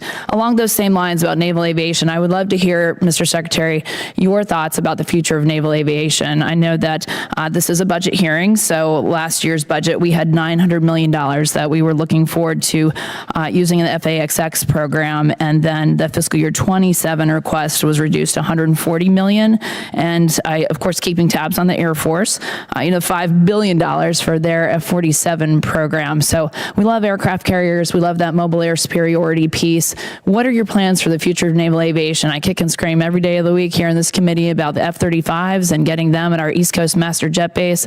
I know the FAXX is our next generation strike fighter, but just would love to hear your plans and timelines for the future of naval aviation. Well, I appreciate your comments, and then I would defer to the chairman too on it, on the remaining utility of the F-18s, which are still flying critical missions right now off our carriers and do a fantastic job. 30 plus years old, but yes. Yes, correct. Which is why the issue of the FAXX is important. It's not a matter of if, it's a matter of when. It's a matter of trade-offs in industry and design and capabilities, ensuring we're not slowing other things down at the behest of others. So I think in August, the August timeframe is, I'm sure you're familiar with that, is what we're looking at. It's a critical capability that we need to fund for the future of naval aviation.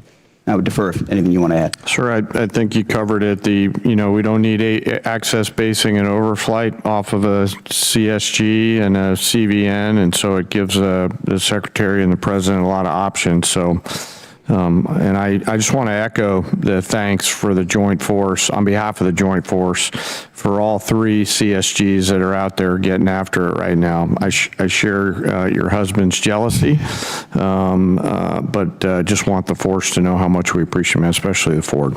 Thank you. Thanks very much, General. And then, Mr. Secretary, just again representing a big Navy district and having just a concern for the Navy, could you shed any light on why the Secretary of the Navy was relieved and what that timeline to replace him looks like for permanent leadership? I think that's one of the reasons why we struggle with even, I think, about the basing decisions and, again, naval aviation. And I wish we would talk more about just the contributions of our aviators. But could you shed any light on that issue? Well, as the President stated, we thank the previous Secretary for his service. Appreciate a lot of the initiatives that he undertook. Ultimately, it was time for a new leadership and a new direction as far as running fast toward those objectives, and so we made a change. We think it's hard personnel is policy, and the sooner you identify, especially, we talked about general officers, as you're evaluating whether they're running with the mission they've been given, you got to make a change if they're not. The same with civilians, and in this case, we made that change. And any timeline to replace or have a new Secretary of the Navy? Well, right now we have an acting in Hung Kao, who's did a fantastic job as the number 2, and he'll be acting for now. And I would imagine we'll know in due time. Thank you. And then General Caine, I know you're a VMI graduate, and I know you're watching some of the partisan attacks that have been going on with some of our senior military academies, specifically in Virginia. And I was wondering if you had any thoughts or have had any discussions about how we can remove some of our senior military academies from these partisan state politics. I think it requires a further discussion. We had 170 Army ROTC officers that we commissioned out of that school specifically, but we've seen pushes to shut down, defund, replace their board of visitors. Any thoughts on how we can be more protective of those great schools? Well, ma'am, you sort of started where I'm going to land on the importance of staying politics as the chairman and not unintentionally or inadvertently stepping into a political matter where I should not. As the secretary said, people are policy, and policies are things that we don't do in the joint force. I appreciate all of the commissioning sources that are out there. Gentlelady's time expired. Chair, I recognize the gentlelady from Washington, Ms. Strickland. Thank you, Chairman Rogers and Member Smith, and thank you to the witnesses for being here today. This committee is being asked to consider a $1.5 trillion DoD budget request that funds not only weapons and system programs, but the people, leadership, readiness, and trust required to make them effective. When senior leaders are removed abruptly or merit-based promotions are disrupted without clear explanation, Congress does have the responsibility to understand the rationale and operational consequences. So I'm going to focus on Secretary Hegseth. And to start, no one is disputing that senior officers serve at the pleasure of civilian leadership. The issue in front of this is whether the decision to remove General Randy George strengthened the Army or created an avoidable disruption during an active operational period. General George, who also served as commanding general at 1st Corps at JBLM, has been serving for 4 decades, including multiple command and operational leadership roles, culminating as Chief of Staff of the Army, responsible for readiness, force modernization, and the welfare of over 1 million soldiers and civilians. He was removed in the middle of an active conflict involving U.S. operations against Iran, when leadership continuity is most critical. Public reporting indicates that General George's removal may have followed disagreements over Army personnel matters, including concerns regarding withheld promotions. So my question, Secretary, is this: what specific national security risk, mission risk, or leadership concern did General George present that justified removing him in the middle of a conflict, or was he removed because he challenged some decisions being made? As I stated earlier, out of respect to these officers, I don't discuss the nature of the removal. An earnest question of you: where does General George fall in the operational chain of command? So I'm asking you, why did you fire him? No, but don't change. You talked about an operational moment. Question. Where does General George fall in the No, it's a simple National question. Risk, You're on the House Armed Services Committee. Leadership concern. What did he present that justified removing him in the middle of a conflict? Do you know where General George serves in the operational chain of command? So I'm asking you my question one more time, sir. Don't try to flip it on me. Why was he removed? Was he a national security risk, mission risk, or leadership concern? We don't. Yes or no? We don't talk about the nature of removals. Don't answer the question. You also won't answer where he is in the operational chain of command because he isn't in it. He isn't in the operational chain. Gentlelady reclaimed your time. We're going to. You want to tie it to the war, but you don't know where he is in the chain of command. It's the gentlelady from Washington's time. Under DoD 1320.04, the Secretary of Defense may withhold or disapprove forwarding nomination after service recommendations in limited circumstances, including newly identified adverse information, pending investigations, reportable information, and questions regarding mental, physical, moral, or professional qualification, incomplete or non-compliant nomination packages, missing certifications, or the need for additional clarification from the military department. Several colonels reportedly selected for brigadier general were removed or withheld after board selection and service certification. Which of these specific grounds applied to each withheld officer, and what objective evidence supported these decisions? Congressman, that was just one of many boards across the services where we will perform similar reviews, and I anticipate other officers will be removed also. Okay, but what were the grounds for those? Again, we don't talk about, out of respect for those officers, we don't talk about the nature of that, and we all serve at the pleasure of the president. We're solving for an institution that needs to be based on merit and professional execution, and there's been a lot of gender and demographic engineering that's been going on for reasons other than the focus of exactly what we should be doing on the battlefield. So whether it's that or I did not raise gender. That's implied in every statement that everybody makes. And I so did not- I did not ultimately, as raise we that. review all these boards, it has nothing to do with anything other than their performance on the battlefield or their performance in their career. And these people are thoroughly vetted, thoroughly researched. And I guess my question is this about loyalty to Trump or is it about what's good for the mission? I understand what you're implying, but it's about the Constitution and our military and its ability to execute. And I'm going to make sure the president has the finest officers across the force prepared to deliver. So this committee funds weapons, readiness, recruiting, professional development, and leadership pipelines.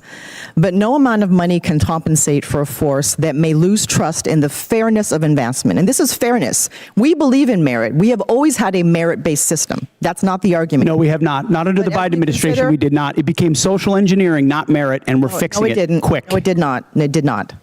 And when we consider this budget request, we must ensure that taxpayer dollars are matched by sound judgment, credible leadership, and a personnel system worthy of those who serve. I yield back, Mr. Chair. Gentlelady yields back. Chair, and I recognize the gentleman from Georgia, Mr. Scott. Thank you, Mr. Chairman. Gentlemen, thank you for being here today. I'm sorry I was late. I was on the floor of the House of Representatives with a FISA rule vote, and I did not hear the majority of the testimony.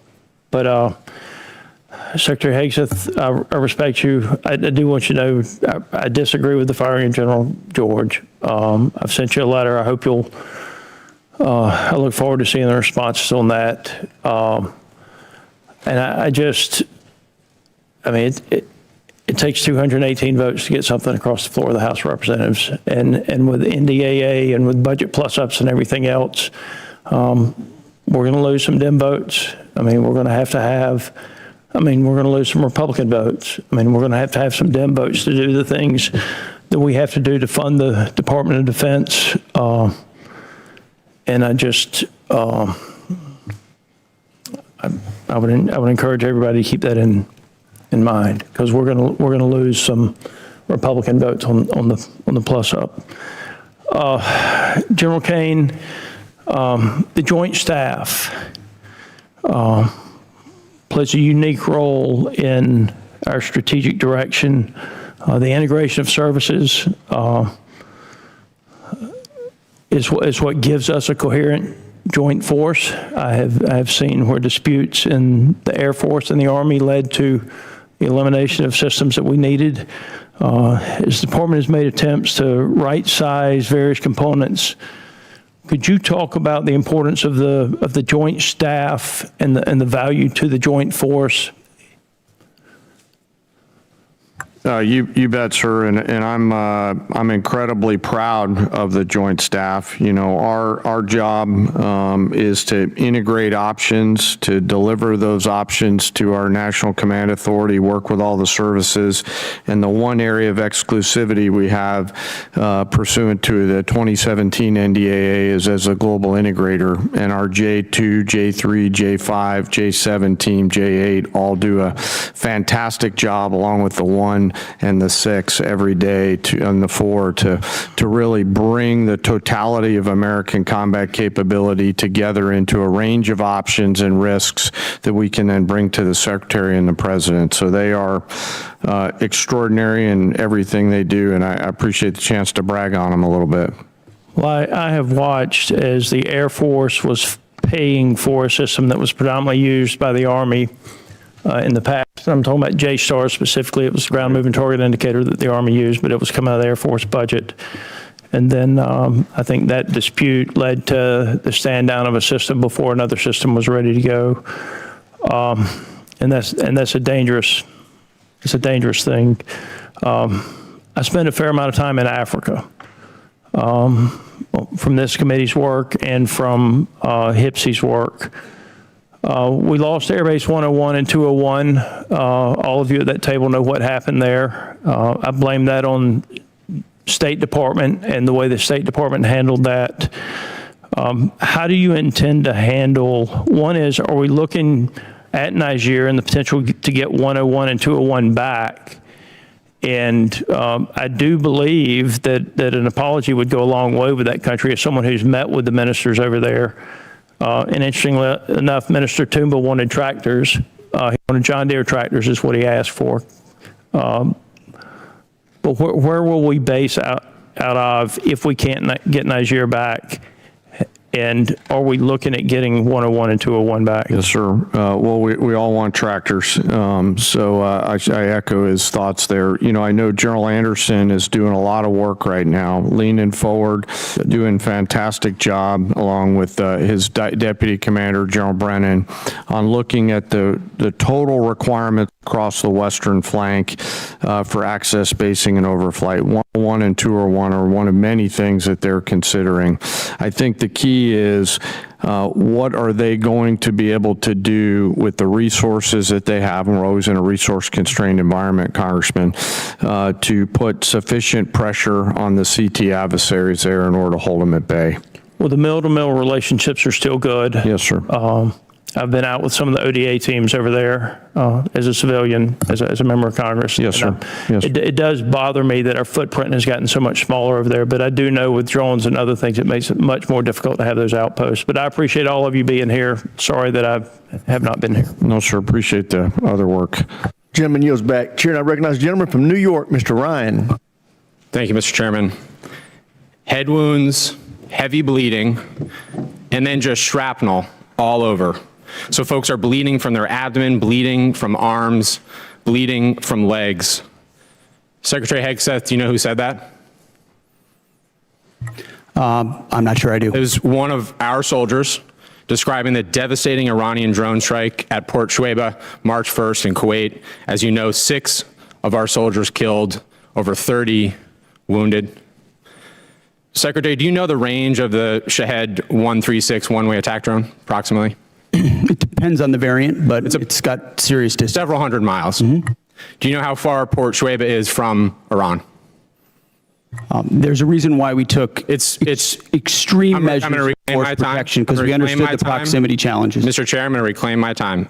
It's well under 100 miles. Before the war started, there was clear intelligence that Shuaibah was high on Iran's target list. Internal analysis had said the site was indefensible from aerial attack and should not be used. Yet you sent our soldiers from the 103rd Sustainment Command there anyway. Is that true or false? True or false? Straightforward question. Are you going to give me a chance to answer or just play gotcha? Did you send them there or not? We took proactive measures from the beginning to ensure force protection and defensive posture were maximized across the theater. Let's talk about what defenses they had.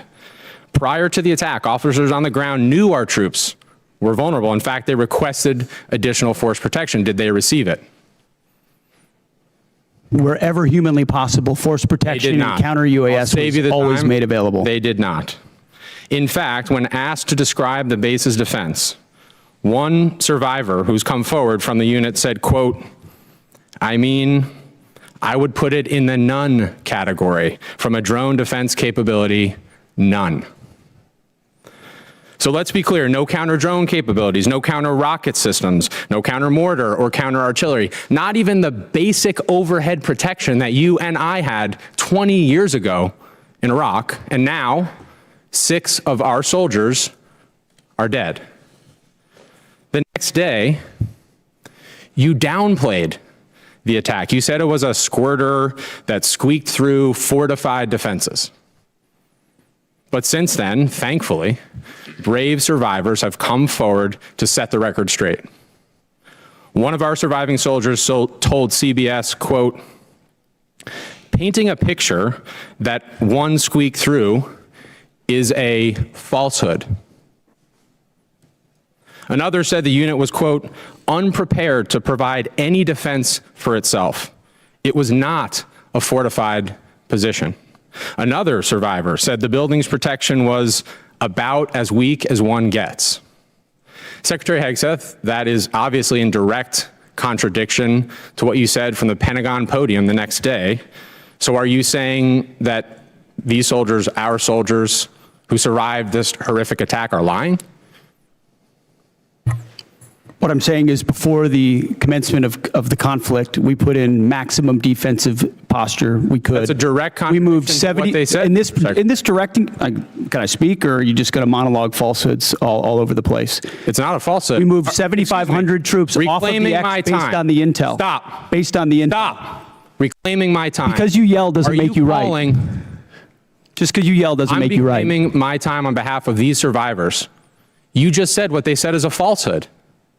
There's a much larger picture. True? There's a much larger picture at play here that included integrated air defenses, bunkers, moving people off Then the X why, Mr. to Secretary, ensure are that they they were dead? not part of the target. We moved those troops and all across the theater, thousands of troops off the X, off of their bases, because we knew what Iran was going to try to strike, and we knew there could be a tragic moment. No there could be a answer, Mr. tragic moment where Secretary. something Again. could get through. Of Again. course, that's the I'm consequence of reclaiming my conflict, time. and we Again. remember those 6 every single day. I want to finish. But don't play games with. I'm not playing games. raising I your want to voice finish and with pointing one more fingers. quote from a survivor of the attack, and I'll put this on the record. Telling the truth is important, and we're not going to learn from these mistakes if we pretend these mistakes didn't happen. Secretary Hegseth, those soldiers told the truth. Those soldiers are braver than you are. I commend them. They are asking for accountability. They deserve accountability, and I'm asking for the same, starting with you. And as I said a year ago, you need to resign immediately. I commend those And I soldiers. yield back. Gentleman yields back. Chair now recognizes the gentleman from Texas, Mr. Fallon. Thank you, Mr. Chairman. Secretary Hegseth, I want to tell you something right now. You focused our military once again, and finally, and you shaped it into the meritocracy, and you've dramatically increased the United States' ability to project power, and when needed, lethality. And I mean, and as a result, our deterrents have never been more evident the world over. So thank you. General Kaine, you mentioned in your opening remarks George Marshall. Unfortunately, some of your immediate predecessors were clearly one type of a general. They were Democratic generals. One of them, even in this committee, used politically charged rhetoric of the left. And I don't want Democratic generals. And for that matter, I don't want Republican generals either. I want American generals. You, sir, are an American general. You know exactly what we need. Generals at Joint Chief of Staff that knows, understands, respects, and embodies your role to serve this republic, the troops, and the mission. And that is precisely what you are doing. And I want to thank you because you do remind me of George C. Marshall. He was a great American, and so are you. Secretary Hegseth, what do you know of any nation state that ever enriched uranium to 60% that then didn't make a nuclear weapon? Well, first of all, I want to second your comments about the chairman, and I agree. I appreciate how he does his job. Usually when a country pursues at that level, it's pursuing a nuclear weapon. 100% of the countries that have reached 60% enrichment have then produced a nuclear weapon. And is it true that Iran was in the process of building such a swarm of UAVs and ballistic missile shield conventionally, once they wanted to bake the cake because they had all the ingredients to make the nuclear weapon, it would have been damn near impossible for us or anyone else to prevent them?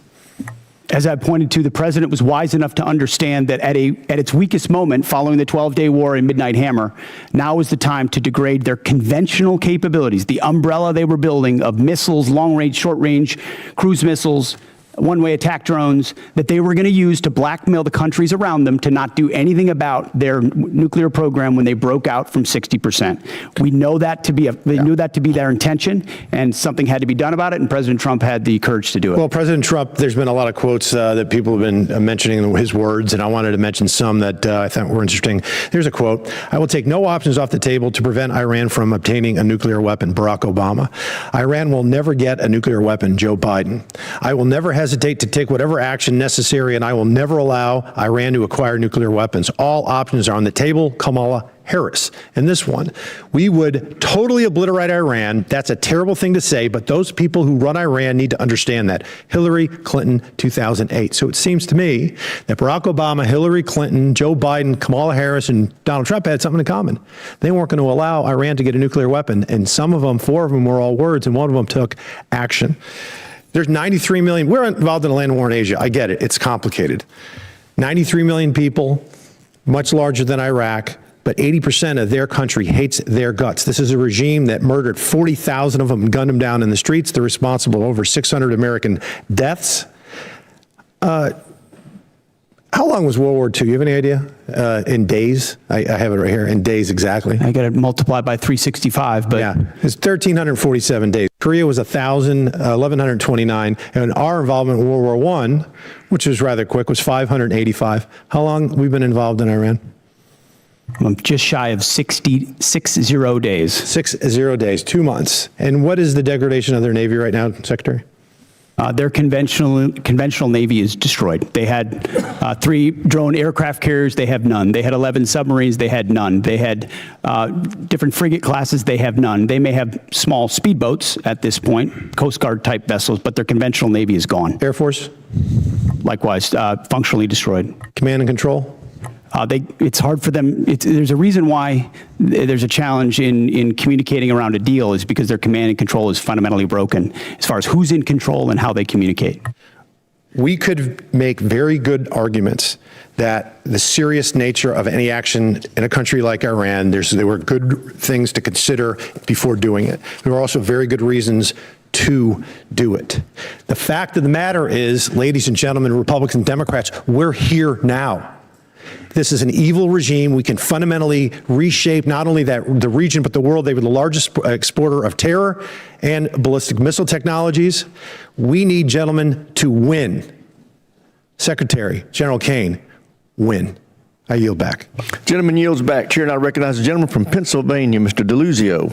Thank you, Mr. Chairman. We all just heard pretty powerful reporting, courtesy of Mr. Ryan, from many of our wounded troops who were injured in the attack in Kuwait. Mr. Secretary, you heard direct quotes from some of them via CBS's reporting. They were willing to talk to the press.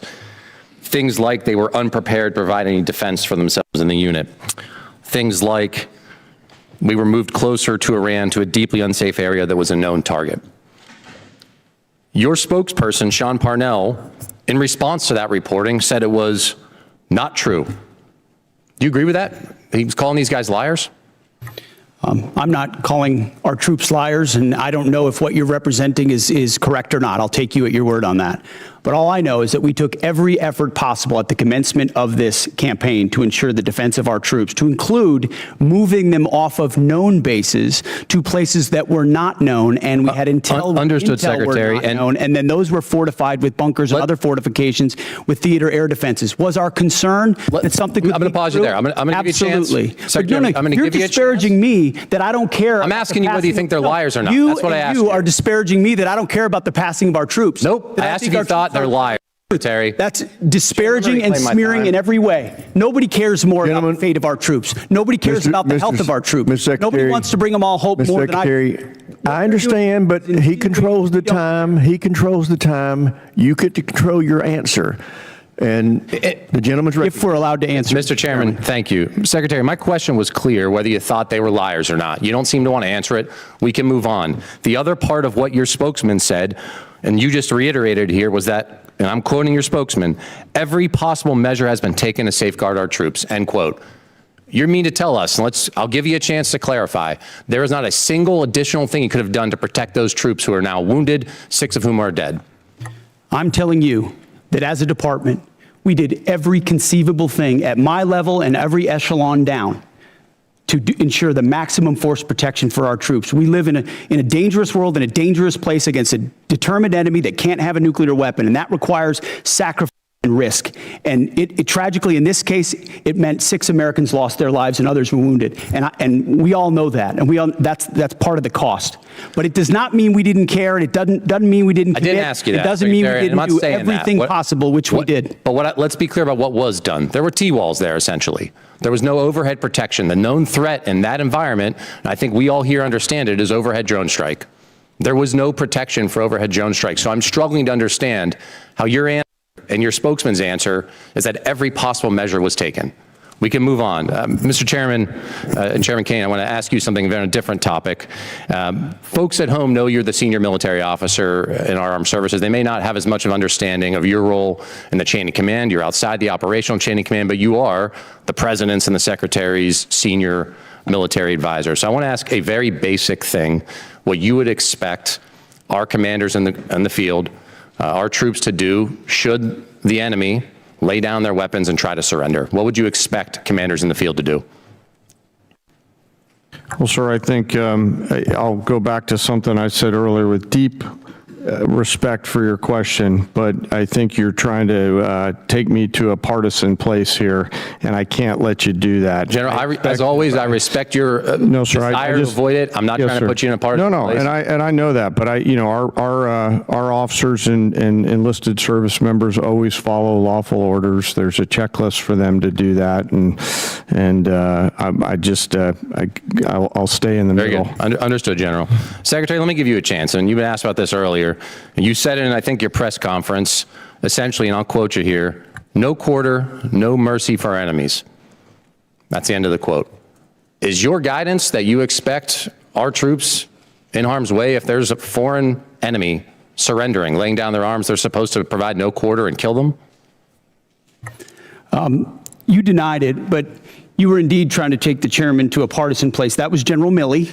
That was the previous administration, which played politics, and we don't play that way. It's a simple question. I'm asking you what you meant. We fight to win, and we ensure the rules of engagements are such that our troops have every authority possible to. I'll give you another chance. In saying that, are you trying to tell commanders that that's what you expect? You're in the chain of command.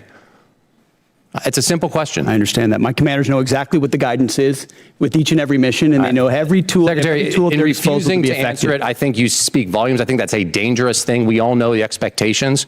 We know the law of war. We know what is lawful. I'd expect our commanders to understand that as well. I yield back, Mr. Chairman. Gentleman yields back. Chair now recognizes the gentleman from Guam, Mr. Moylan. Thank you, Mr. Chairman. Secretary Hegseth, thank you for your continued attention to Guam. Really appreciate it, and while leading the War Department here, and I'd like to remind my colleagues that one of your first official trips as Secretary was to visit Guam. And during your confirmation hearing, you identified the island as America's most strategic location globally. And this commitment does not go unnoticed, sir. So I thank you, Mr. Secretary, for that. And as we continue our buildup for the defense of our nation in Guam and the people of Guam, as we have many active duties personnel, but we also have a lot of Department of War civilian personnel too. And right now, my most consistent question from my constituents have been asking is, when would the living quarter allowance authorization for War Department civilians in Guam, when will it be implemented? And recently, your office confirmed that the guidance should be published early May. Will you work to keep that timeline? And will you work to ensure living quarter allowance will properly incentivize local hires to stay on Guam?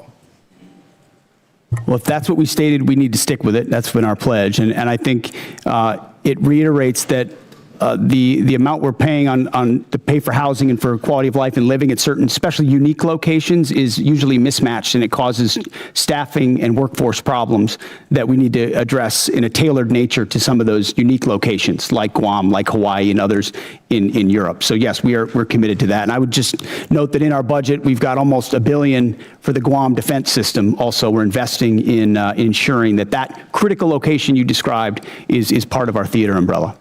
Excellent, sir. Thank you for that.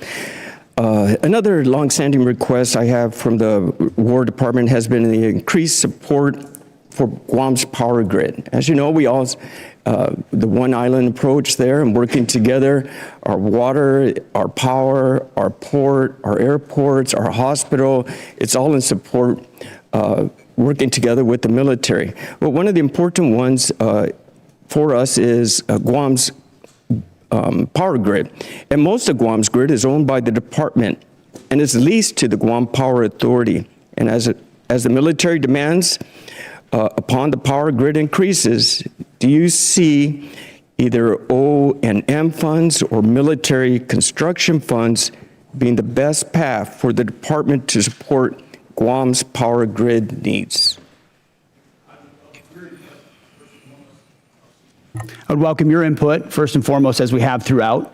But as was noted, we've got $450 million for small modular reactors, which is a new approach we're taking, which we think makes our bases more resilient. If there's one place the American people count on being able to be prepared in that moment, it's our bases wherever they are, whether CONUS or OCONUS, and these reactors are a key part of getting at it. So that would be part of how I would answer your question. I appreciate that, Mr. Secretary. Also, the Guam Power Authority is the only one in charge of all the transmission lines. So we're that power source, and I know there was some consideration of the small nuclear reactors as well, but the Power Authority will be the one transmitting for the transmission lines for all the power on the island. So looking forward to working with your office. Thank you, Mr. Secretary. Another deep concern for the people of Guam has been the cost of housing, which is often driven up by large numbers of servicemen living on base in Guam, off base on Guam. And I've been impressed by the recent efforts by Joint Regional Marianas to reduce the reliance on existing housing stock in both north and south of Guam. Can you tell us how the Department Housing strategy in Guam will work to keep homes affordable to locals, and if increased private sector involvement would help address my constituents' concerns? Well, we've got about $4.5 billion for family housing in the FY27 budget. It's something we recognize as a challenge, and in places like that, a unique challenge.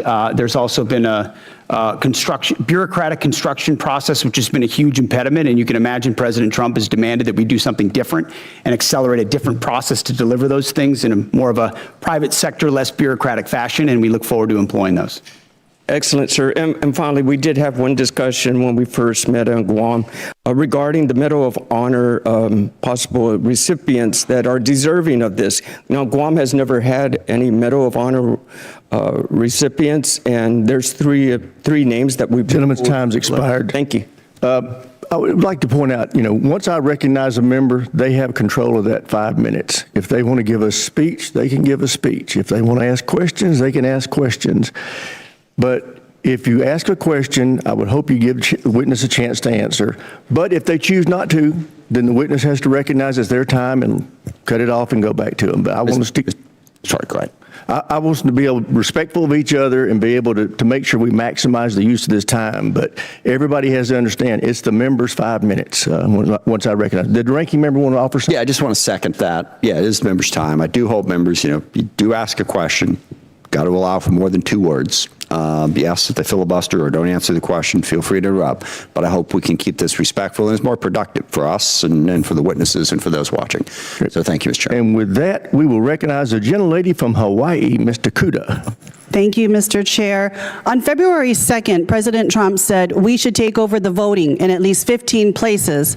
The Republicans ought to nationalize the voting, despite the Constitution assigning primary responsibility for elections to the states.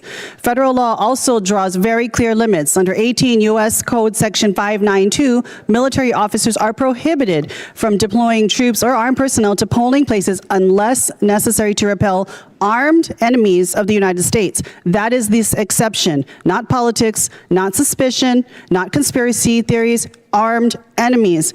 Secretary Hegseth, do you think American voters are enemies of the United States? Simple yes and no or suffice. I think legal voters, I think everybody who's legal should vote, yes. So American voters are not enemies of the United States? Yes. You're agreeing with me? I think America's legal citizens should vote, yes. How many armed enemies of the United States have attempted to interfere in the last election? Can you recall any time when armed enemies of the United States attempted to interfere in the last election or the 2020 election? We just had the King of England here that a while ago, but so 250 years ago. Okay, very good. All right. Well, Secretary Hegseth, if President Trump ordered you to deploy troops to polling places during the midterm elections this fall, which would violate the law I just cited, would you implement his order? Yes or no? What you're trying to insinuate is that the president would give unlawful orders and we would somehow deploy troops as a result. And the evidence of our department is that we've worked alongside law enforcement very effectively for 15 months.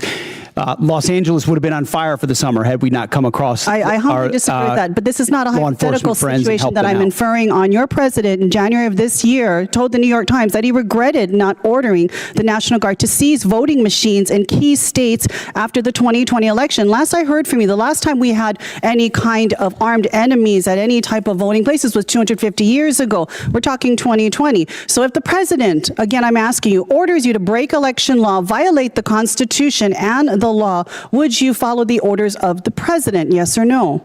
The president, you like to insinuate that the president issues It's a illegal simple orders, which he hasn't question. and does not. Who would you follow, the president or the Constitution? I will note that in 2024, troops were deployed, that was Joe Biden, by the way. Who Joe would you Biden send were deployed to polling locations in 15 states. 2024, Joe Biden, troops deployed to polling locations in 15 states. Explain that one to me. I am asking you a question now. You seem to really like Joe Biden. You've brought his name up more than many other topics today. Answer the question. Who are you beholden to, Mr. Secretary, the president or the Constitution? Well, I If you can't answer that question, because you couldn't answer that question when I asked you, very you should proudly innocent swear an oath to civilians defend in the the leg Constitution. in Los Angeles. So you couldn't answer that either. So I think our answer is very clear. Obviously, you have taken a oath of loyalty only to the president and not the people of this country. Let's move on now, and let's talk about AI. The Marvin Smart System, which appears to be the program on record being used in Iran, does the targeting work we know of about 2,000 It's people called the used to Maven do it. system, not the Marvin system. Excuse me. Thank you so much for that correction. It does it in a fraction of the time. The intention was to compress the kill chain, and the result was an attack that killed almost 200 children. Would you agree that tragic actions like this prove that when we trade time and humans for safety, people die? The Maven system is a very effective tool, and inside that we have very prescriptive processes by which we ensure as much precision as humanly possible in very complex battlefield So you environments. think we took every absolute effort to make sure that innocent civilians did not die in this attack?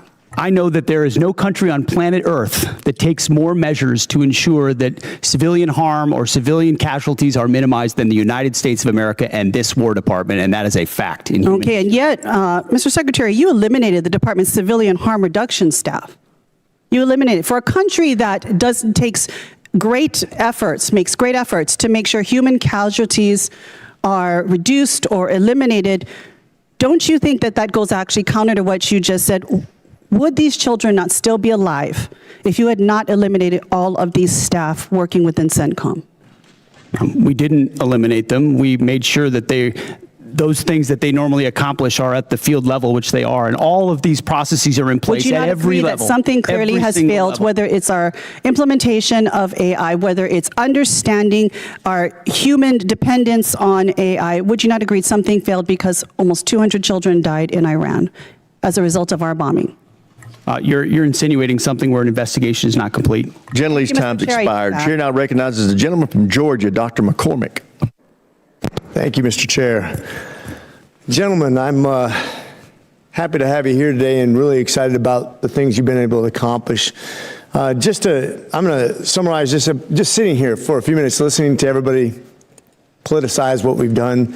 I'm just going to break it down as best as I can, and then I'm going to let you answer a couple questions. First of all, just since the short period of time that the Trump administration has taken over, we've handed over control of Ukraine's destiny to Europe, where it belongs, a conglomerate that has a $20 trillion economy versus a $2 trillion Russian economy, to actually take care of their own country in a very good way, their own continent.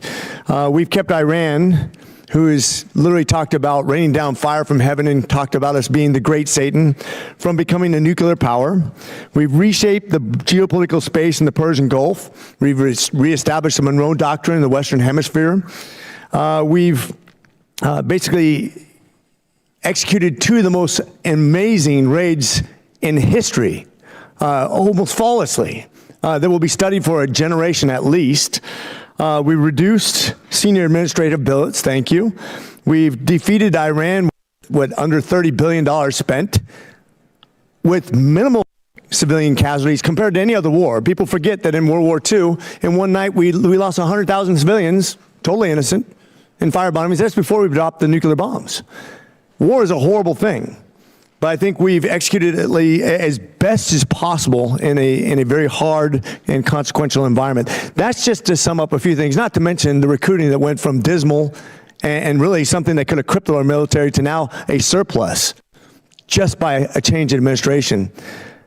That's pretty impressive for a short period of time. Thank you, and I commend you for your hardship, overcoming those hardships.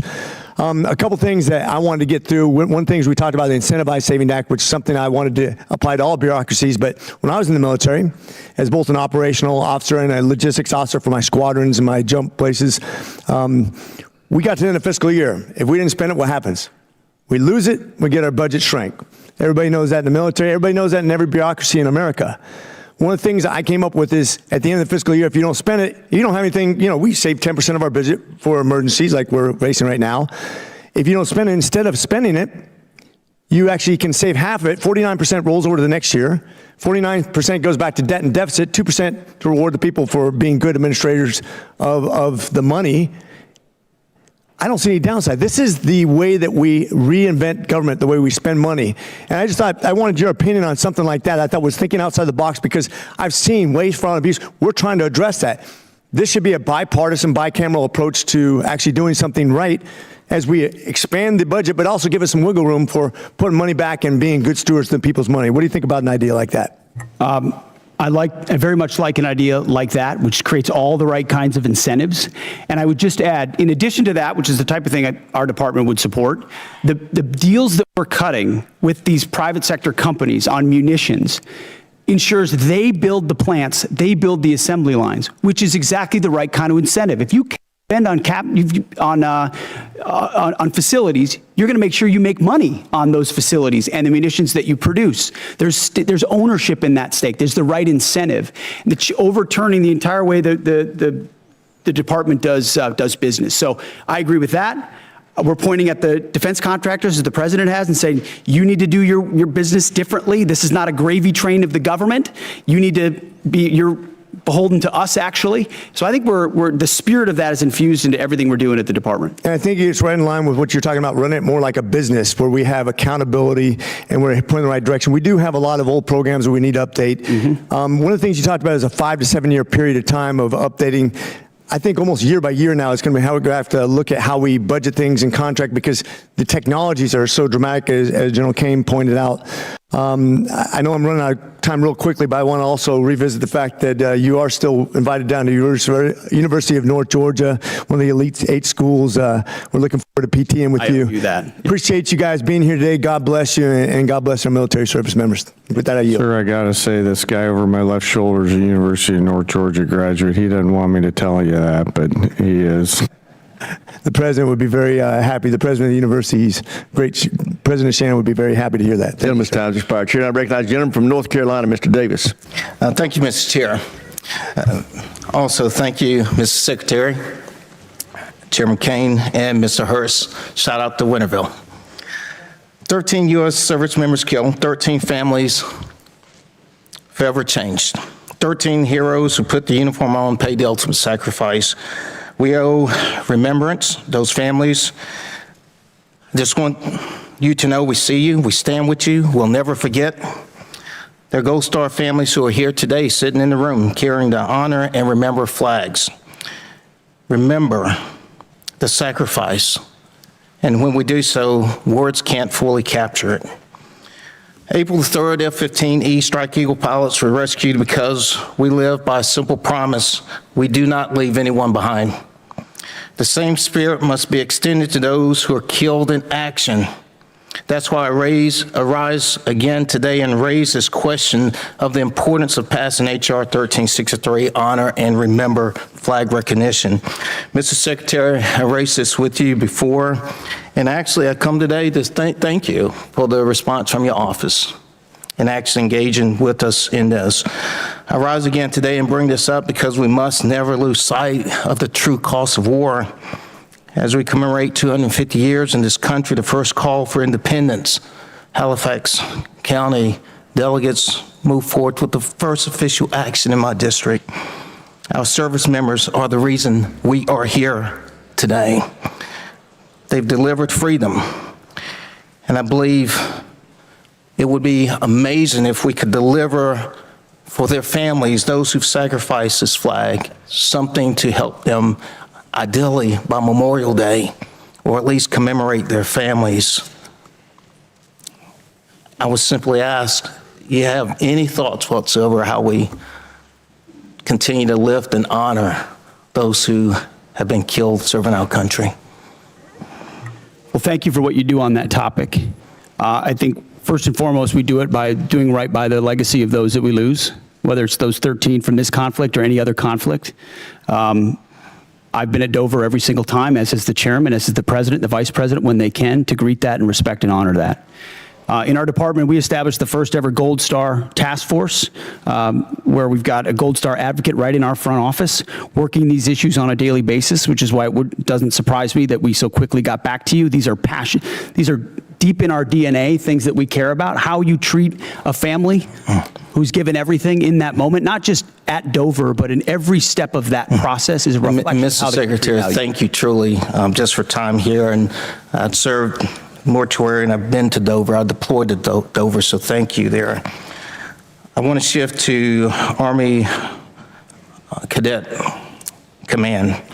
The Senior ROTC Programs Rebalance Optimization Plan, North Carolina Central University in particular, their real access and logistical challenges that are before the cadets. And when we think about building the next generation of leaders, I would just ask us to think about how we're putting barriers in front of some. And I would just ask if you could please take a closer look at the impact on the cadets. I want to shift to another topic and really spend the last moment here as I'm running short. Your memo, April memo, the non-official personal protection arming the Department of War property. My son is at Fort Benning right now, infantry. He's training, ideally, he wants to be 11 Bravo.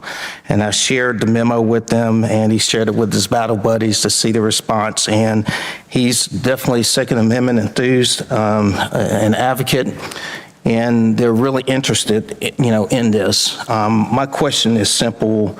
How do you plan to provide any guidance on the denials, and how do you plan to track it? That was the intent, is to make sure those men and women out there feel like they have their Second Amendment rights even when they're on post. And the burden of proof is on the command as to why they would deny, as opposed to the burden of proof on why they should allow. So the presumption is the same rights they would have outside the gate of a base, they have inside for personal protection purposes. Our bases shouldn't be gun-free zones, except for the Armory and the MPs. So the burden of proof is something we're going to pay very close attention. My last 15 seconds, Chairman Kaine, thank you again for the conversation breakfast. Any final thoughts in terms of any reservations of how we're dealing with munitions in terms of a supplement on the depletion of munitions? Gentleman's time's expired. Chair, I recognize the gentleman from Louisiana, Mr. Higgins. Thank you, Mr. Chairman, General Kaine, Mr. Secretary. Thank you for being here today. Mr. Secretary, you stated in your opening statement that one of the foundational endeavors that you embrace is to, in your words, forge a lethal arsenal of freedom. I don't think it could be more accurately described, the spirit that you gentlemen are delivering within the Department of War, the men and women that you serve. It's notable for an American like me, I'm an Army veteran, 65 years old.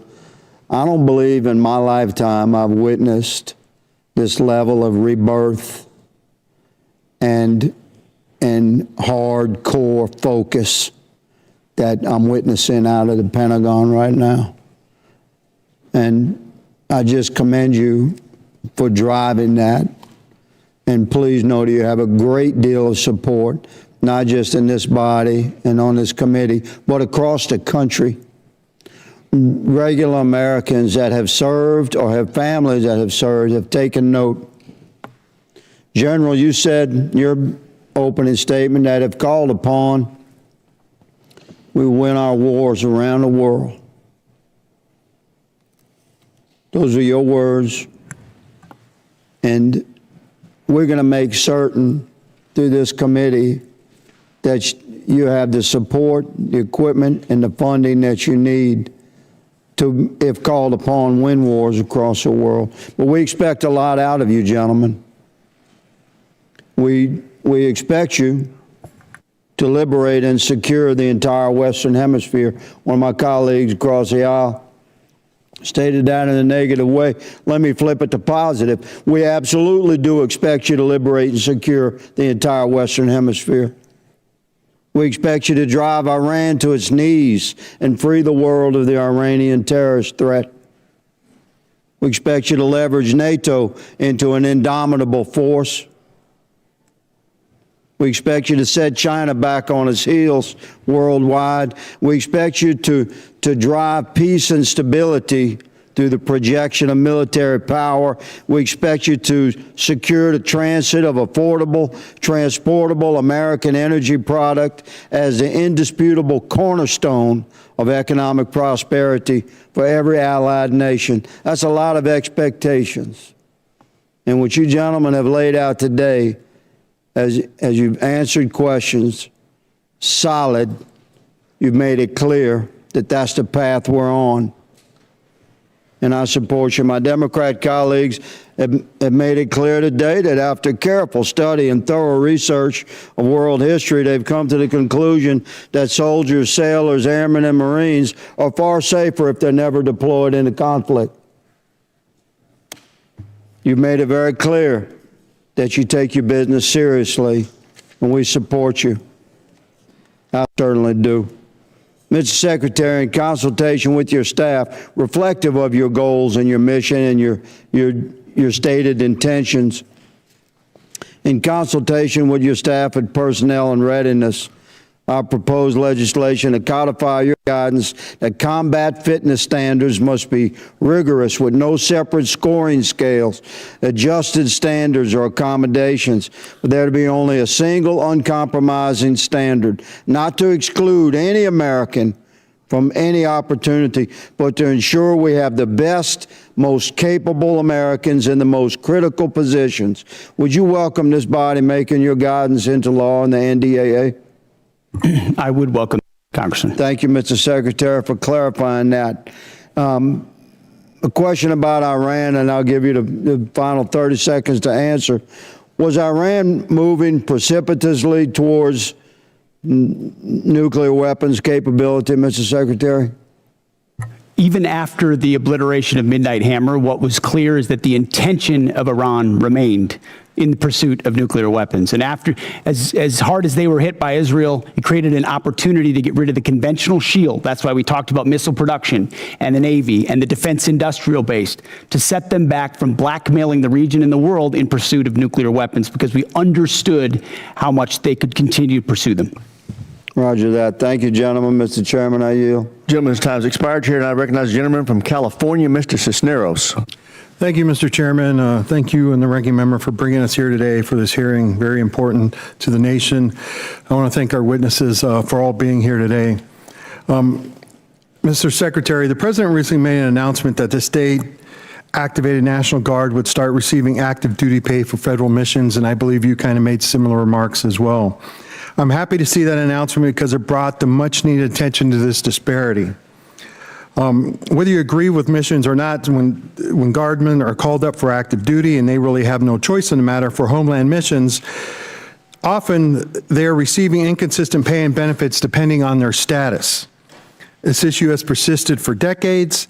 This is why earlier this year, Rep. Bergman and I introduced Duty Status Reform Act, which would address the issue head on. I believe this is the right time to push this over the finish line. It's something the National Guards Bureau supports, the Council of Governors support. Just the other week, the service personnel chiefs are all here. They support it. TAG support it. So, Mr. Secretary, as a former member of the National Guard, I am asking you here today, would you consider supporting consolidating the 29 duty statuses for the military reserve component into a balanced and equitable system that would also help the National Guard receive retirement points when they're called up for these federal missions? Would you support that? Well, Congressman, thank you for your efforts on this. It makes a ton of sense, and we support these efforts for duty status reform in pursuit of things that work for the department and for the troops, because they deserve the kind of pay and benefits that are commensurate with active duty troops. So we would look forward to working with your office to get at duty status reform. I think now is the right time. Thank you for that. General Kaine, I ask you the same question as an individual who's served in the Air National Guard. Would you consider supporting duty status reform that's going to simplify this and help our National Guard troops? Sure, I'll be careful to stay in my lane. My personal, not the chairman's opinion, as somebody who's lived the house of pain of 30 different duty statuses would support it. As the chairman, I'll leave personnel, and you know this from your prior life, to our civilian leaders who do that, but I do think we owe a better set of options for our guardsmen and our reservists across the force. Well, thank you both for that. This is something that I think needs to get done and something I've been working on for years now. The National Guard Bureau supports it, and so I hope you will, like you said, work with us to get that done. OMB seems to be our roadblock, so I'm hoping you can kind of push that roadblock down so that we can finally get this done. Next question, Mr. Secretary. I take what we do for our personnel very seriously, and that sometimes I know you have stated right here today, our troops are ready, they will do anything if asked upon them, but I think as leaders sometimes we need to kind of protect them as well. And I worry about the USS Ford, which has now kind of been out there over 10 months. It's probably well over 300 days by the time it gets back to the United States. I just saw a thing today. It's going to be headed back here in a few days. You know, these people have gone pretty much all over the world. They've crossed the equator multiple times. But I am interested, you know, I'm sure that was not in the gift map when it was first assigned, when they were deployed. And so what were some of the concerns, you know, that the Navy had when you made this modification, when it was brought forward to you that, hey, this is what extending them out to past 10 months is going to do. This is, you know, both on the troops and on the ship. What concerns did the Navy bring up for this? It's a very fair question, and I can tell you every week I stare at an orders book where I'm looking at troop movements or asset movements, and multiple times that included the Ford, and multiple times the operational requirements, whether it was down in Southcom or up to CENTCOM, demanded additional assets in real time, which through a tough decision-making process led to an extension. In consultation with the Navy, Admiral Caudle and his staff, they fairly represented readiness trade-offs, maintenance trade-offs with real things. What are the concerns? What trade-offs are we making right here? I mean, really, we have 3 carriers in the area right now. How many do we really need? It's rather, I mean, you know, it's a great show of force, but do we really need 3 carriers there? And you got 1 ARG there and another one on the way. You know, this is going to set back possibly deployments later on. It's going to have ramifications down the road extending for this much. And not only talking about, you know, we had service members that were kept away from their family for almost a year. How many missed the birth of a child, you know, before, you know, extending them and another 4 months? We need to keep this in consideration when we kind of make these modifications. And I hope these issues are being raised when you do these SDOB books, right? And people are actually making these decisions. Gentleman's time's expired. Chair, I recognize the gentleman from Virginia, Mr. McGuire. Thank you, Mr. Chairman. Thank you to our witnesses today. Secretary Hegseth, I really appreciate your return to warrior ethos and the priorities of our military. Merit over performance is how you win, and it's how you save lives. And your love of our military comes out in everything you say. So we really support you and your team and what you're doing. General Kaine, your comments about being in the middle and being apolitical also saves lives. I think all of the fellow veterans in this room, military guys, would agree that if somebody saved your life on the battlefield, you wouldn't care if they were male or female, black or white, Democrat, Republican, independent, whatever. We're all Americans, and we're all on the same team. And we put our differences aside and work as a team, we can turn the impossible to a possible. We can be outnumbered and still win. So I want to commend you guys for supporting our troops so they can best survive. Let's see, the border. Nobody talks about the border, Mr. Secretary, as you say, but it's incredible what you guys did in just a matter of weeks. The missions in Ukraine, Honduras, I don't know any other military in history who has been able to successfully do something so complicated, but it talks to the unity and the teamwork of all the joint force and how well they work together. I got a lot of questions. I'll try to go fast. $1.5 trillion budget. In that budget, I want to echo what Rep. Jackson said about U.S. SOCOM. We are often deploy, and we seem to be doing more with less, and we don't complain. and they won't be that voice. So for us in Congress, we want to be that voice, is just take a look at the budget and see if we can help them with that.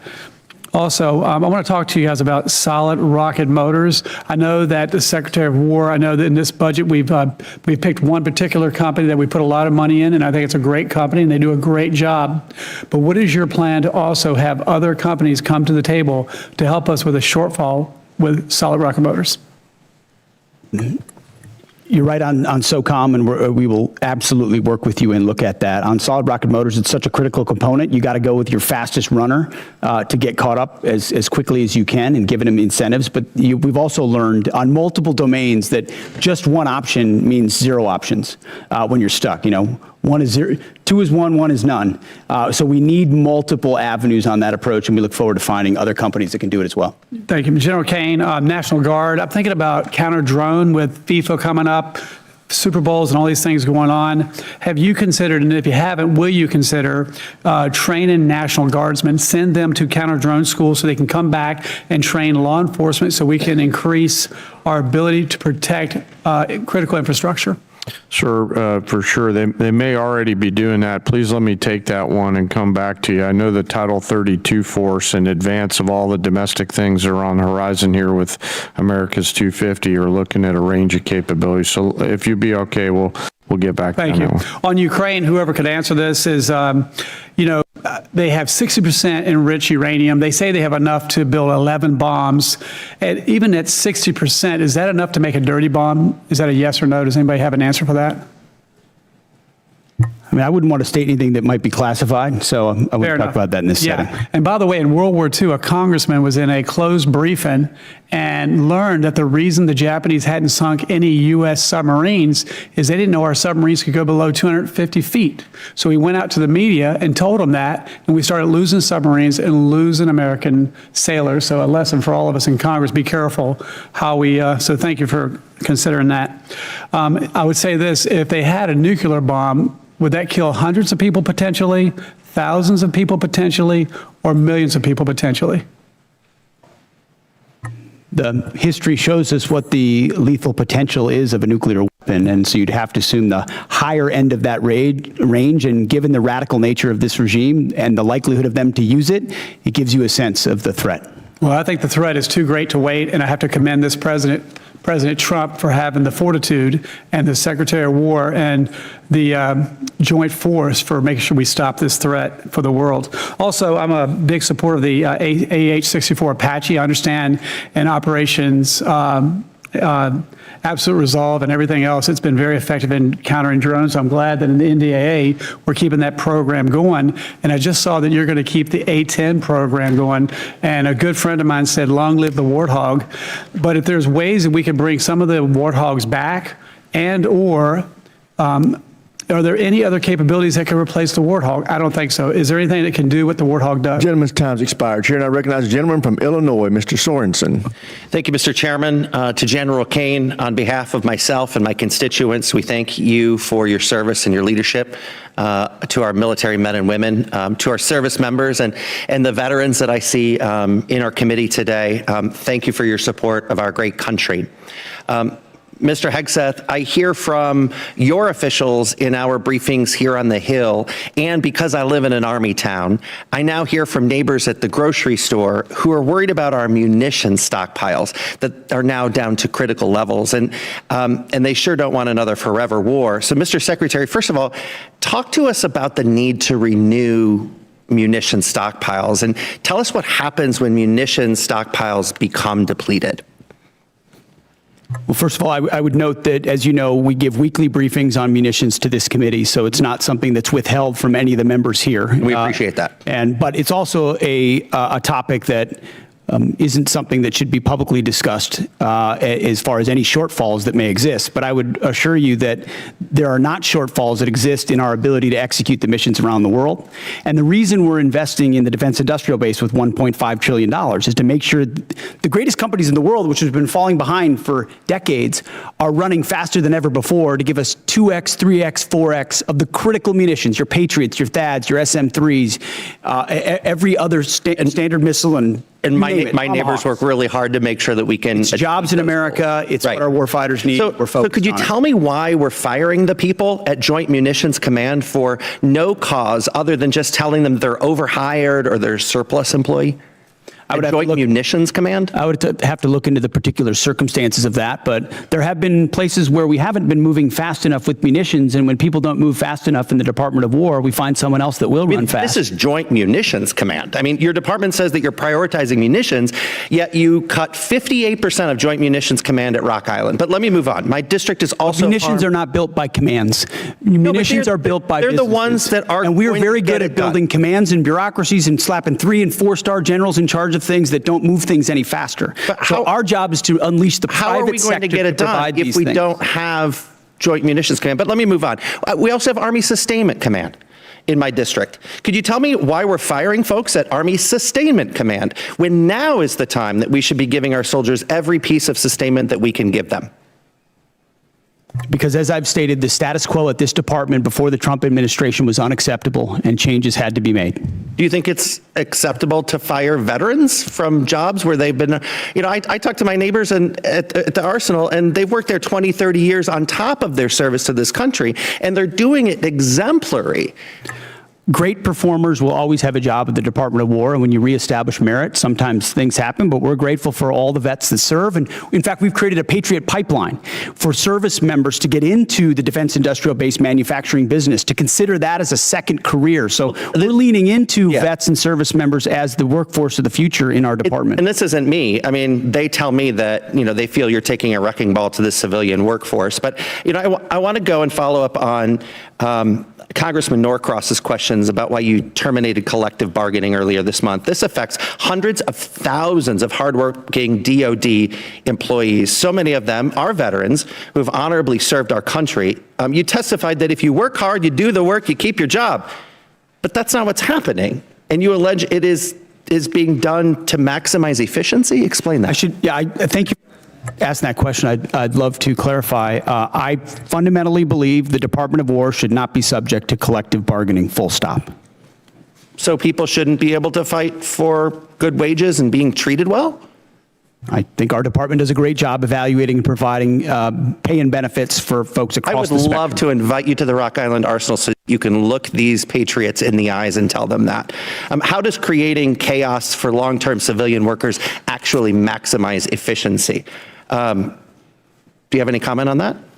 There are plenty of examples of shipyards and other manufacturing plants where there are examples, but you can't give us restraints that limit the hours, limit the ability of leaders to ensure we're meeting the goals we're supposed to, and I don't think we should live to those constrictions. Okay.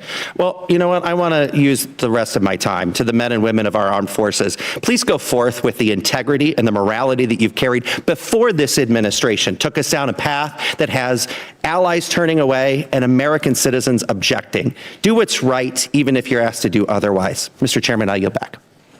Gentleman yields back. Chair, and I recognize the gentleman from Florida, Mr. Mills. Thank you so much, Mr. Chairman, Mr. Secretary, General Kaine, and the Honorable. We'd love to just thank you for this opportunity, for coming here, and for continuing to push forward the warfighter ethos, for making sure that the realities, regardless of what's said in here, are the realities on the battlefield that we're getting day in and day out. I asked the chairman for unanimous consent to enter a couple of documents into record. Without objection. I'll be entering into record my DD-214 published in 2003 indicating my Bronze Star and other wartime medals and decorations. I'd also like to present the document provided by the Department of the Army in 2024 that also authorizes vets and verifies all medals and or awards, as well as a document by Paul Savitsky, former Special Forces member, that annotates the 2 explosions that I was involved in Baghdad. Without objection, so ordered.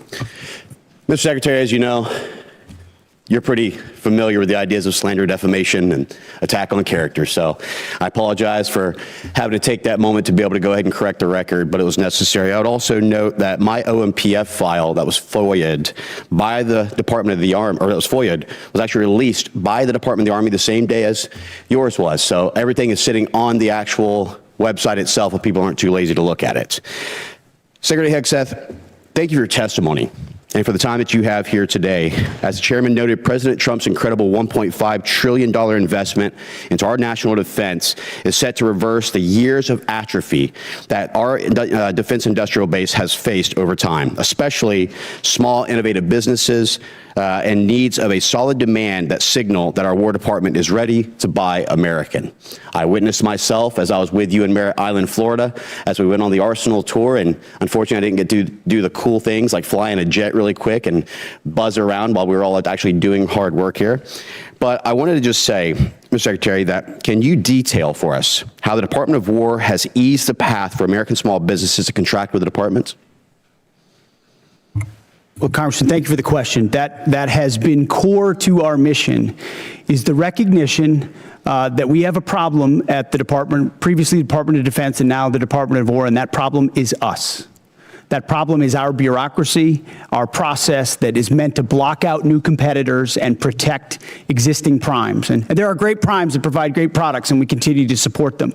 But to build an arsenal of freedom, you need more than just 5 or more than just 6. You need an entire network of small, medium, and large companies contributing to the U.S. manufacturing and supply base, delivering weapons ahead of schedule and under budget, that don't only have defense business, but also commercial business.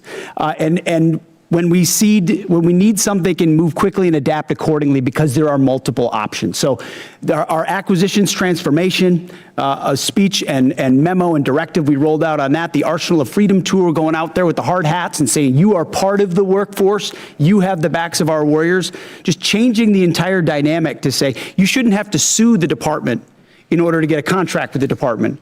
We're opening the doors with small business loans, whether it's SIBR, SITR, or DIU, or OSC. The Office of Strategic Capital hasn't even been discussed today. $20 billion that gets levered into $200 billion so that companies can invest in ways they otherwise wouldn't have the capital to do, and it's not on our balance sheet. So we've got businessmen, the Deputy Secretary of War, who should be deemed a national asset for what he understands and how he works. We're opening the aperture of our department in historic ways, and I think I know our manufacturing base is going to see the benefit from it. Thank you so much. I also want to thank you for your due diligence in making sure that Task Force Audit will come forward, and we will see the Department of War for the first time in 2028 with a clean audit, something that the previous administration was never able to do, and many before that. I believe it was 28 years, if I'm not mistaken, Mr. Secretary, since we've had a clean audit. That is right, and this is not a thing we just announced. We've been doing it for 15 months. Jay's been integrally involved. We just launched a joint task force audit. We are going to pass an audit as a department by 2028 because the tax. And this is why we're so honored to have you as our Secretary of War, and General Caine. We're honored to have you as well, leading our forces. Mr. Secretary, with the last few seconds I have, from ships to bombs to bullets, our industrial base is in dire need of support. Even as these defense markers are strengthened, as a former small business owner, I understand how bottlenecks can hold up good contracts and move from the speed at which we need for our warfighters. Mr. Secretary, can you detail how the department has moved to promote diversity in our defense industrial base? Well, if you will, can we submit for record? Sorry, every aspect is opening it up to provide as much running room for new entrants as possible. Thank you so much, Mr. Chairman. I appreciate it. With that, I yield back. Chair now recognizes the gentleman from New Mexico, Mr. Vasquez. Thank you, Mr. Chairman, and thank you to our witnesses for being here today. You're here before us requesting $1.5 trillion for the Defense Department, the largest one-year increase since World War II. While I will recognize that your budget does include increases for pay and quality of life, these increases are outweighed by the rising costs of living and the department's ongoing failures on child care, education, medical care, and other quality of life factors. Just like other families, the soaring costs of gas, groceries, housing, and child care have left military families underwater. Yet the department continues to put other priorities, like a $25 billion war of choice in Iran, and just lately, photo ops with Kid Rock, ahead of improving the lives of our troops and their families. It's deeply troubling to me that the department received a historic $1 trillion last year, including $9 billion under H.R. 1 for improving troops' quality of life, but the New Mexican service members that I have talked to are still living in barracks that are at capacity, sending their kids to run-down schools and lack access to on-base child care. Here's an example. During my most recent visit to White Sands Missile Range, I saw severely aging on-base infrastructure, specifically an elementary school that is in need of a complete rebuild. Secretary Hegseth, last fall you said that quality of life for our warriors is a critical component of reviving the warrior ethos. In a video you posted to social media last November, you said that the places where our warfighters reside need to be safe, comfortable, and clean. And in your opening statement today, you said quality of life is front and center in this budget. But when it comes to our troops' quality of life, I fear that this is more of all talk, because I can tell you the outdated barracks that I saw at White Sands Missile Range were anything but safe, comfortable, clean, and I haven't heard from service members about any improvements since you've assumed this role.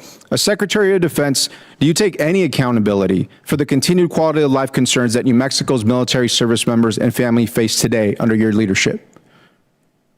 Well, I appreciate your attention to the matter of quality of life, which is incredibly important to us, and it's reflected in this budget. I mean, historic amounts in barracks, in family housing, in family support like child development, youth program. I mean, this budget surpasses anything you've seen from this department in quite some time, to include replacing or eliminating all poor and failing barracks. So we've seen those photos. We responded to them with a barracks task force with $1 billion initially, and now we have billions of dollars behind it to make sure they're safe and clean and quality, but also that where they need to be replaced, they're rebuilt and replaced. And the president has charged me with doing that, and we're focused on doing that. Thank you, Secretary. And I hope that the next photos that you receive and the next photos that I receive and reports that I receive are of improved conditions and of new barracks and of quality of life improvements, because this has gone on for far too long. Let me give you another example. At Holloman Air Force Base, the Child Development Centers on base faced critical staffing issues for many years, and just recently gave military families, our airmen and women, just 9 days to find new child care providers. One parent said she felt she had no choice but to resign from her job as a physician assistant when her son lost his spot in on-base care. And one patient, describing his experience seeking health care at Caine Air Force Base, said, "Good luck. If you need specialized care, referrals take 6 months or more, and regular appointments are booking a month out." And so spending $1 billion a day on a war overseas while leaving our service members out to dry is not America first. It's a betrayal. Secretary Hegseth, I voted for $1 trillion for the defense budget in committee last year, and I've yet to see the results come home. Service members back home have said nothing about progress or improvements underway. Within 30 days, Secretary, would you commit to sending me a detailed list of every dollar that is going to improve the quality of life at bases in my district? We will get you whatever we can, but that doesn't meet with what we've seen, which is running as fast as this department ever has on quality of life issues, because I've been in their shoes. I've seen those barracks, and I've seen them recently. And it may not have happened under this administration, but this administration is going to fix it. And ultimately, this budget reflects that kind of priority across the board. Well, thank you, Secretary. And I will just suggest that it needs to run faster. It needs to run at the speed of light. It needs to cross time travel. I don't care what it takes, but it's gone on for far too long. And so I appreciate your attention to this issue, but we have got to get it done, and we cannot be here again next year discussing the improvements that haven't been done despite what's in the budget today. And so let me be clear that these issues have persisted for years under both administrations on both sides of the aisle. The department has received billions of taxpayer dollars as this committee has continued to work in a bipartisan fashion to support our troops and their families. And at a time when cost of living is the top issue for families, including those who serve, the department is in the position to address these costs of housing, childcare, groceries, and other needs. I hope the department chooses to do that. Thank you, Chairman. I yield back.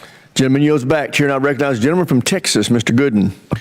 Thank you, Mr. Chairman, and thank you, Secretary, for being here and the work you're doing. Over the past decade, Bitcoin has evolved from a fringe asset into a matter of national security. Iran has demanded Bitcoin as a toll for transit through the Strait of Hormuz. North Korean cyber actors have leveraged it in ransomware campaigns, and China is believed to be stockpiling substantial holdings as part of a strategic reserve.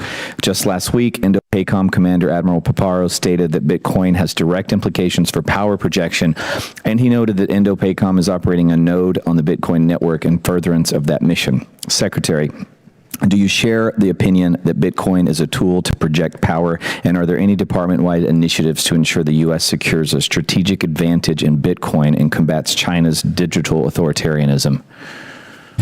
I guess my short answer would be yes and yes. Long an enthusiast of Bitcoin and crypto potential, and a lot of the things we're doing, enabling it or defeating it, are classified efforts that are ongoing inside our department, which do provide us a lot of leverage in a lot of different scenarios. I appreciate that, and I share your views. I thank you for that.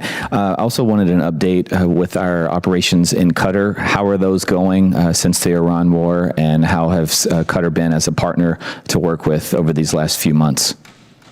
I think it's fair to say that the Gulf states, to include Qatar, have done a nice job integrating on air defenses specifically, and then providing access basing and overflight.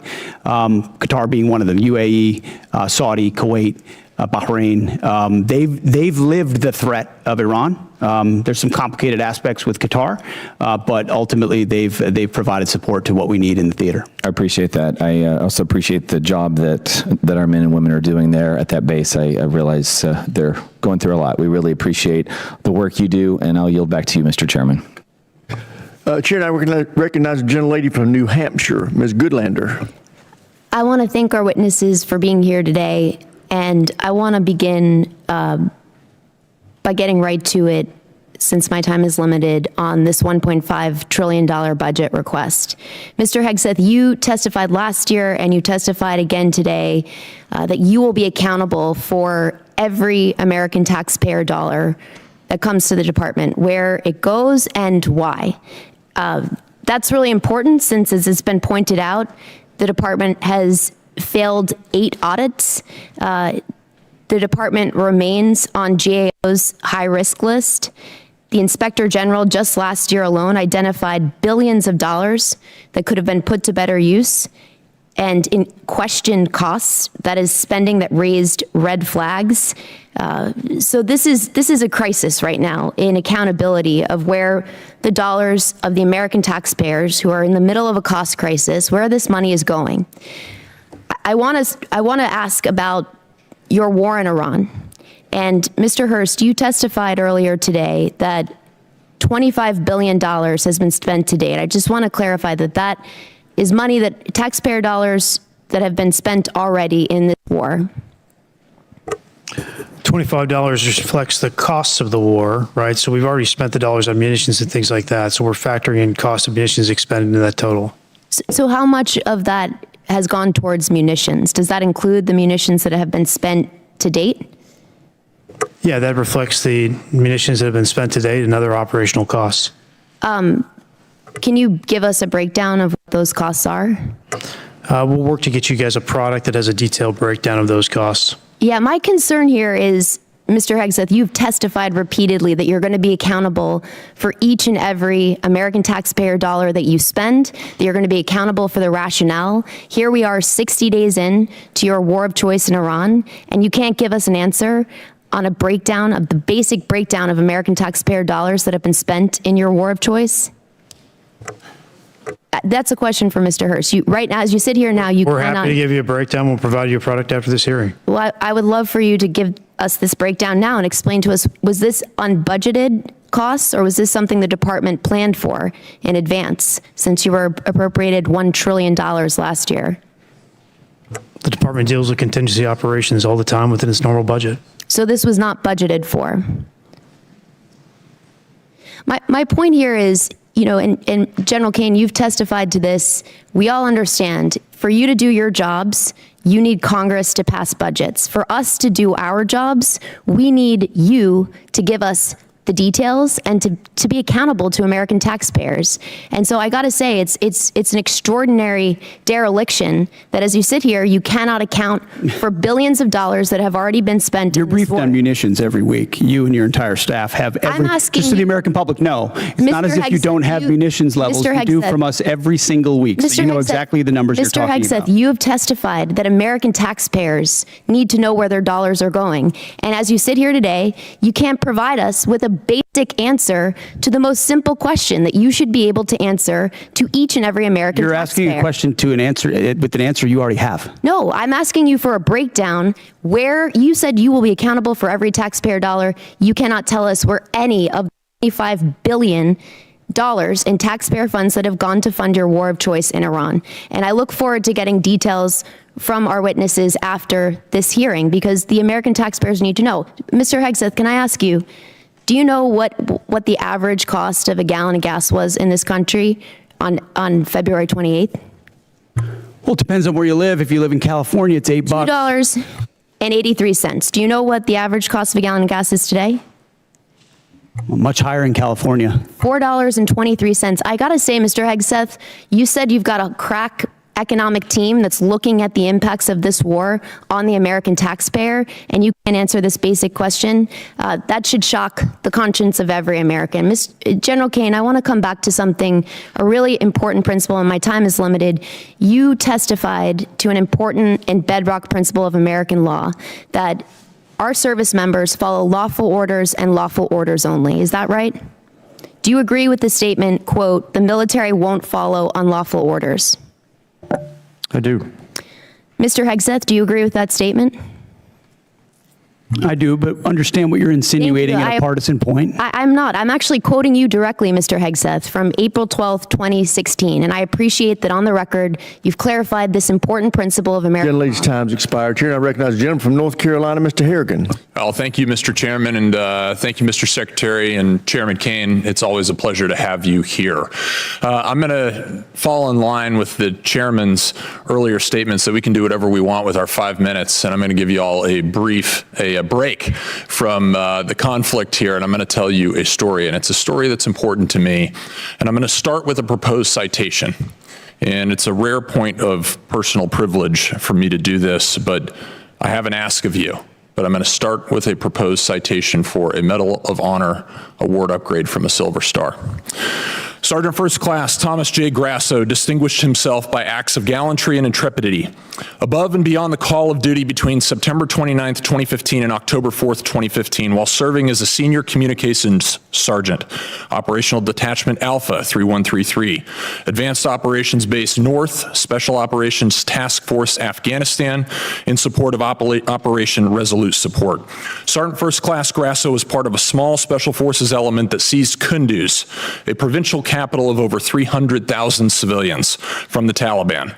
Outnumbered 60-1, the U.S. Special Forces element faced an overwhelming enemy force of 2,000 confirmed Taliban fighters.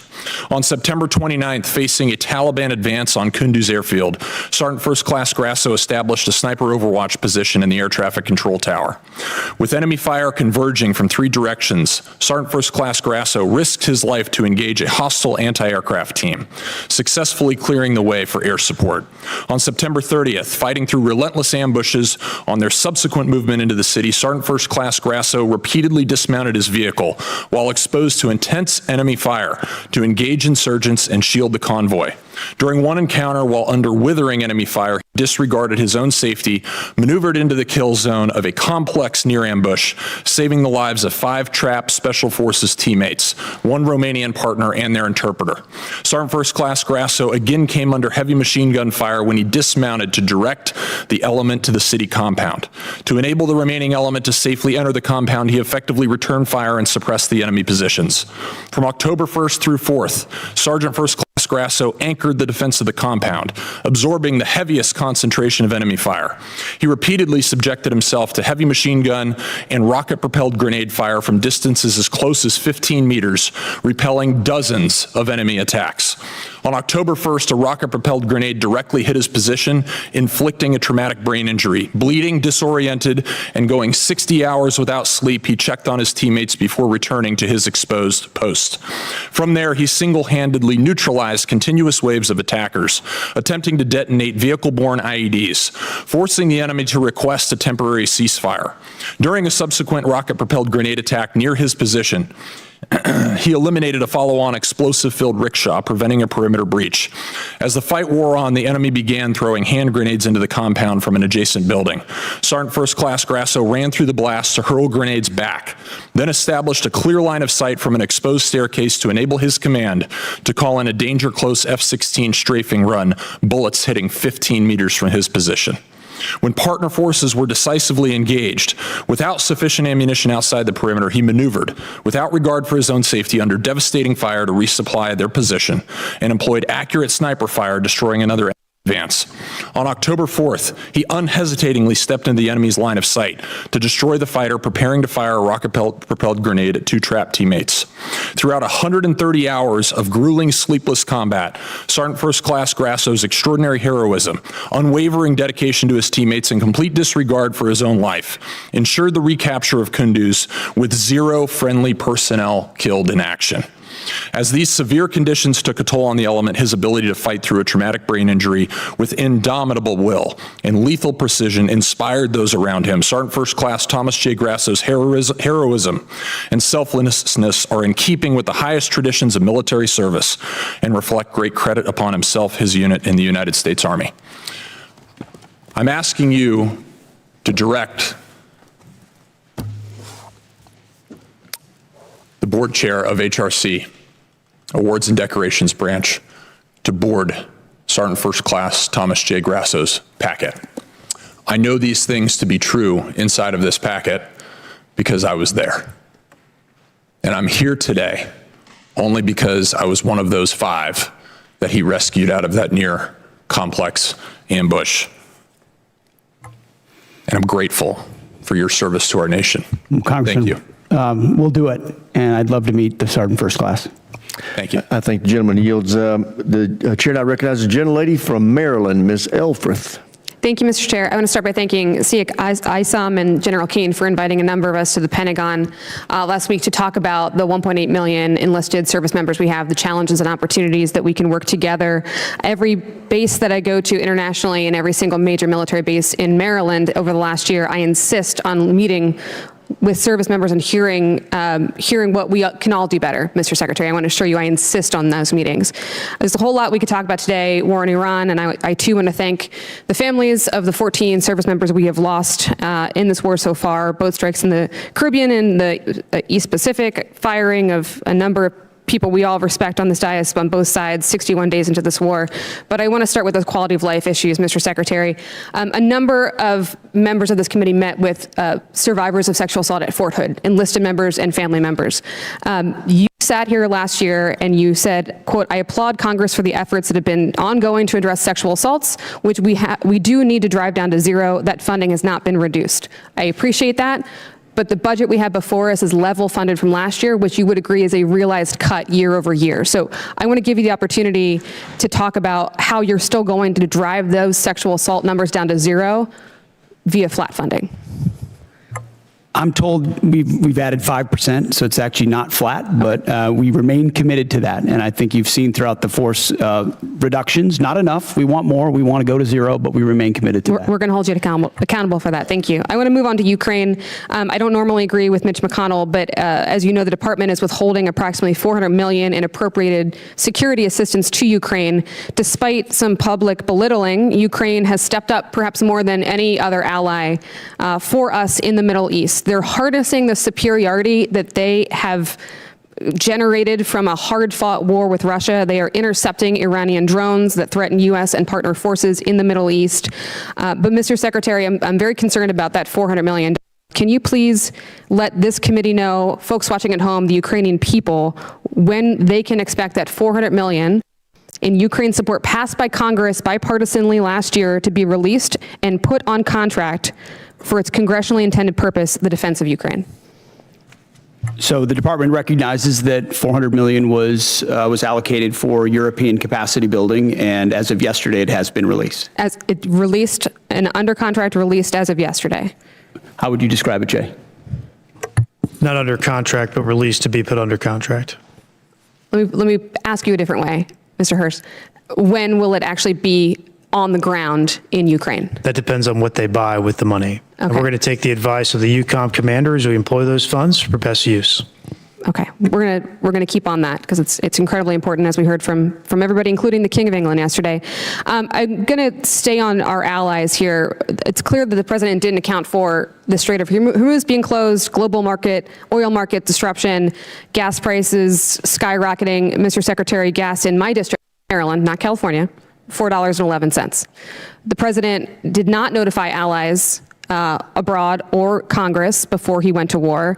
He has repeatedly berated and belittled our NATO allies, and I am not interested in Twitter diplomacy. I'm interested in our actual exit strategy from this war. So I'm actually going to pose it to General Kaine if I could. Well, the president did understand the risks and had the courage to undertake the endeavor nonetheless, which the American people voted for, that kind of courage in taking on that Iranian nuclear threat. General Kaine, have you or what have you formally and specifically requested of our NATO allies and European partners for operations in the Strait? Can you tell me escort duties, air defense, peace enforcement, specific requests of our NATO allies? Both us and state have reached out through a variety of mechanisms to pulse our international partners, not just in Europe, but in the Pacific as well, to see what capabilities could be brought to bear down there, as this is largely, we don't move much trade through there. I'll defer to energy, commerce, and treasury to But we've been comment on. specific with our allies about what we need. We have. Okay. Can I ask you for specificity on another issue that's been brought up today? From a military perspective, not a policy perspective, what will it require of our service members to actually eradicate any Iranian nuclear threat? Can you help us understand that? There's such a wide range, ma'am, of options in there, all of which are classified. It would be out of my swim lane, but we always deliver the full range of options, the associated risks, and the advice to go do the things that we would be asked to do. There's many. I can't speak for everybody on this committee, but I know we would The like. gentlewoman's time has expired. The chair now recognizes Mr. Mesmer from Indiana for 5 minutes. Thank you, Chairman, and thank you, Secretary Hegseth, General Kaine, and Comptroller Hearst for being here today. Congratulations to all of you for rolling out the $1.5 trillion defense budget. I'd like to offer special thanks to Mr. Hearst and his Comptroller team for the work that it takes to put this budget together. It's a monumental task and important for our nation and our well-being. Secretary Hegseth, as you know, the theme of this year's NDAA is expanding the defense industrial base, and one of the key bottlenecks to that expansion is our workforce size. We are not producing enough skilled young workers, and too many regions with strong manufacturing potential remain underutilized. Would you support Congress working across committees on a national defense strategy workforce, a workforce strategy that promotes technical training, apprenticeships, and proven school-to-industry pipelines? Absolutely. I think you'll find our budget fully aligned with the theme of the NDAA, and when it comes to skilled workers, whether it's DOEA schools, whether it's the Patriot Pipeline or any form of trades, we're investing in that because we need those folks invested in our industrial base. Excellent. I'd look forward to working with my team to ensure those efforts align with the Department, Defense, and the industrial workforce priorities. So my office will be reaching out. Also, Secretary Hegseth, we are in a shipbuilding crisis as the department implements President Trump's vision for a larger fleet. Should the Navy leverage a model of distributed modular shipbuilding that taps industrial strength outside of traditional shipyards, such as in the Midwest, in the Great Lakes, and Ohio and Mississippi Valley regions, to help expand capacity, to ease pressure on overburdened shipyards, and cut down on maintenance backlogs? In short, yes, and including international options where we can work with partners who have specific capabilities that would speed up the timeline on shipyards that are behind in our own country. But you'll find $65 billion in this budget on shipbuilding, a lot of which builds on those types of capabilities. Excellent. Would you also agree that platforms like unmanned surface vessels, tenders, and other support ships seem well suited for production outside traditional shipyards? Absolutely. And in fact, some of those facilities were precisely the ones we visited on the Arsenal of Freedom tour, USVs, UUVs, where you don't need the same capabilities you would in a traditional shipyard, or you can invest in a new type of shipyard, specifically tailored to those more bespoke capabilities that can be scaled for the fight of the future, for sure. Perfect. Thank you. Secretary Hegseth and General Kaine, many from the department have reiterated support for the nuclear sea-launched cruise missile, and I believe President Trump needs more support options in the form of expanded theater nuclear capability. From your perspective, what specific deterrence problem does SLCM solve that current capabilities do not, and what risk do we assume if that capability is not fielded? Take it first. SLCM provides, it's part of the multiple layers of nuclear deterrent that any president has to have at their disposal, that creates dilemmas for enemies who are either nuclear capable or not, and ensures the kind of leverage required and defense required, deterrence required, that the nation that sort of underwrites everything we do. So more options on that the adversary can't account for is only good for us. Only thing I'll add is, as we mentioned a little bit earlier, sir, we continue to modernize the full range of the triad. This is another tool in that regional normally, so it's something I support. Thank you. As we look beyond the current program, should the department be thinking about a future sea-launched nuclear system with greater survivability, maneuverability, and potential hypersonic capability? Yes, and I know we are. Okay. Thank you. Secretary Hegseth and General Caine, one of the major bottlenecks in expanding the defense industrial base is test range access. Companies are waiting too long for range time, and that slows fielding at speed modern conflict demands. What is the department doing to expand and modernize the testing architecture? $5.2 billion worth of investment, but I'll tell you, when we sit with industry, and I simply ask the question, what can we do for you? How do we empower you? Test ranges come up almost every single time, and the limits and the timeline limits they create. So we're trying to blow that open and create a lot more options for them. Okay. Thank you. Secretary Hegseth and General Caine, I'd like to extend an invitation for both of you to come and visit Naval Surface Warfare Center Caine and see what a great work is being done in Southwest Indiana to support the warfighter and ensure our military edge. And with that, I'll close and surrender the rest of my time. The chair now recognizes Mr. Whitesides from California for 5 minutes. Thank you, Chairwoman.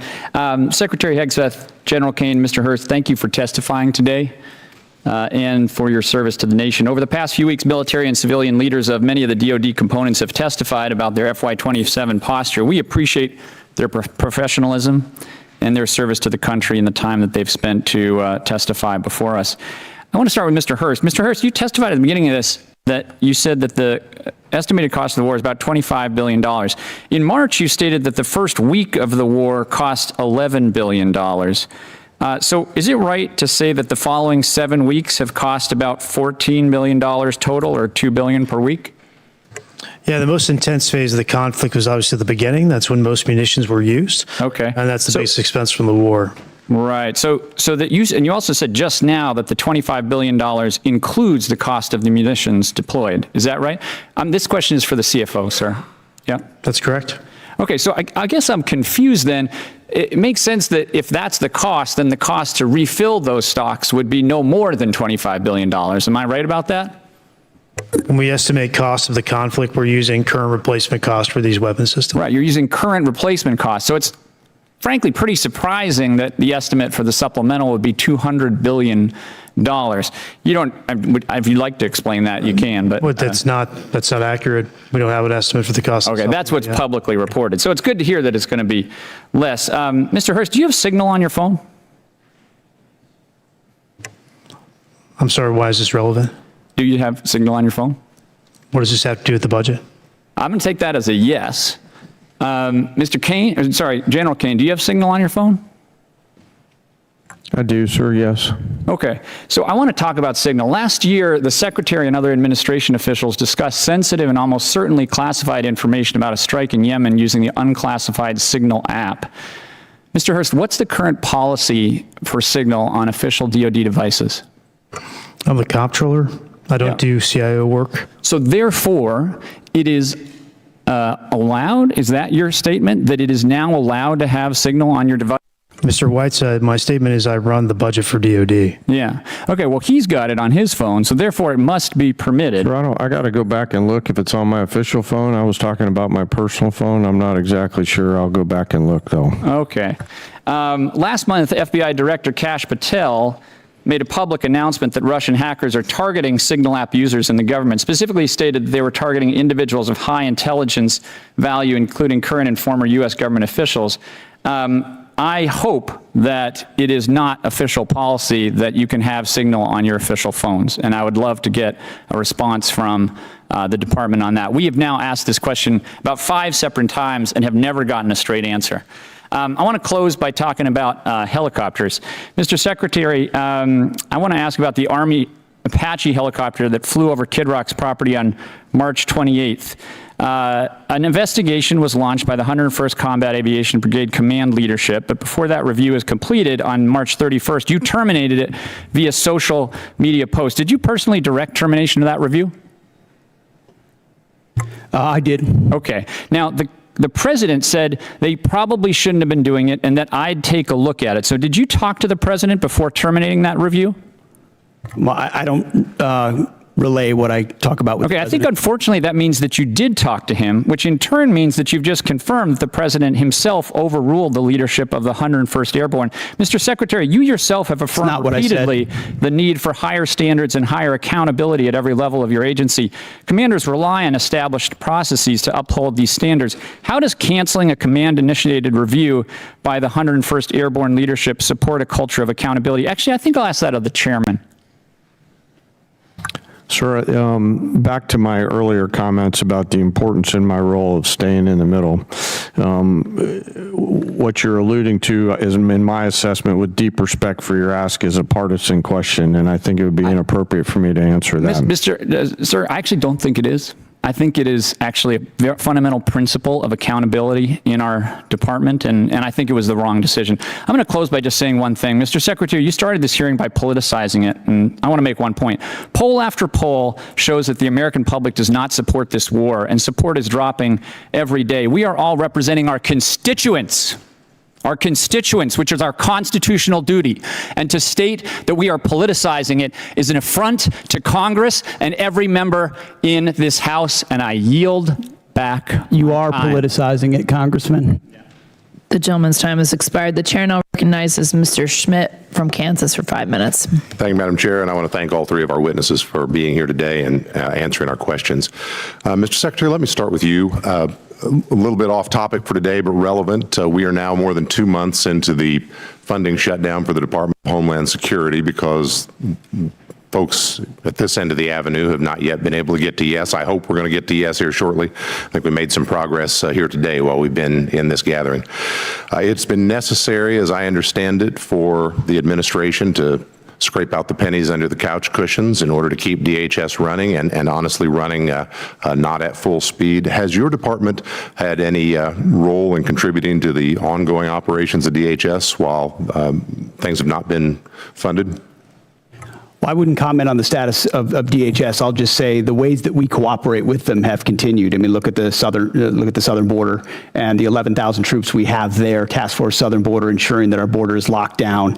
We've worked with law enforcement from day one on DHS to do that, just like we have with local law enforcement across the country. So obviously we welcome DHS funding, but in the meantime, we're going to protect the country, protect the homeland, and that's what we're doing with them. Do what is necessary. Very good. General, let me ask you, if it is more appropriate for the Secretary, we'll defer, but we've obviously been following with interest all of the developments and the publicly reported developments in Operation Epic Fury. There was some publicly reported activity a while back that I had reason to think might involve some Kansas service personnel. We didn't know from the public reporting. We had simply been trying to find out whether our folks were involved or not. We finally did get an answer. It took about 4 weeks, and when we got it, it was, for the most part, everything we'd read in the press, with one exception.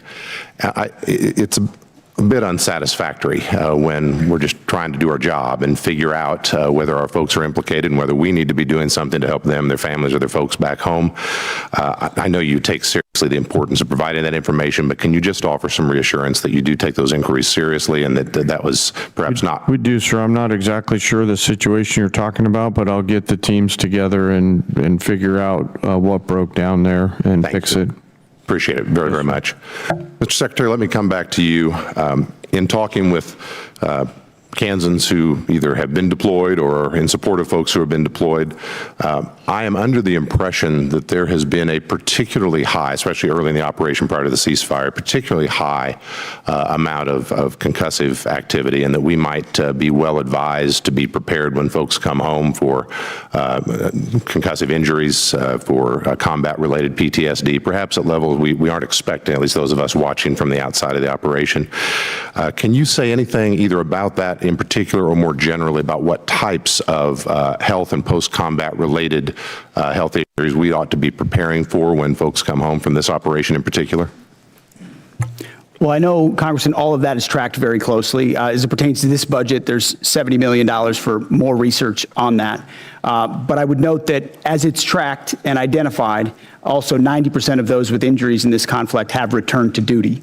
But that doesn't mean there couldn't still be a lingering effect, which is noted and will be continued to be tracked throughout. And can I follow on that? I appreciate that answer very much. With respect particularly to Guard personnel who have been deployed and when they come back, they return to their civilian roles. They may be in communities far from a military post. They may be in communities that don't have dedicated healthcare services, that may be particularly focused on concussive damage or post-traumatic stress damage. Is there particular thought on things we ought to be doing to prepare to serve that population when those men and women come home? I think the biggest one is identifying it up front, doing that testing up front to identify what has occurred, and then the ability to track those service members. I know as a frontline leader that became part of my responsibility as well, tracking those who may be more susceptible to it, whether they have a formal network to address it or not. So definitely something we care about. TRICARE, ensuring they have increased access in places where there aren't military facilities is an important part of it. Thank you, Mr. Secretary. We care as well. We want to be helpful in that front when our folks come home. Last question, particular to some folks in Kansas. When you were here last year, Mr. Secretary, I talked about cooperation between the Veterans Health Agency and DHA and some work we've been trying to do at Irwin Army Community Hospital at Fort Riley. This committee and the Congress and the President enacted into law a provision that causes some cooperation between the two to happen, and we are very excited to report are looking very good out at Irwin. The reason I raise this with you today, some of the folks who made that happen were the commanding general at the 1st Infantry, General Roan, who's about to deploy to Europe, I believe in early June. His chief medical officer, who's about to leave for a different assignment. The gentleman's time has expired. Can we get those things signed before they leave? The chair now recognizes Mr. Tran from California for 5 minutes. Thank you so much, Chairwoman. Thank you, Secretary Hegseth, General Caine, Mr. Hurst, for being here today. You know, after I was honorably discharged from the Army Reserve, the GI Bill helped me go to school and ultimately become a lawyer. My focus was representing clients who were wrongfully terminated or faced discrimination and harassment at the work. Mr. Secretary, if I were in the courtroom trying to prove that you discriminate against our military heroes, I wouldn't have to look very far or very hard. In just 16 months, you have fired more than a dozen senior military leaders. You've delayed or canceled the promotion of even more. Your chief of staff told the Secretary of the Army that President Trump would not want to stand. That's not true. That was totally false reporting. I'm not getting to my question yet, Mr. Secretary. Yeah, you told the President, the Secretary of the Army that the President would not want to stand next to a black female officer at the military events. But, you know, despite all of this, I remain very hopeful that you can and will do better for the men and women who have dedicated their lives to protect our great country. You're here to ask for $1.5 trillion. That's a huge budget, and I want to make sure that you have the ability to manage it.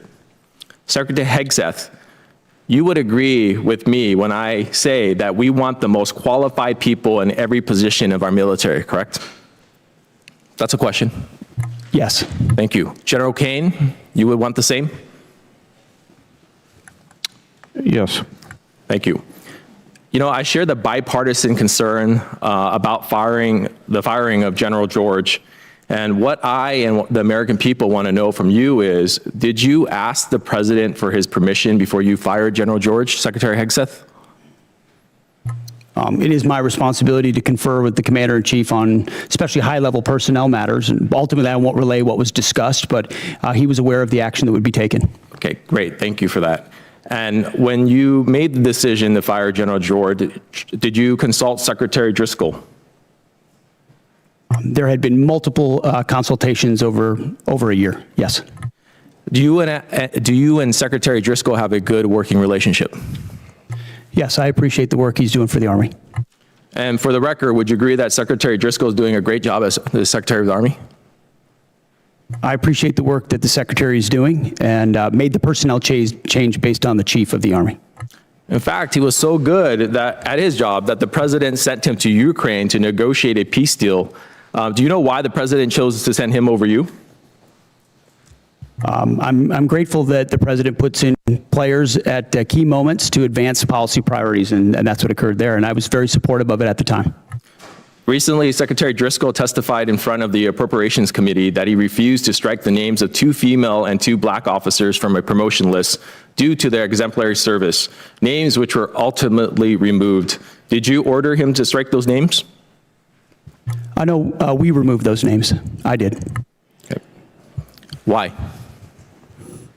Because we review every general officer. You mentioned 12 general officers have been reviewed. The number's much higher than that. I would also note that under Barack Obama, 197 general officers were removed. So this is not something specific to this administration. Every officer serves at the pleasure of the president. And when they need to be removed in order to ensure we have the right leadership in those services, I will make those calls regardless of what you might say from the dais. You know, about a year ago, the Army began their transformation initiative. I'm all for modernization, but this process seems to have been completely rushed in a way that compromises our readiness, including deactivating a medical evacuation Black Hawk unit at Joint Training Forces Base, Los Alamitos. I've heard recently from senior Army officials who support slowing down the Army Transformation Initiative, specifically as it relates to aviation. Secretary Hegseth, can you commit to slowing down ATI as it relates to aviation? There are multiple places inside ATI that we are reviewing to ensure that we do not create capability gaps inside today's Army based on the fights we have today and the fights of the future. And this budget reflects ensuring that we don't have any operational gaps in the Army or any of the services. Mr. Secretary, during your opening, you brought up this beautiful slide, and you talked about the Arsenal of Freedom. It's the Arsenal of Freedom slide, talking about private investment, you know, from the $1.5 billion. RTX was on there, Boeing, GE, L3 Harris, Lockheed. My question to you is, do you or your wife have any personal investment in those companies? No. Thank you. The gentleman's time has expired. The chair now recognizes Mr. Crank from Colorado for 5 minutes. Thank you, Madam Chair. Mr. Secretary, the Department's FY27 military construction request includes plans for a new $250 million Space Force operations facility at Schriever Space Force Base. When constructed, this facility will support essential national security missions like Golden Dome, the National Reconnaissance Office, intelligence, surveillance, and reconnaissance missions, and other Space Command requirements. With a projected workforce that includes over 2,600 high-paying civilian jobs, how will the department compete with the private sector to recruit and hire the highly skilled talent needed for those positions? And how will the department work with El Paso County, which is my county, and the city of Colorado Springs, who strongly supported this administration, by the way, to meet the growing needs of the Space Force? Well, first and foremost, and I mean this, I would welcome your input. That's usually what I say when I'm on the road and in the field with commanders is, okay, you ask me, we meet with battalion and brigade commanders all the time. They ask me a really detailed question, and the first thing I say is, what do you think? And usually they know the problem set much better than us, and we take that feedback back to HQ and we action it. So I would welcome how we can ensure that that workforce is properly cared for and competitive, considering how important the Space Force is, which is doubled in this budget in size. Right. That domain of warfare we have to get right. Yes. Okay, Mr. Secretary, sometimes here in Congress and on these committees, sometimes we do oversight, but sometimes we just overact. And there's been a little bit of that today. There's been some overacting. I would hope that when I look back on my congressional career, I've only been here a little while, I do know that when President Biden did some military operations, I supported him. I wasn't here, but I supported those operations because it's important to support the men and women of the military, and it's important to support our commander-in-chief when he makes the decision to deploy those troops. And I'd hope that when I look back on my career years from now, I will say the same thing, that I didn't choose what to support based on who the party was in the White House, but based on whether it was the best thing for our national security. And I hope that some of my colleagues who don't seem to hold that same standard would introspectively look at what they do. But I want to give you a minute. There's been a lot said about Iran and about the mission in Iran. And I think there's been a lot of misinformation here, and I want to give you the opportunity to correct the record. Well, I appreciate that.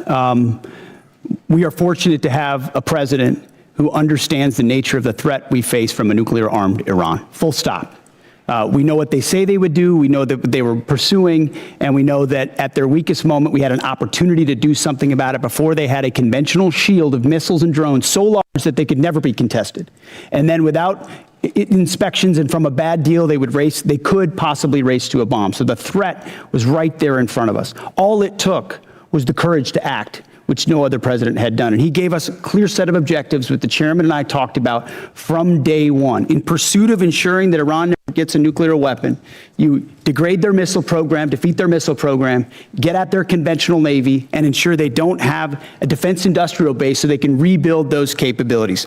That's what we briefed from the podium. That's what we talked about. That's what we were focused on. And in service of that, had overwhelming military victories in pursuit of it. I mean, we've never seen an air campaign like what we did alongside the Israeli Air Force, not to mention the rescue of those 2 pilots and the professionalism of that joint force that went downtown twice, once in the day and once in the night, to leave no man behind. That is a call the commander-in-chief makes, and he had the guts to make it. And as a result, we're in a ceasefire in the middle of negotiations in a very strong place with a blockade that will ensure that when this is done, when a deal is set, it's a deal on the president's terms to ensure Iran never gets a nuclear weapon. That's a fight worth having. And if the American people remember 47 years, Americans remember 47 years of what the Iranians have done to us, targeting and killing Americans. If they had a nuclear weapon, they would use it. This president has unleashed his military to do something about it. We've had historic successes, and if we need to go at it again to ensure that success, we are prepared to, but we're hopeful over time that a deal will be compelled and compelled quickly. So this talk about endless wars or forever wars, and the president points out rightfully what this town tolerated in Iraq and Afghanistan and Vietnam, that is not this. This is a discrete mission to pursue U.S. objectives, and we're doing it in a historic fashion. I support this president's operation right now in Iran. I supported President Obama when he said he opposed a nuclear Iran and would do what was necessary to not to do that. And I supported President Clinton when he did the same. It's time to act, and I'm glad that this president did. Thank you. The chair now recognizes Mr. Vindman from Virginia for 5 minutes. Thank you. Earlier, Secretary Hegseth, you talked about flexible realism. So let's see if we can figure out how much of it is realistic and how much of it is just flexible. Secretary Hegseth, last year I asked you some questions about Indo-PACOM and threats in Europe, and you had a hard time answering those questions. I'm sure you prepped better this year, and I'm hoping you can answer some of these basic questions since now we are at war. Do you know what the price of oil is today? I don't know where it's gone as this time of this hearing, but roughly $100 a barrel. It's actually closer to 120, 117. Well, it depends on the index you're looking at. I'm looking at Brent. Do you know what the price was the day before of Brent, the day before we went to war? It was certainly lower. You understand you're taking some economic risk, but I would note a lot lower. The energy dominance this president has unleashed has put us in an incredible question. Thank you.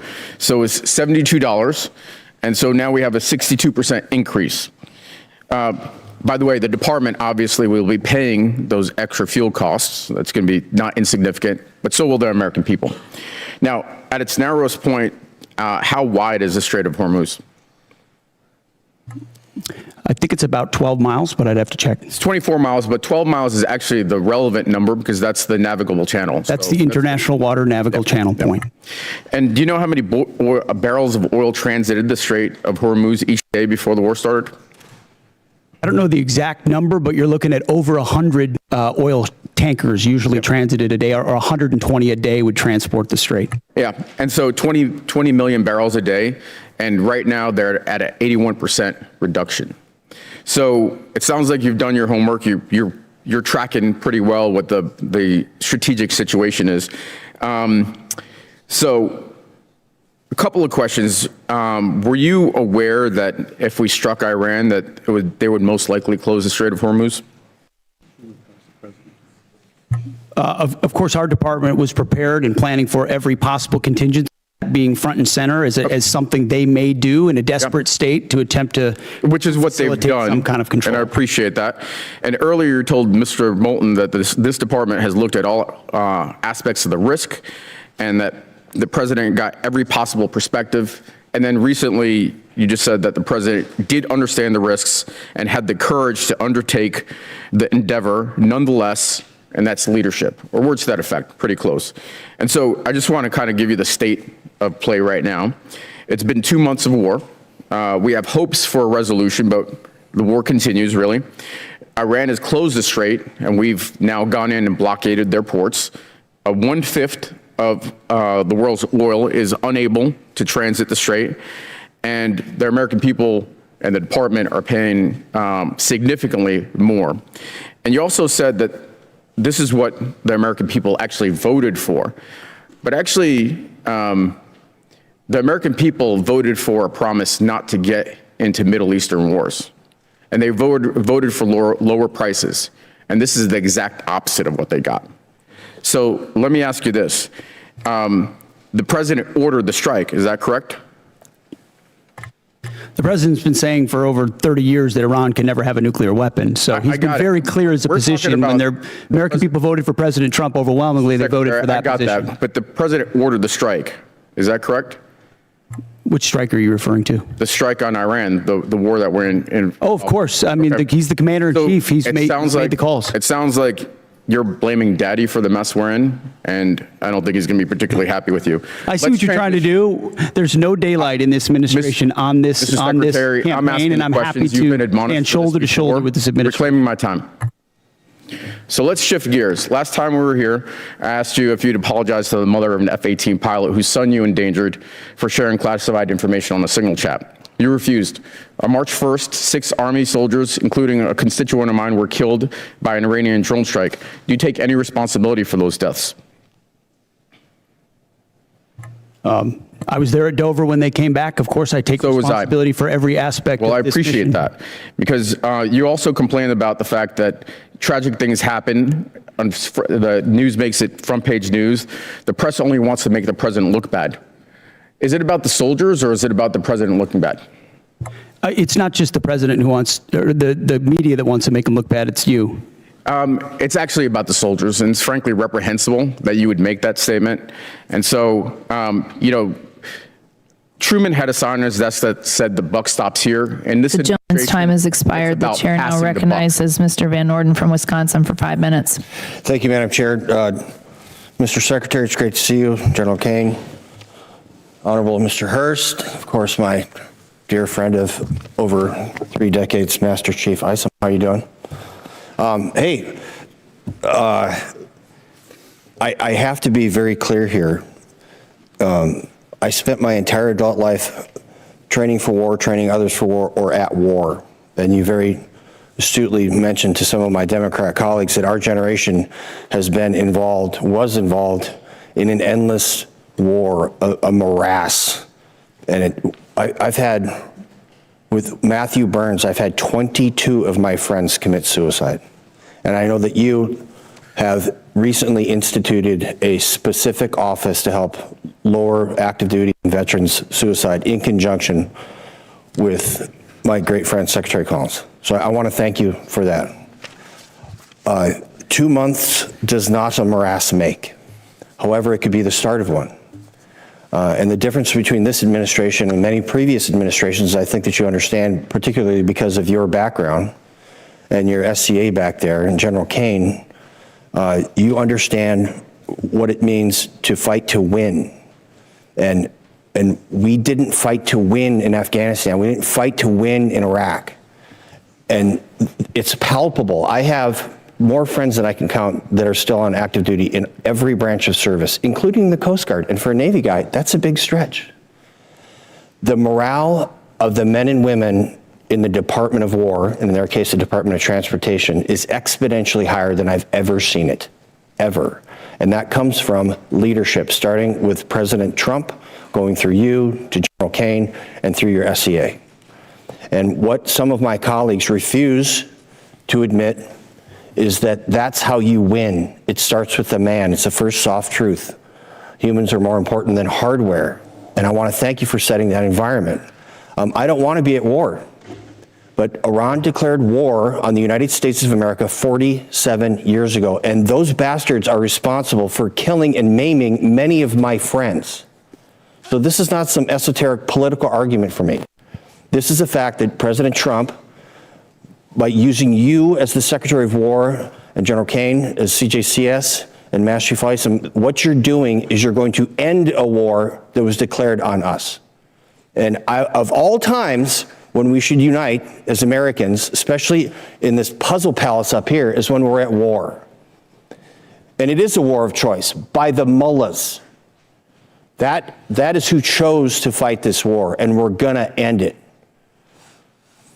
I don't really have a question for you. I trust your judgment. General Caine, I trust your judgment. Master Chief, I trust your judgment. And when you're coming here with a request for a tremendous amount of money, I understand that there's no fluff in there, that this is what's required to end this war that the mullahs chose to declare against us. And I'm telling you right now, we have your back. And there are a lot of my Democrat colleagues that do also. They're just afraid to say it out loud because they'll be crushed by the left of their party. And that is reprehensible. So with that, whatever you guys need, you just holler. Okay, Mr. Secretary? I couldn't say it any better. Thank you very much, Congressman. You're welcome, sir. With that, I yield back. Gentleman yields back. Chair, and I recognize the gentleman from Missouri, Mr. Bell. Thank you, Mr. Chair. Mr. Secretary, I don't trust your judgment. You made the comment to my colleague that there's no daylight between you and the president, which calls into question your role and, again, accountability. And so I got to ask, has there ever been any time that you disagree with the president on this war or anything in general?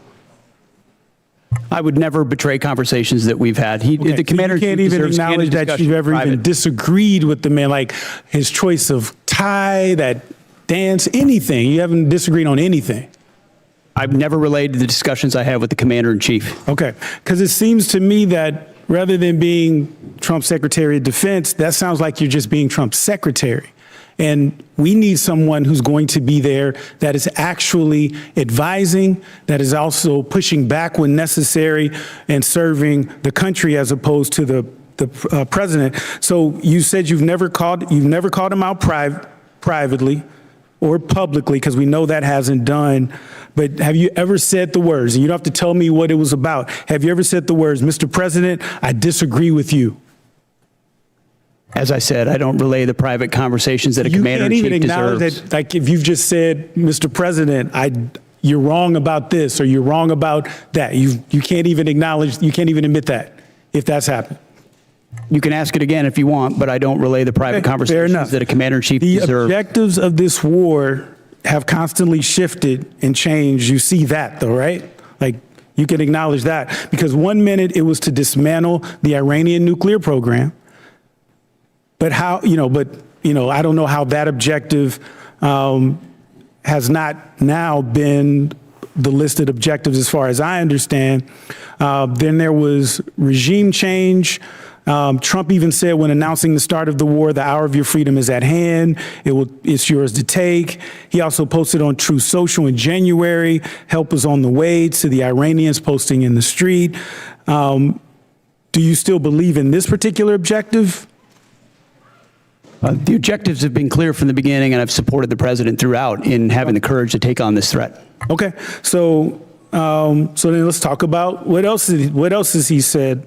So let's talk about the Trump doctrine. So on November 6th, the president said he was all about ending wars, not starting new ones. Yet in the so-called doctrine, the conflict has not answered why we're in the war. The objectives have changed. We're not sure about the exit strategy. This, to me, is the definition of open-ended or forever war. And you cannot claim to end forever wars while engaging in one. And then here's the one that really gets me. So I don't know when it's over when I feel it in my bones. So, Mr. Secretary, war decisions should be based on defined military objectives. You agree with that statement, correct? It's the commander-in-chief makes the call on behalf of the American people when our objectives are completed. There should be clearly defined military objectives. That's safe to say? Ultimately, the commander-in-chief makes the decision about when our objectives are achieved. Okay, because I'm just trying to figure out, like, what kind of analysis, evaluation are we looking at with objectives when it's just what the what the president feels in his bones. Like, are we talking about like some Da Vinci Petruvian man or what? Like, what are we talking about when we just talk about feeling it in your bones? Because my thing is, we're not set up here to trust anyone's judgment. We're here to represent our districts and the American people. And so my next question is, the problem that I'm concerned with is that Iran continues to increase their negotiating leverage with us. And so we've been told that we've won this war, it'll be over in a few days, but now they didn't control the Strait of Hormuz, and now they do have leverage in the Strait of Hormuz. I remember even in the strikes in June, after the strikes in June, I should say, they struck Al-Udeid, and we never responded to that. As a matter of fact, Trump even said he knew that strike was coming and he allowed it. Do you agree with that? Ultimately, the president's been clear about his objectives, and if Iran thinks they're going to outdeal the best deal maker on the planet, they got another thing coming. But they struck us and we didn't strike back, and you're okay with that? He even said he authorized, he allowed it. He said that, and you're okay with that? The president has done many bold things for this country to ensure Iran never has a nuclear weapon. Okay, well, allowing another country to attack us, isn't that treason? Allowing Iran to get a nuclear weapon. Time's expired. Chair now recognizes the gentleman from Arizona, Mr. Amadei. I want to thank your team behind you for having the discipline and stamina for being here. I know what work was involved in doing this type of hearing, so thank you all. Mr. Secretary, I want to ask you about the A-10 Warthog. How effective has it been in the war in Iran? As I'm sure you know, it's a very effective platform. Yes. And so why is the Air Force, I mean, they've been trying to retire this platform for 40 years, since 1984. And it seems like it keeps proving itself no matter the technological advances that we have in the military. So why is there a need or a push to retire this platform? Well, the push to retire the platform was from previous administrations, based on mostly requests from the Air Force. But given how, anybody of our generation knows how impactful, important, and significant the A-10 and the Warthog has been. And that's what you want when you need close air support. Full stop, everybody knows it. To include when you've got down pilots and you need to go downtown Iran. And it was incredibly effective in those missions. Now, there are other places where it's less survivable, and I understand that. But there's still most of the world where it is the most effective close air support platform. That's why I got with the Air Force Secretary. We extended it to 2030, and we're, per the President's guidance, going to look at other options, maybe other variants and ways in which we can keep the A-10 capability or platform on the battlefield for our warfighters who want that kind of close air support. Thank you. I appreciate that. Just, you know, as technology advances, sometimes we forget, sometimes the old school machinery we have works just as well. I know you just, you know, got the Apache helicopters. I mean, that's a 50-year-old frame. If you look at the AK-47s, my God, it's one of the most effective rifles, and from 1947. So I don't want to lose sight of that. You know, I think too much is spent on so many defense companies coming in here selling us the newest, greatest product, but warfare ultimately is about killing the enemy, and we know that Warthog does that.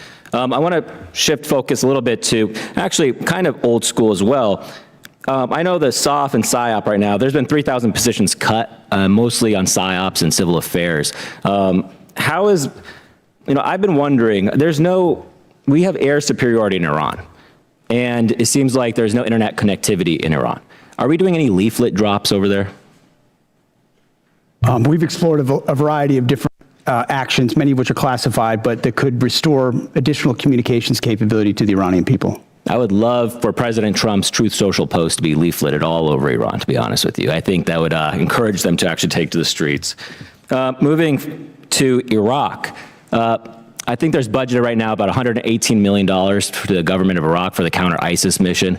We know the problems that the Iraq government are facing right now. And you have personally said that you're going to certify, you know, the spending on it. I mean, do you think that this is an effective use of our money to give it to this government that we know is aligned with Iran and seems like it's becoming more difficult to deal with? It's a very much an open question. We're paying very close attention to the new government there and the counterterrorism efforts.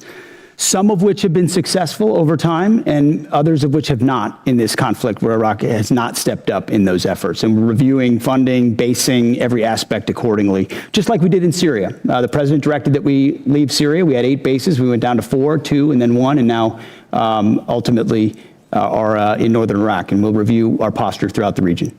Great. With that, I yield back, Mr. Chair. Chair now recognizes a gentleman from New Jersey, Dr. Conaway. Thank you, Mr. Chairman, and thank you and Ranking Member Smith for holding this hearing today. Thanks to the witnesses for presenting themselves to us to answer questions.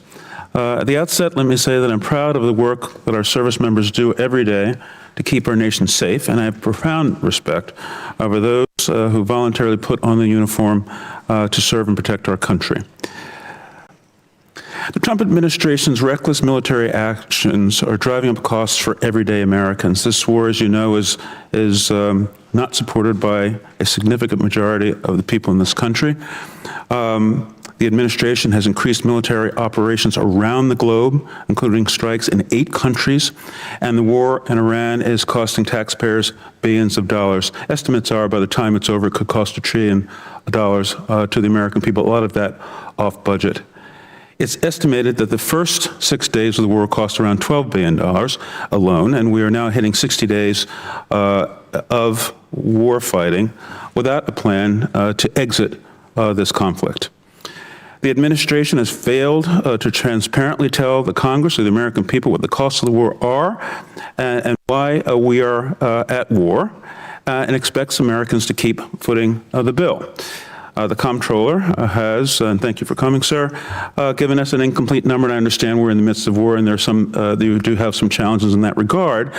But Congress, I think, my colleagues would have appreciated a more thoroughgoing cost estimate so that we may. I would agree with my colleague, Ms. Goodlander, about the department sharing the full breakdown of the costs of this war and understanding where every dollar is going. That number does not likely reflect the full costs of war, as you know. There are many estimates out there that say that this war will cost much more than you and the administration are putting before the American people. If you look at our past conflicts, when we went to war in World War I, and this has been mentioned, Wilson went to Congress and called for the American people to help pay for the war. Franklin Roosevelt went to Congress, asked for a declaration of war, and the Americans pitched in to pay for this war. Conflicts after that, sadly, too many of them are off budget and are leaving Americans with trillions of dollars in debt. Average Americans are suffering the consequences of this war in Iran, including increased fuel prices in my home state of New Jersey, where gas is now on average $4.20 a gallon. Diesel is almost $6 per gallon. In addition to increased fuel prices, everything costs more: groceries, housing costs, and the people have to pay for it, have not asked for this war, and I think are a little bit bewildered as to why we're in this war.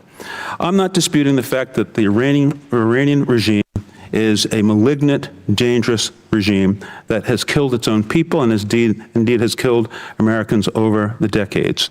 I think where we disagree is what's the best way to get at Iran. Do we negotiate with them and control their access to nuclear weapons in a multilateral way that included even Russia in the deal and the agreement that President Obama brought forward, or do we go and try to and engage in a costly war in order to get at those nuclear weapons? I think that's where the principal conflict lies.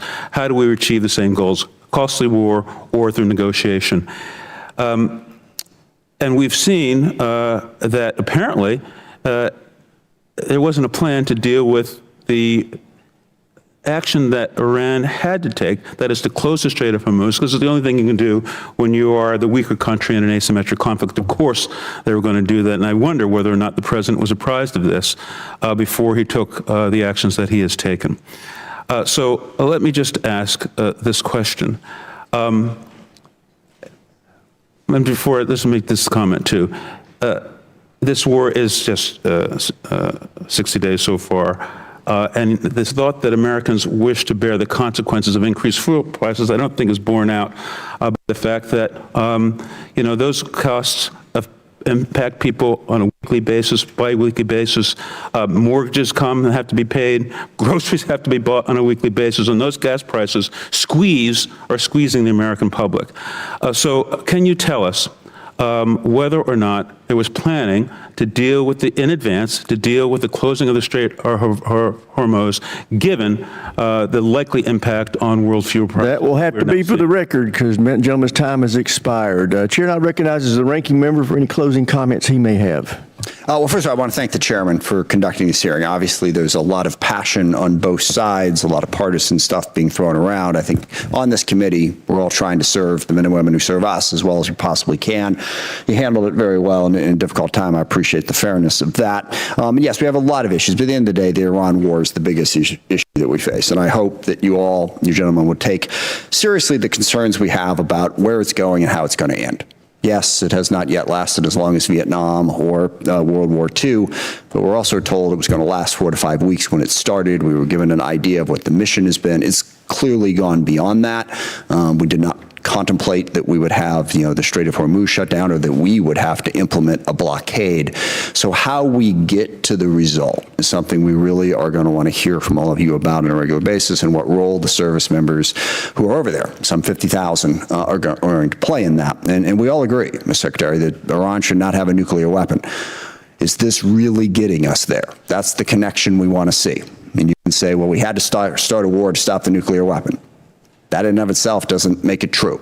How is the war and the military action actually stopping that nuclear weapon? How does it put us into a better position? I think that's what we really need to hear, and what we'll have to continue to work on long after this hearing. But I thank our witnesses for coming before us.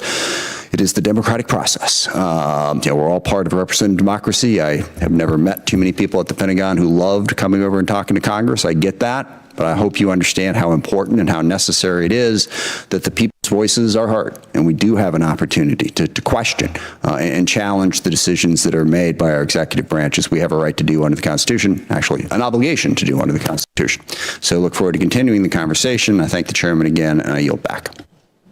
I thank the ranking member, and I thank the witnesses. Thank you for your service to our country. Thank you for 6 hours of tough duty, and you've done a great job. I want to end this hearing the way I started it. This is a historic budget request by this administration. We are in unacceptably low levels of spending historically, and this president is meeting the moment with a budget request that meets the requirements that we have to meet if we want to remain at peace.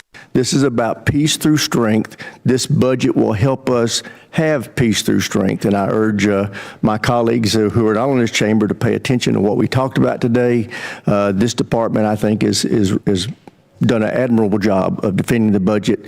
And with that, thank you for being here. This hearing is adjourned.